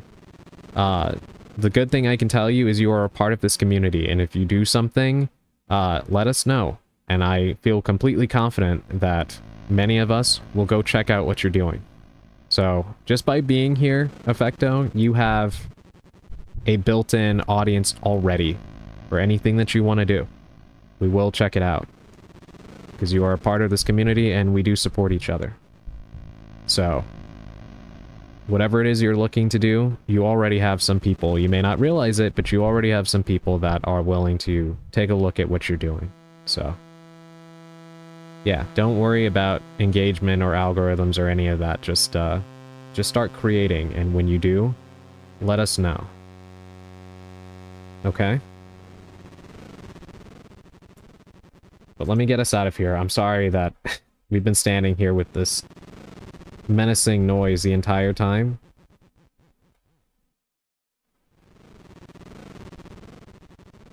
Okay, you need to back off. You're not supposed to like the light.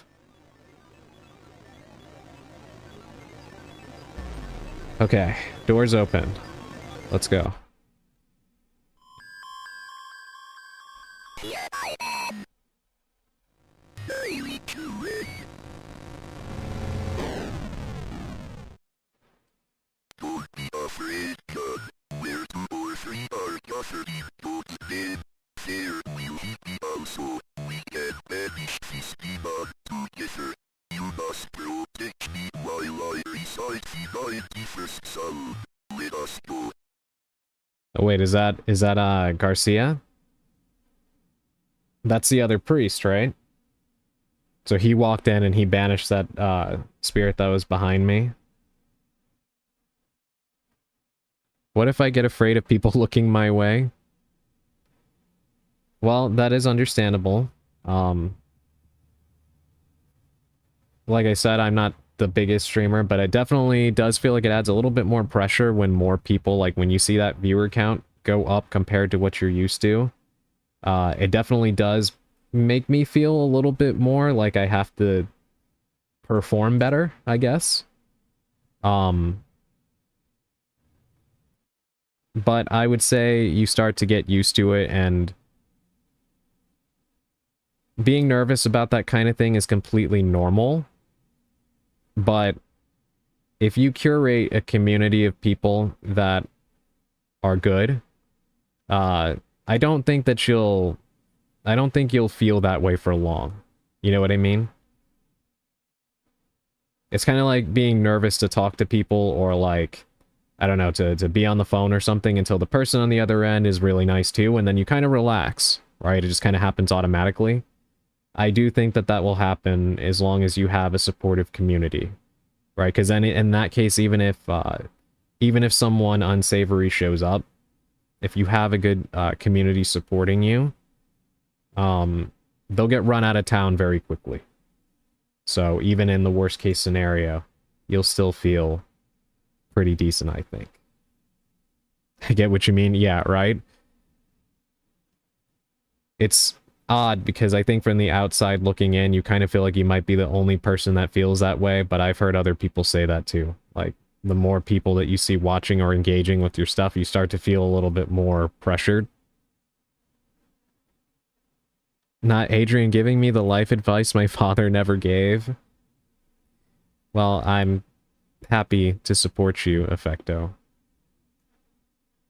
And I thank you for being here and supporting me, because it means more than you know. Alright, so I guess this is going to be like a horde segment then, because he said defend me while I recite the 91st Psalm, right? So now I'm going to have to freaking protect this guy with a hot-ass voice, too. Thank you, Purple. I get... Oh my god. I don't know about that.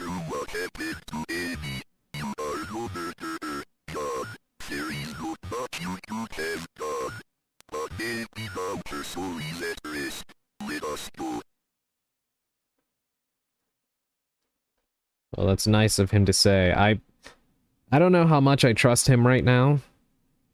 I hope he's okay. I just, with the way that this game is... But I mean, he should be fine, right? Hell, honestly, I don't know if we're fine, because we still don't have an explanation for what happened when I melted in the woods. And then turned into that thing. So, you know. Honestly, I probably should trust Garcia more than I should trust myself after what happened before.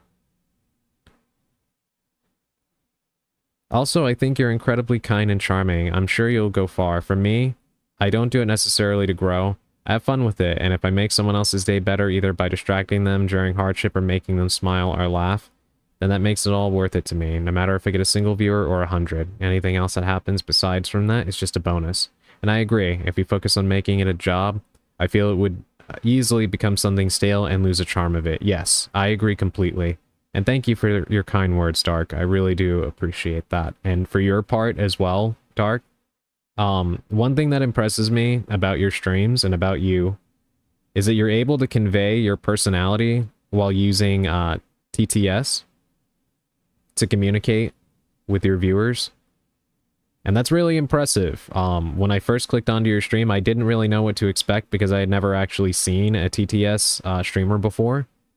So the way that you're able to communicate in a way that is still humorous and shows your personality and such is very, very impressive.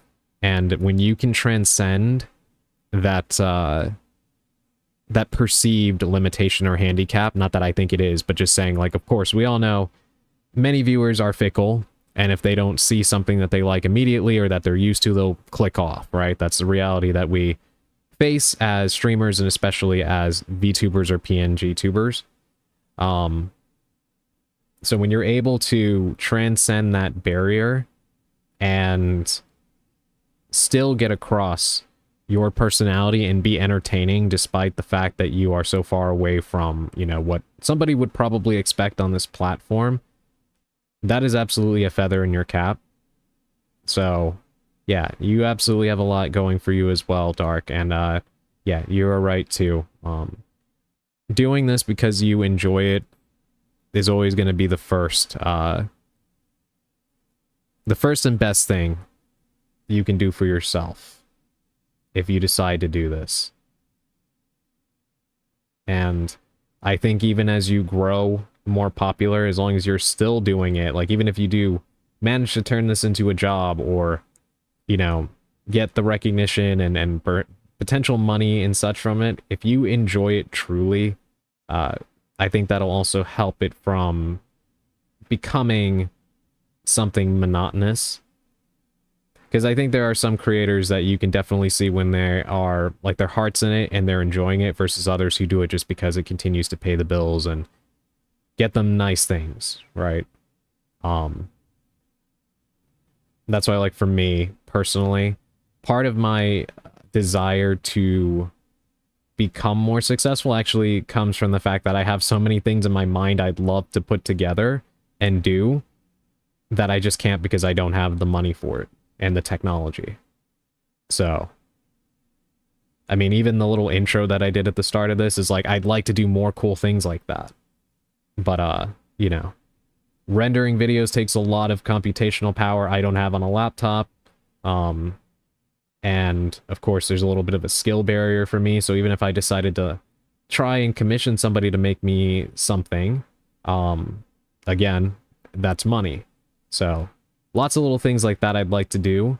So for me, my enjoyment of this and my desire for success kind of goes hand in hand. Not because, like, even though, yes, it would be nice to be so successful at this that I could do this as a job every day. I would love that.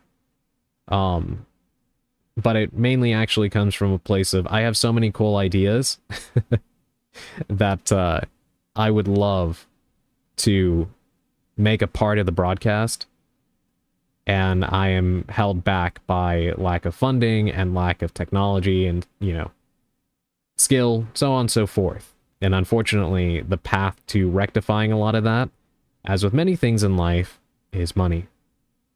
So, but yeah. Thank you so much. That really means a lot to me. Really made me smile. I'm glad. I'd love to help. If I can do so, let me know. Thank you so much. Hold on. Sorry, Effecto. I missed some stuff from you. Let me go up. Also, sorry we're standing around, chat. I'll read this and then we'll keep moving. I think the fear of being observed is a pretty universal experience. Yeah, I agree, Augustine. I think even people who are super, like, extroverted and like attention and such, the more eyes you have on you, that pressure inevitably increases, even if you do like the spotlight. That's why many people who are like performers and such have a hard time performing without some kind of thing to calm them down, whether that is a ritual. Like some people will kind of do certain things that they believe superstitiously will help them perform better, whether it's like saying a few words or eating a specific thing or whatever. Other people, of course, turn to things that are not quite healthy to do to calm them down or put them in a different state of mind. But I say that just to say, whether you're someone that hates the spotlight or adores it, the more eyes you have on you, the more nervous you get. That is just an inevitability. So, you're not alone in feeling that way, Effecto. Don't let it stop you from doing what you want to do. Like I said, you have people in this community who are willing to support you. So, you know, you have a start right there. Father Garcia the GOAT.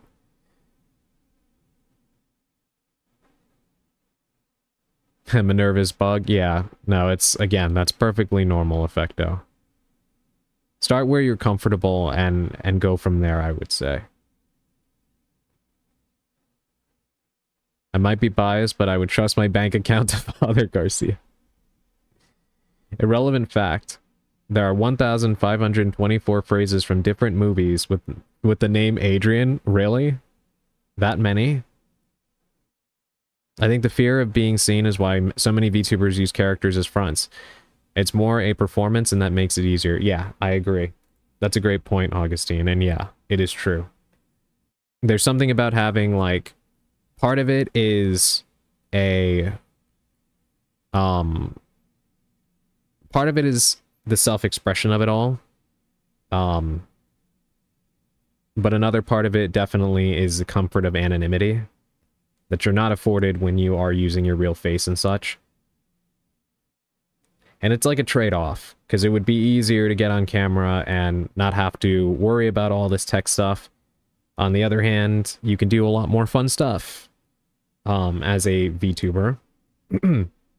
And for me, getting to be an anime character is part of the fun and fulfills a silly childhood dream.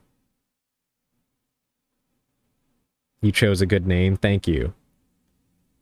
Yes, I agonized over the name for quite a while. So I'm glad that in the end, I do quite love the name as well. I mentioned this before, but the 6 syllables kind of makes it roll off the tongue a little bit.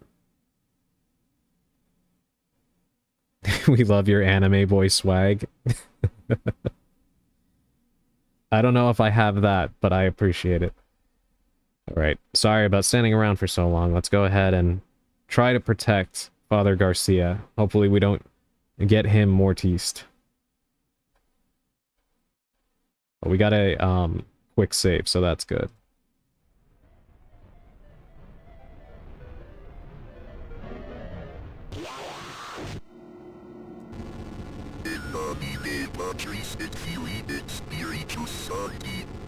I will say of the Lord, he is my refuge and my fortress. My God, in him I will trust. I shall not be afraid of the terror in the night, nor the evil that walketh in darkness. I shall behold the reward of the wicked. Because I have made the Lord my refuge. Back off, back off. There shall no evil befall me. For he shall give his angels charge over me. They shall bear me up in their hands, and I shall... Sorry, chat, I'll see what you're all saying in a second. I cannot. I have to lock in. These guys are trying to assault Father Garcia, and we can't have that. Never mind. Okay, let me read chat before before we try that again. In that crop top, you definitely do. Well, I should thank you for that. Sorry if I can't answer. I need to go be an adult and wash the dishes. No worries, Effecto. Yeah, please do. No one likes dirty dishes. You're incredibly good at expressing yourself. Thank you, Dark. I appreciate that. For many reasons, actually. Always honestly kind of felt like that was something I struggled with personally, so I do appreciate that. Also something that I would kind of hope I could be somewhat decent at doing, considering I do like to write, but... It's funny, there's kind of a paradox where I think people who do write always tend to feel quite terrible at expressing ourselves. I'm pushing my crop top agenda. Alright, here we go. Take 2.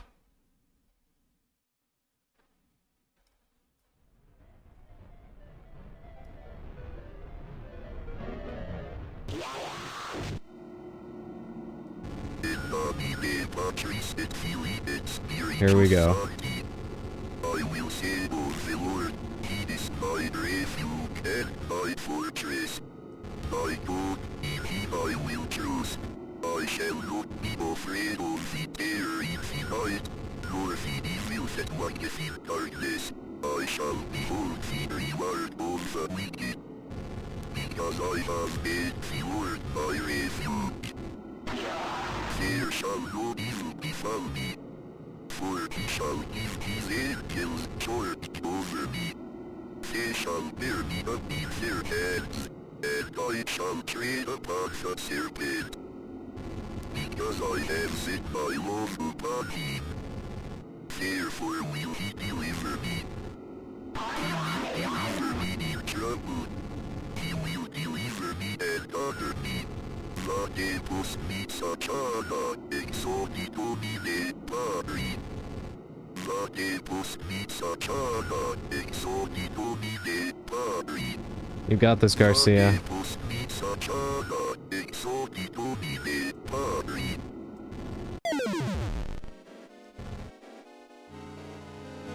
What just happened?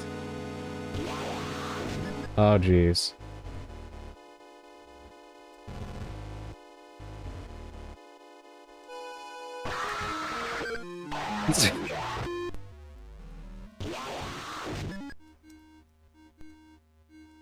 I'm sorry, that screaming kind of makes it sound like the demon here is scared of me.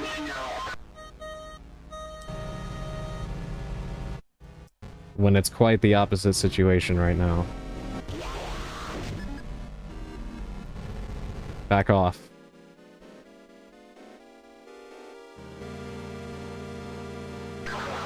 Go away. Oh my god. Garcia? Mortis. I was hoping you would have had my back as I had yours.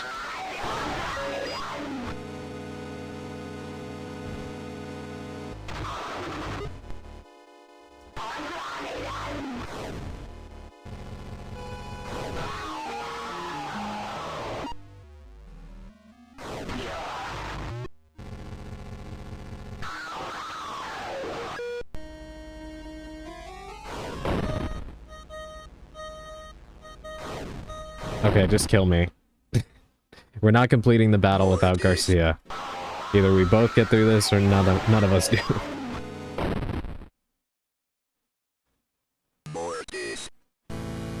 Alright, let me read the chat for a second.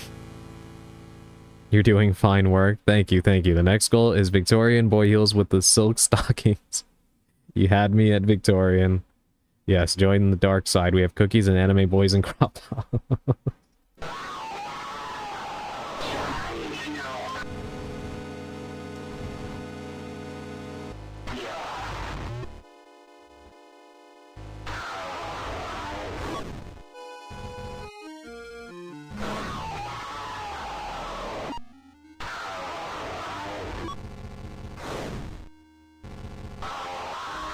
Alright, please go away. This is what I imagine churches are like after midnight. Holy shit.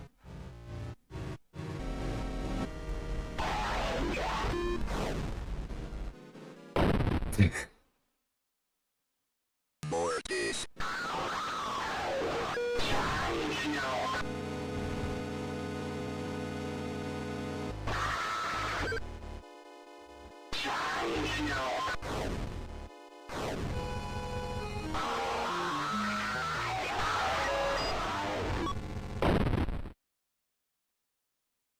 Mortis. She just pretty much powers through. Powers through it sometimes. So sometimes you just need to trust that you're doing enough and stand your ground, and then other times you need to run like hell.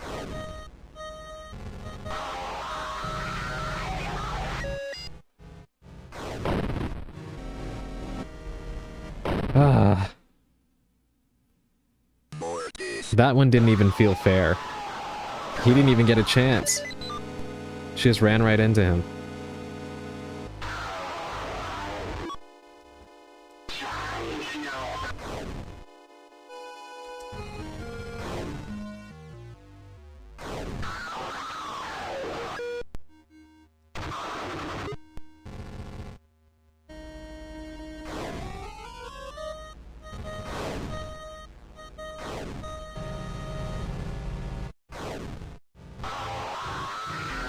They honestly did such a good job. Oh my god. They did such a good job when they decided to use the Atari visual style for these games.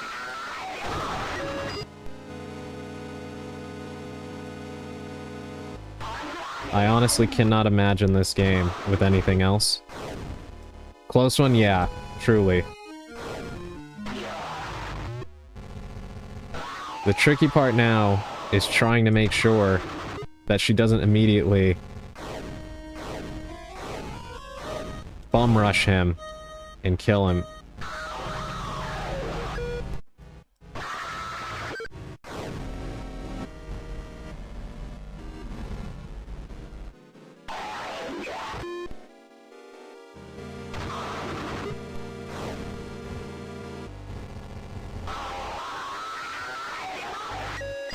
Stay away from him, stay away from him.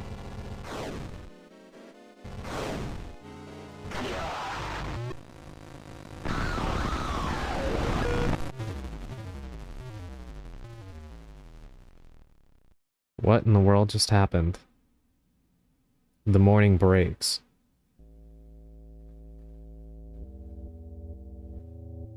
Wait, what? John, I can't do this anymore. I'm sorry. I will always love you back. Molly.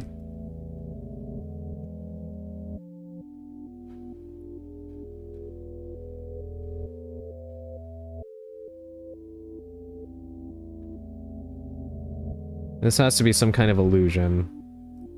I'm not going in there.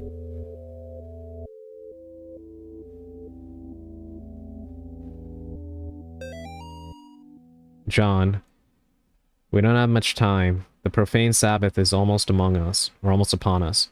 If they find Nate and Jason, they will perform a ritual on them to call forth a demon of unspeakable power. The name of the demon is Malthus. I am in the process of discovering their whereabouts. I will contact you again soon. We must not let them do to the boys what they did to Amy. Father Garcia. My nightmares are getting worse. Ever since I left that house, I am haunted by visions of demons. I finished my work with Amy, but now the boys are in danger. This time I must not fail. Malthus must be stopped. As the profane Sabbath draws closer, the workers of darkness grow stronger. This will be my greatest test of faith yet. God have mercy on my soul. Did I do it?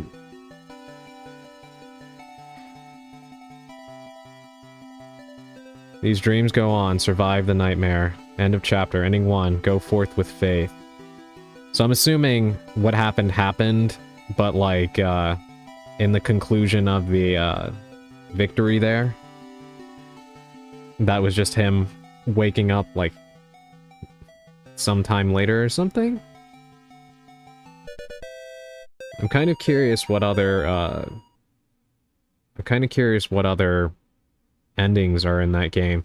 But that one is longer than chapter 1, so it's not as easy to kind of go back and see which endings are there. But that felt like a pretty good ending to me.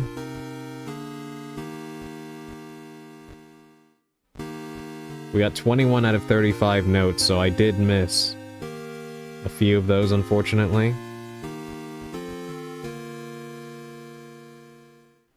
But overall, not too bad. But for now, I'm gonna go ahead and take us back to the office. And we will, we'll discuss some stuff.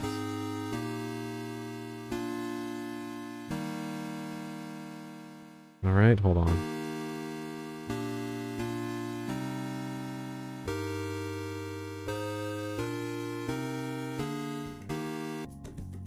Alright.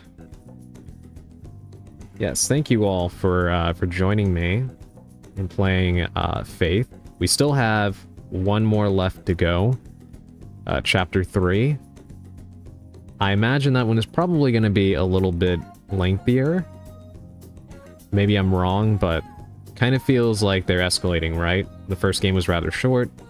Second game was not super long, but definitely longer than the first. So I imagine that the third one will probably end on a much more significant note. So, yeah. Probably that will likely end up being the next stream. But we'll see how I'm feeling. I will not be live tomorrow. What I was supposed to do today got pushed to tomorrow. So I will unfortunately be busy. And I'm definitely going to be quite tired tomorrow, so I'm gonna take a break. My hope is to be back on Monday. I cannot promise that yet, just because everything is still so up in the air with a few things. But that's my aim. 72-hour live stream. If I were to do something like that, I would have to start with a Well, two things. One, I'd have to start with a much shorter stream to practice. And two, I have zero faith, no pun intended, that my internet would hold up for that long without some kind of interruption. But maybe sometime in the future, if I'm ever within decent range of attaining any kind of success, then maybe that'll be something I do. 72 hours might be a bit much, though. I would definitely need to take breaks in between. Also, I have no faith my laptop would hold up. It would probably melt to my desk. I would not even be surprised if that happened. Dish is done. Time to say goodbye. Welcome back, Effecto. I just finished Chapter 2 of Faith. I got Ending 1, where you wake up from the dream. And then you read the letter from Garcia saying that they have to go and stop the boys from befalling the same fate as Amy. So, seemed like the good ending to me, but I don't know if maybe there was something better I could have done. Night night, everybody. Please get some rest, Adrian. I will definitely try my best because I have some things I need to do tomorrow. Bonk bonk with the sleeping bat. Thank you for that, Effecto. Before I get sleep, I'm definitely going to get something to eat, though. I am very hungry right now. Finally, almost done with page 2 of comic. I thought I'd be done faster, but apparently stopping every 2 minutes to draw gestures doesn't help make the comic get done faster. Yes, that, thank you for drawing that, by the way, Augustine. The world needed that. It was long overdue. She had kept talking about that enough times that I was kind of shocked that nobody had done it. So it was more than about time.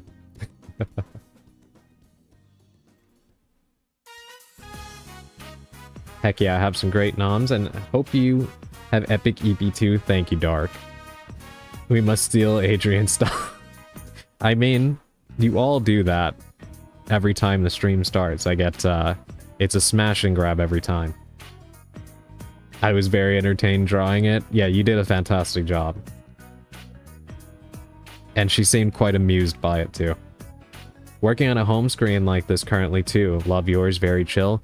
Thank you, Dark. Yes, I actually attribute that to Alandria. She's a good friend of mine and a regular here in the chat. She did a fantastic job with my office here. I absolutely adore it, and there is some lore to it. For those of you that don't know, I do write this thing called Chronicles of a Cursed Witch. I post it on my Ko-Fi page as a blog. But I do them in episodes, and they are, again, one way that I get to kind of express my writing and stuff in the channel.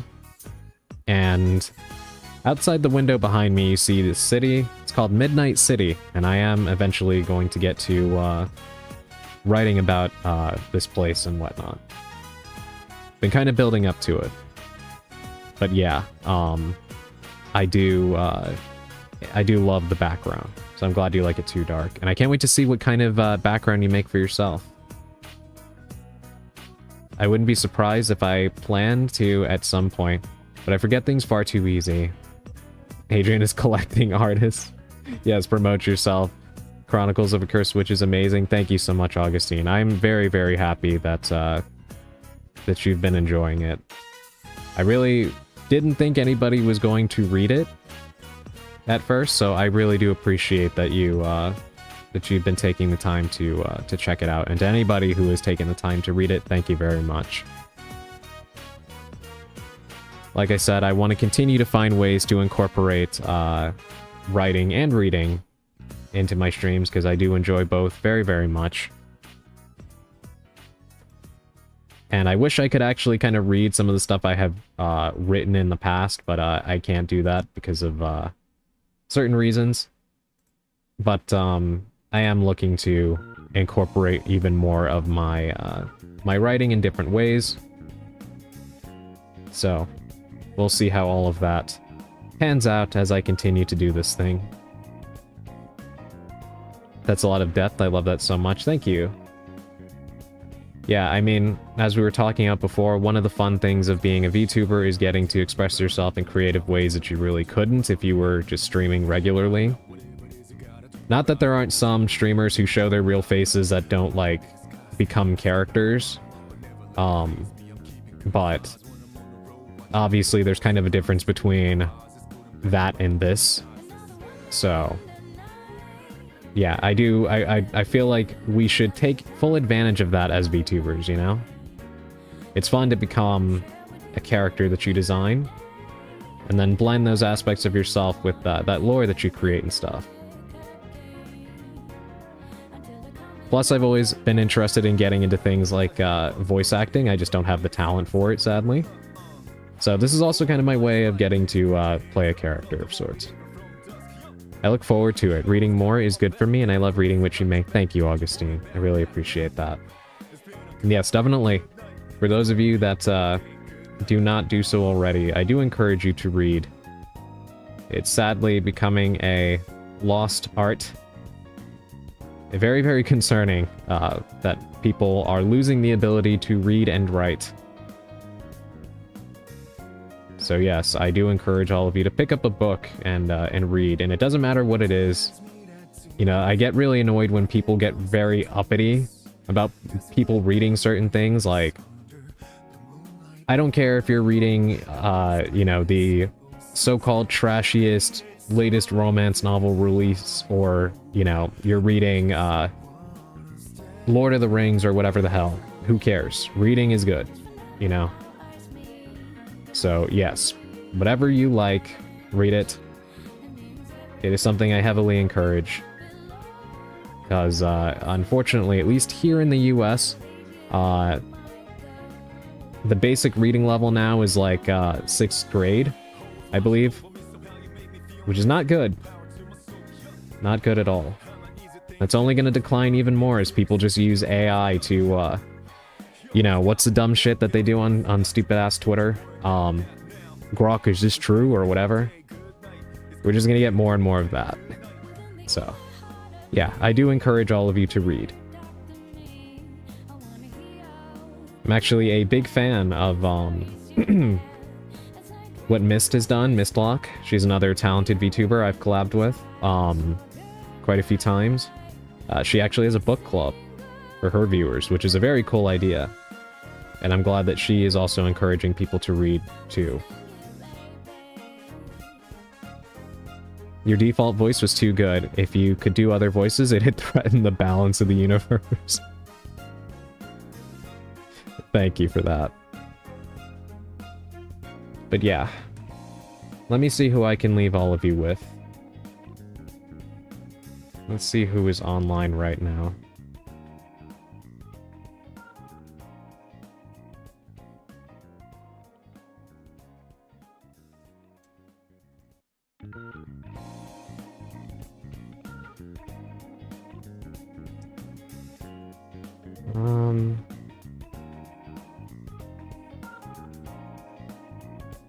Alright, I think I'm gonna be leaving you with Simon Novak. He is currently playing Prey. The 2017 game, not the original. Yeah, I think that's who we're gonna be rating into. Thanks for the stream, Adrian. Enjoyed it. Thank you so much, Echo. I really, really appreciate that. The most difficult literature I've dealt with would be H.P. Lovecraft. I do love his writing style, very intriguing. I have to actually get into reading his works. I have, unfortunately, not read any of them, but I'm very interested in doing so. I myself have been trying to read more often lately, so... But yes, hold on, let me go ahead and write this in, even though I'm sure most of you know this, but just in case there's anybody who is new here. That's our raid message. You can feel free to add in whatever emotes you want. Those are just the two I like to use, but Hallie Raid is our raid message. Get good sleep. Sounds like you'll need it for whatever is up tomorrow. Yeah, definitely. Especially because it's probably going to be equally as hot tomorrow. So, yeah. Shadow over Innsmouth is a favorite of mine. That's what I often hear. I knew somebody else who was a big fan of Shadow over Innsmouth. But yes, I'm going to leave you in the care of Simon Novak. Drop in and say hi to him. He's a fantastic VTuber. He is one of the GOATs on this platform, in my opinion. Absolutely love his streams. So drop in and say hi from me. Have a good one, Adrian. Thank you so much, Falcon. Thank you for being here again. As always, I appreciate you greatly. Alright, everybody. He's not in uniform anymore. Yeah, it seems like he befell the same fate that usually befalls me. Somebody got to him. Big whoop. Thank you, Dark. Yes, and I look forward to your next Resident Evil stream, by the way. Can't wait to see that. But anyway, I'm gonna keep chatting here, and I've got the timer ticking down now. So that's gonna be it from me for today. Have a great rest of your weekend, everybody. If you haven't yet, get something to eat, get some sleep, stay hydrated, and stay cool in this horrible weather. And until next time, as always, stay spellbound. Good night, everybody.